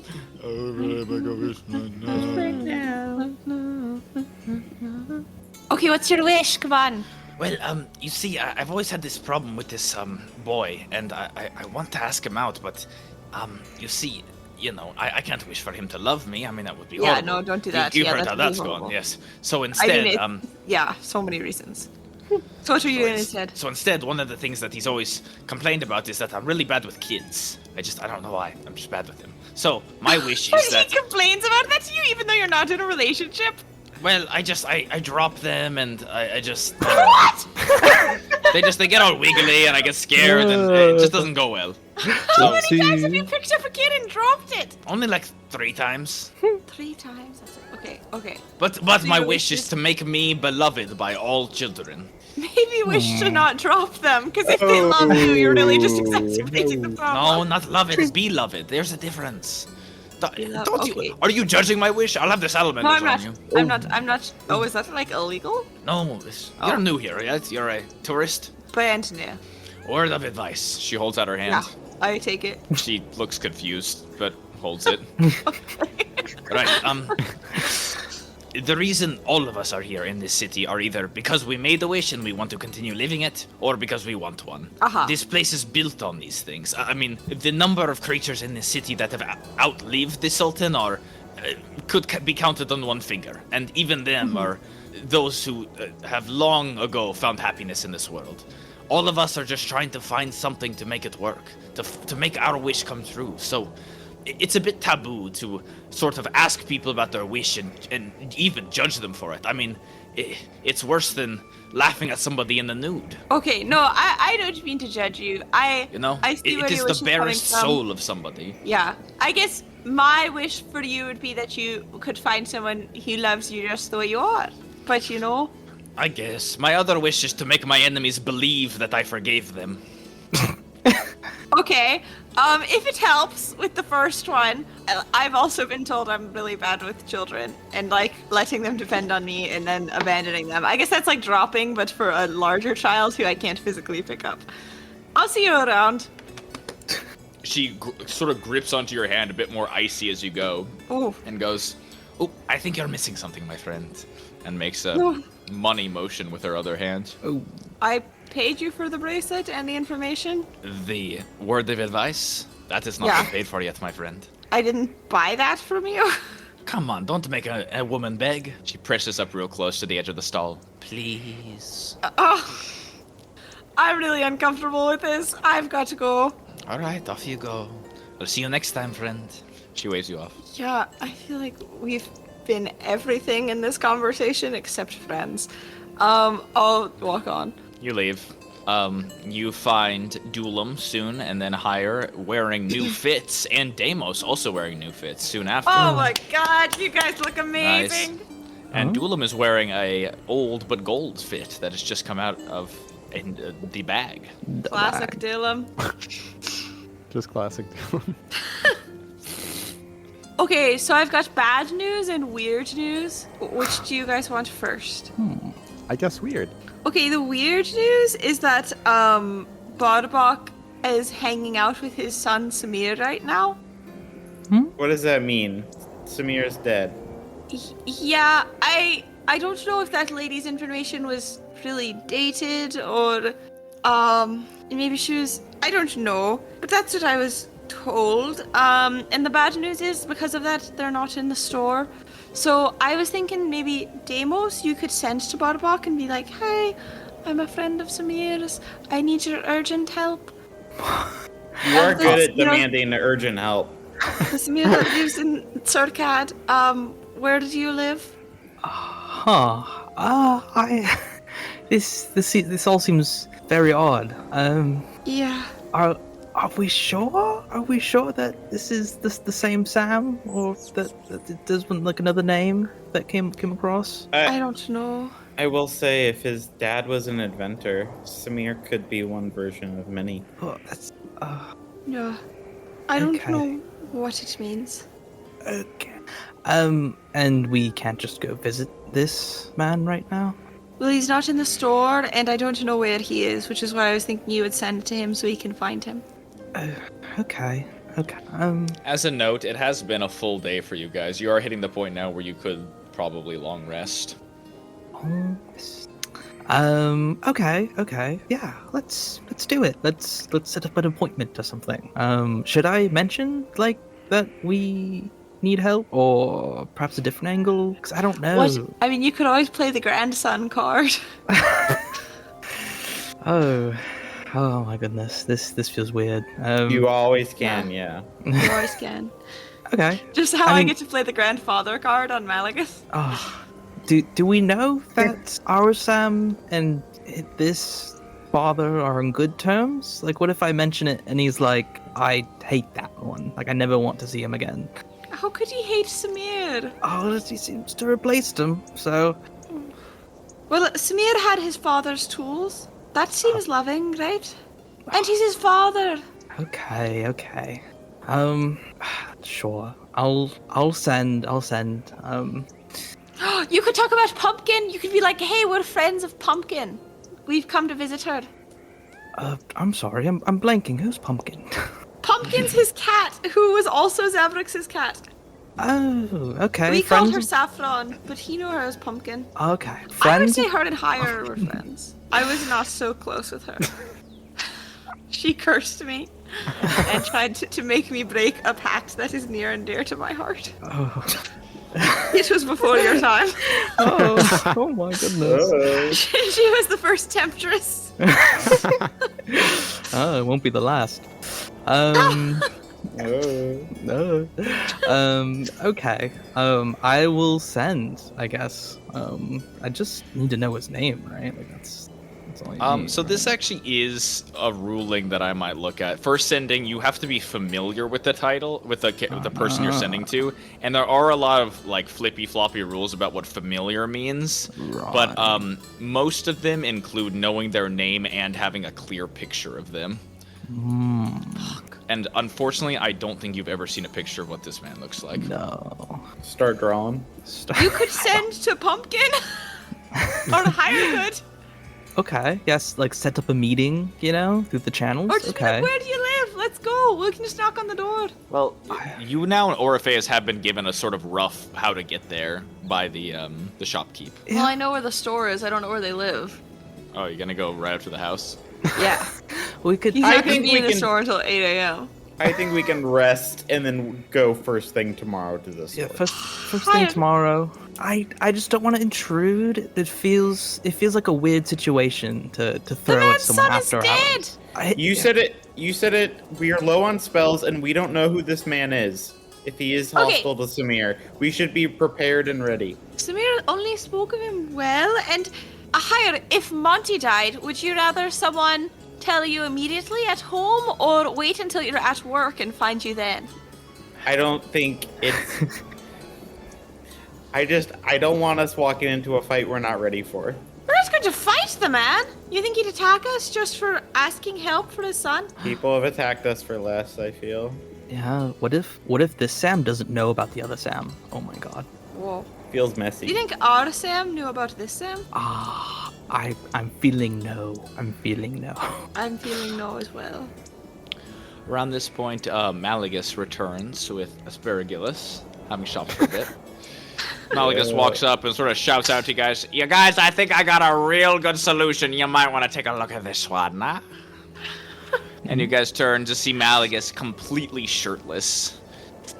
You see all of his flesh is exposed, and he's a slightly more hairy person than you expected.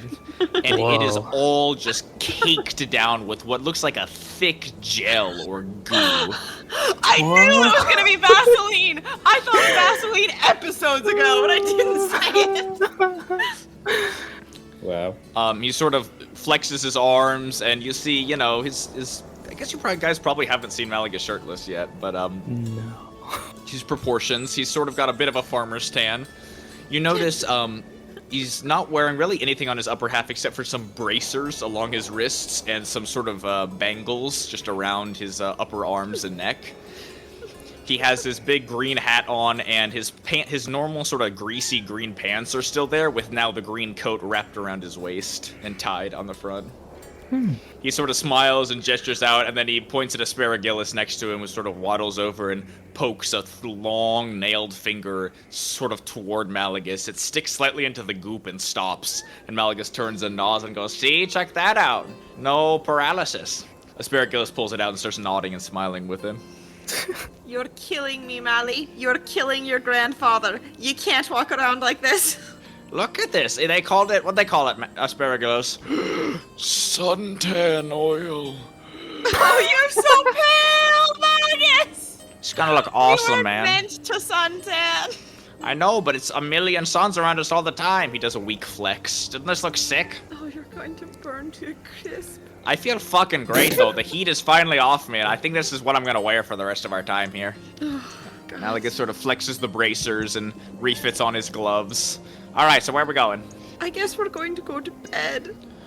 Well, we could go after Samir, but I sort of overheard what you guys were saying. There's sort of a new Samir here. So let's think this through, right? This guy, Samir's dad, clearly already remade Samir. If he gets a call being like, "Hey, we found one of your duds," what's he gonna do? Is he gonna be like, "Oh, great, let me just kill this one," or "Oh, great, let me just have 2 sons"? If he wanted 2, he would have fucking made 2. He only reacts to this negatively. I see no other fucking way he's gonna react. I see. So we That's kill what I was thinking. this Sam that's currently alive, No. replace the body with the old We want Sam. our Samir. Exactly, but we Yeah. replace the body, right? And then he fixes old Sam, that's our Sam, and then we sneak away. I see. Sounds evil, but I That's like where kind you're of going. brilliant, Mose. I was thinking we'd do the opposite. We should burn up our Sam, and then we just start over with a new one and not be such jackasses. Oh, You just want that because you have bad blood with our Sam. God, he fucking hates me, alright? I just said too many weird shits and I want a new try, so let me have that You little would doll. say them again.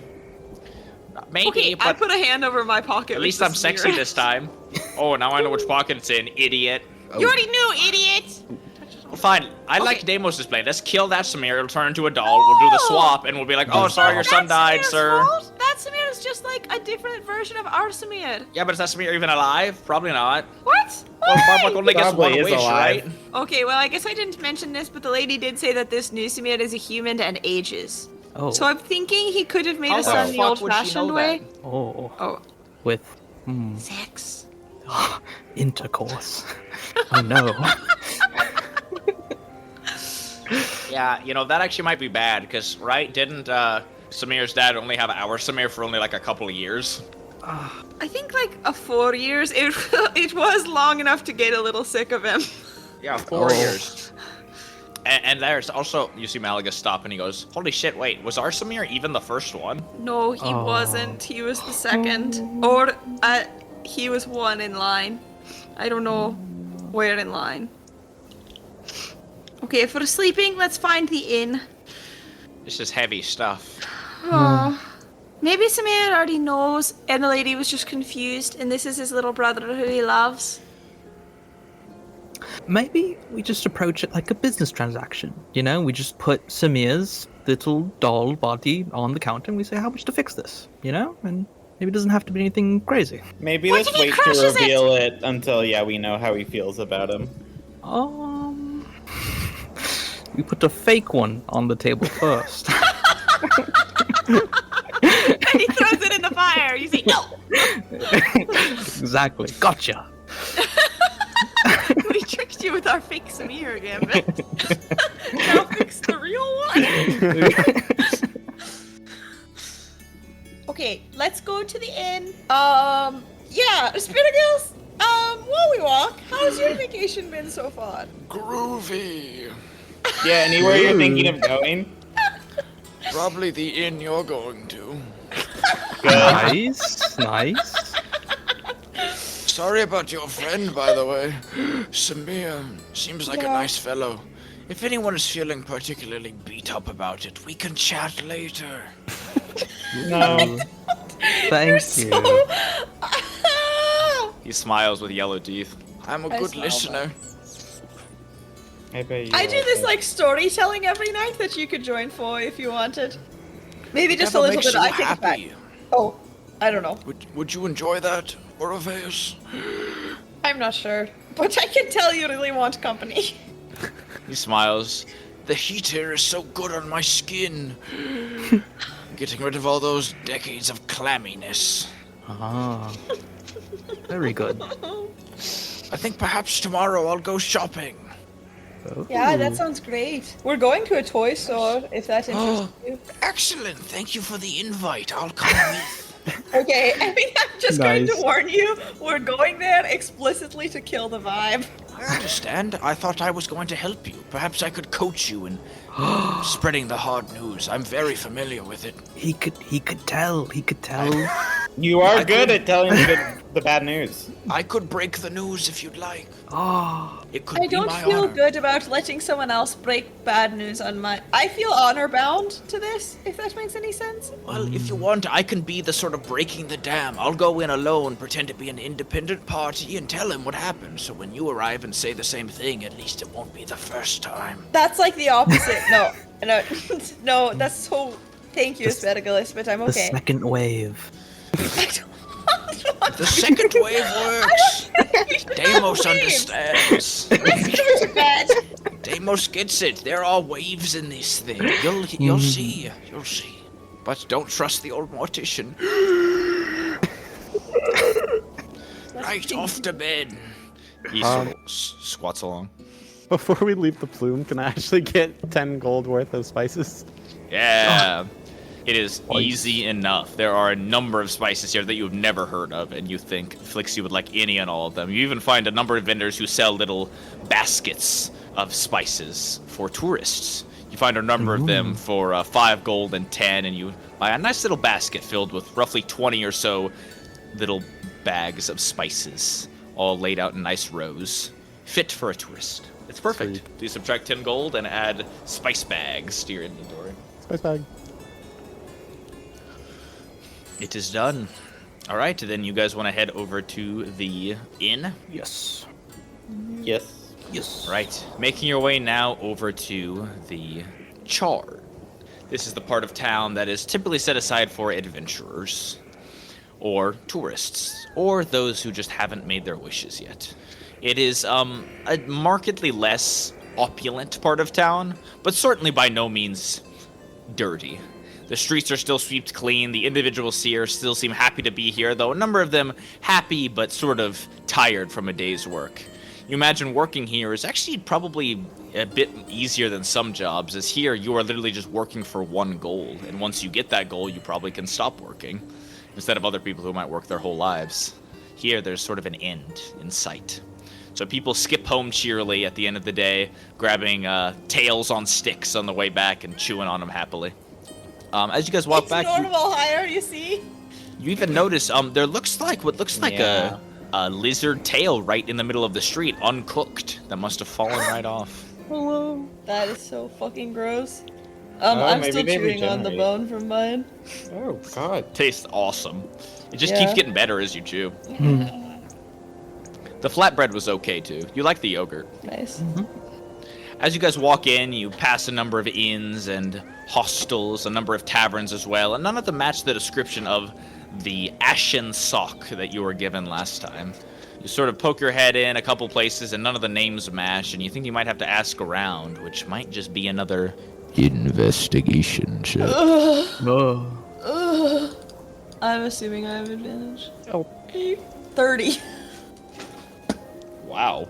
Damn.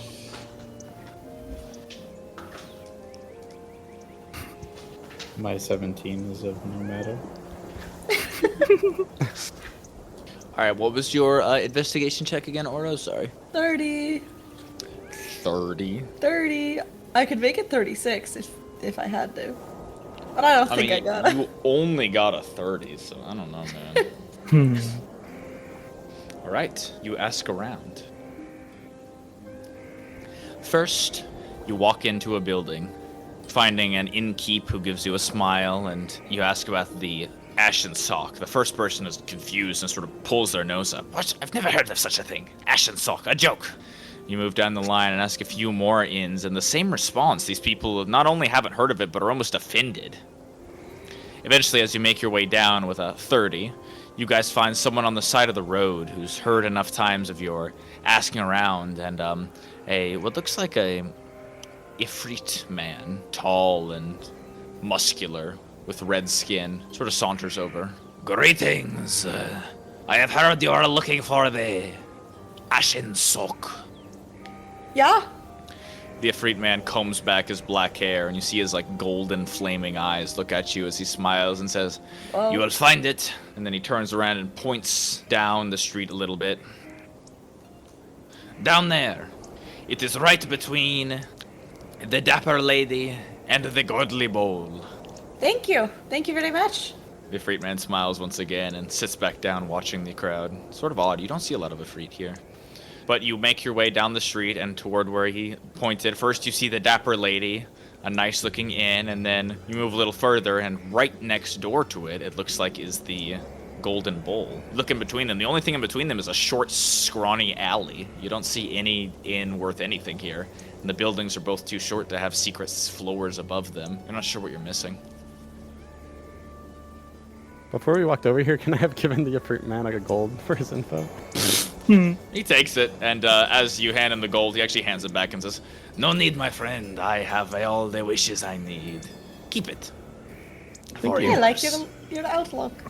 Of course. continues to sit and just look around, happy with the world. You guys approach this alley now, and with your 30 investigation Orpheus, you're just sure it is here. You weren't lied to. It's just more confusing than you might think. Perhaps the Ifrit man gained some sort of enjoyment out of sending you somewhere confusing. All right, Hire, lead the way. I take Hire by the shoulders and start marching him towards the alley. Okay, my AC is lower now, but... Brave little kobold! Oh boy. I'll be the dummy. Watch this. Run to the alley. You run into the alley and nothing happens. You're just in a somewhat darker part of the massively bright city of Brass.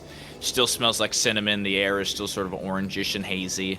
You look around. All that's around you are what looks like some well-kept trash cans, a number of pallets made of a dark lacquered wood, some bricks likely left over from the construction of these sort of clay brown buildings, and just a number of clotheslines above your head. You do conveniently note that there. Yep. Go ahead. You do conveniently note that there are a bunch of shirts and socks on the clotheslines. So I guess it is worth noting that our place burned down, so it wouldn't necessarily still be here. Hey, the place is called the Ashen Sock, right? Do any of these socks look particularly ashy? You look between them. Sure enough, yeah, the closest one to the ground, almost that higher level where one could jump up and grab it, is really blackened with ash. Well, go on with it! Brave little kobold! Oh, holy shit. Guys, I love planar travel. I'll go for it. Yeah! You reach up and grab the sock, and just as you pluck it against the edge of the long drawstring, you feel the clip that holds the sock slowly unravel, and higher, just as it unclips, you disappear with a loud thum, harmonic, almost sitar thrumming of a chord as you disappear. The sock seemingly doesn't disconnect at all from the clothespin, and higher is no longer there. Sick. I'll run after and strum that baby. Alright, you run over and strum the sitar, and it makes a thong, beautiful harmonic sound as Oro disappears. Fuck yeah, dude, this shit rocks. Dulam, you need like a hand up or something? You can reach it. Thank you. Of course. Dulam, you walk over and just can reach the edge of the sock, and just as you grab it and pull, you feel a thong and travel through a portal. Deimos, you're left out here with Malagus and Asparagus. Shit, so like, if this is how we get home every night, like, what if I get really drunk and forget where we live? I guess just sleeping in the alleys, I guess. It seems like a nice place, honestly. Wouldn't be the worst. Not bad, I'll set up those pallets right there, get a trash can going there. Yeah, exactly. I'll let you do the honors, Mr. New Outfit. He Oh, sort of thank bows to you. Thank you. Deimos will reach for the sock. You reach for the sock and thrum this thing. You notice as you touch it, it doesn't actually feel like a sock material. In fact, it almost feels like brass, like a statue. I think you're touching maybe a sculpted piece. Whoa. Finally, left outside is just Malagus and Asparagus. Malagus turns to Asparagus, sort of leads him toward the sock and goes, "Listen, man, I'm not sure if you know how things are done around here, but I've sort of got this gimmick where I sort of like go up and I grab a checklist like this and I pull it and thrum, a thrum as the two touch it, and that's where we end our episode." Wow. All right, good job, you guys. That was awesome. Thank you for an amazing Pebble-sode. Great work on making it to the City of Brass. Hope it's very exciting. I have so much lore. Great work, as always. Loving it, living it, learning it. You guys made it to a new city. This is exciting. You've not been to a new city, really, since Waterdeep. It's funny that you guys picked another, like, really big city, but I hope this one feels nice and different. And this city connects us to a lot of very important other places. I like how none of you guys are dead set on buying a piece of property to get a wish. Oh, no, I absolutely am. I think that's all of our... I feel like all of our goals can be accomplished by wishes. Maybe not all of them, but a lot of them. True, that is true. I really don't know what Oro could wish for. I would use my wish to undo your wish. That's so fucked up. I I thought wish I it could said live you forever. couldn't do that. I wish that you didn't. Oh no, I should have fucked you. Well, but what if Dulam just goes first and says, "I wish higher" doesn't have a wish? That's so fucked up. It's actually so fucked up. And live forever What with about you. I wish to use Hire's wish? Because then you still get your own wish and Hire doesn't get one. What's wrong with you? You're sick. I mean, you could also undo it in other ways, too. You know, if Hire wishes for infinite money, you could just wish for Hire to die. That's so true. Please don't Anything wish for Hire Hire wishes to for. die. there's one. You can always undo it. Unless he wishes for immortality and just wish he was like buried at the bottom of the ocean. Wait, higher. Give me a test wish, and I'm gonna show how to debunk your wish. I hope for everything to go back to the way it was before Ether kicked me out. Okay, I wish it doesn't make higher happy. What the fuck? Yeah, I like that one because it still happens. Which is like, Yeah. Yeah, it still happens. I just That have a one more feels numb like- experience. All right, That's so I funny. know what you want. Tell me what episode it is. I want it. Give me a poll after midnight. In episode 46, Death March, we asked you all what was the biggest hint that Oro is a dog boy. In last place, with absolutely 0 votes, was food motivated. So Wow. thanks, guys. I will say I don't think Oro's that food motivated. Like, I get food when it's offered to us, but he's not You like used to be Raisin very food motivated. motivated. not begging Yeah. for scraps. Yes, you Okay, are. I did like the raisins.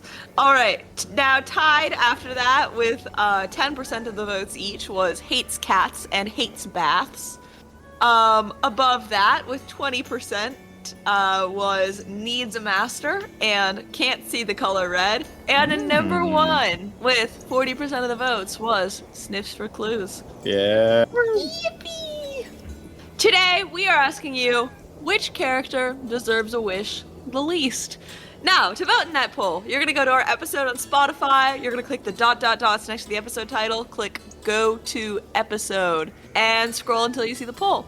Now, please vote, whether you are listening to this on the Monday it came out, or, I don't know, well, when I'm on my 5th marriage. I'll want you to have voted in this poll, because I'll check still. What do you mean 'Cause- 5th marriage? It's not like things are getting any better with number 5, okay? And below that poll, you can scroll to leave us a comment as well. We love comments. They make us so happy, they make us smile. They make Isaac smile, especially. Jeez. I've noticed. See, look at that. It's not a neutral Warms your smile. heart. It's really It's happy. not a neutral. It's like an elated smile.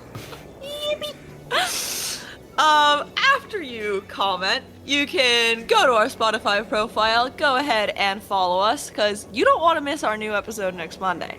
Shit's about to go down. Come on. You don't even want to know. I don't even know who's going to ruin each other's day more. Oro, Barbuck, or someone else. But we're all going to fuck it up, okay? What are you gonna do to people? Oh, I just don't see how this ends well between me and him. Also, you can go ahead and rate our podcast. I'm talking 5 stars or 4 stars, nothing less. We know just what about we're worth. And then you can go ahead and check out our Spotify bio. This has links to our podcast and other freaky networks, Amazon Podcast, Apple Podcast, YouTube Podcast, etc. It's also got a link to our email address. That's theruntpack@gmail.com. Send us some feedback. Tell us what's what. Tell us how you're doing. We'll tell you how we're doing. Our foot pick competition is still ongoing, which, of course, I'm referring to. If you email that email requesting to participate, we will respond to that with a picture of feet. And if you can correctly guess which podcast member those feet belong to, you can get featured on the pod. You know, the more of these you do, the more you Yeah. go power crazy with it. And I just feel like maybe we should add some sort of competition to the end credits so that you can remember what you were good at. What do you mean, competition? What are we talking about? Foot picks! This is a long-standing competition. Shit is weird! This has been going for a long time. No, okay. Someone here's got a special pair of feet.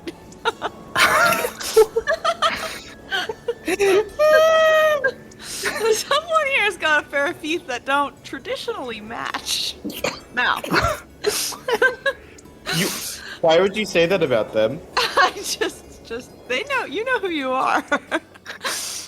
And they're proud of it. They're just itching to show them off. Please This sounds send us really an email. ableist. Now, also in our link tree is our subreddit. That's r/runpack. Great place for fan art, fan theories, fan content, fan fiction, fan friends. As always, you know the drill. Go find your platonic soulmate or your sexual soulmate, maybe even your romantic soulmate. There's lots of options. And lastly, we have the TikTok. That is the Runt Pack on TikTok. We've got speed paints. We've got items for you to bring a little bit of the magic from our campaign into your own. We have DM advice from our very own Mr. Mason Runt Pack. That's fine. And we have animatics of all your favorite funny runt moments. We were funny a So- lot, I think. I like know it happens. Because here's the thing. When I'm listening to the podcast, I am like, oh shit, that was funny. But sometimes I go a long stretch and I'm like, are we funny? Like when we're playing, you know how it is. Guys? We are funny though, right? No, we're funny. We're I always actually, on. How dare you? I frequently laugh aloud while I'm editing our own podcast. And I've already heard all the jokes once, but I mean, we're funny. You're sure though, right? Okay, Yeah. I can't, you guys. Watch our TikTok. I can't. Subscribe to our subreddit. And most importantly, if you had to pick one thing to do ever again, it would be to follow our podcast. But besides that, Oh. you should go ahead Oh, that's my bad. and don't forget to Yeah, that's run a with little the early. pack next Monday. That's a little bit-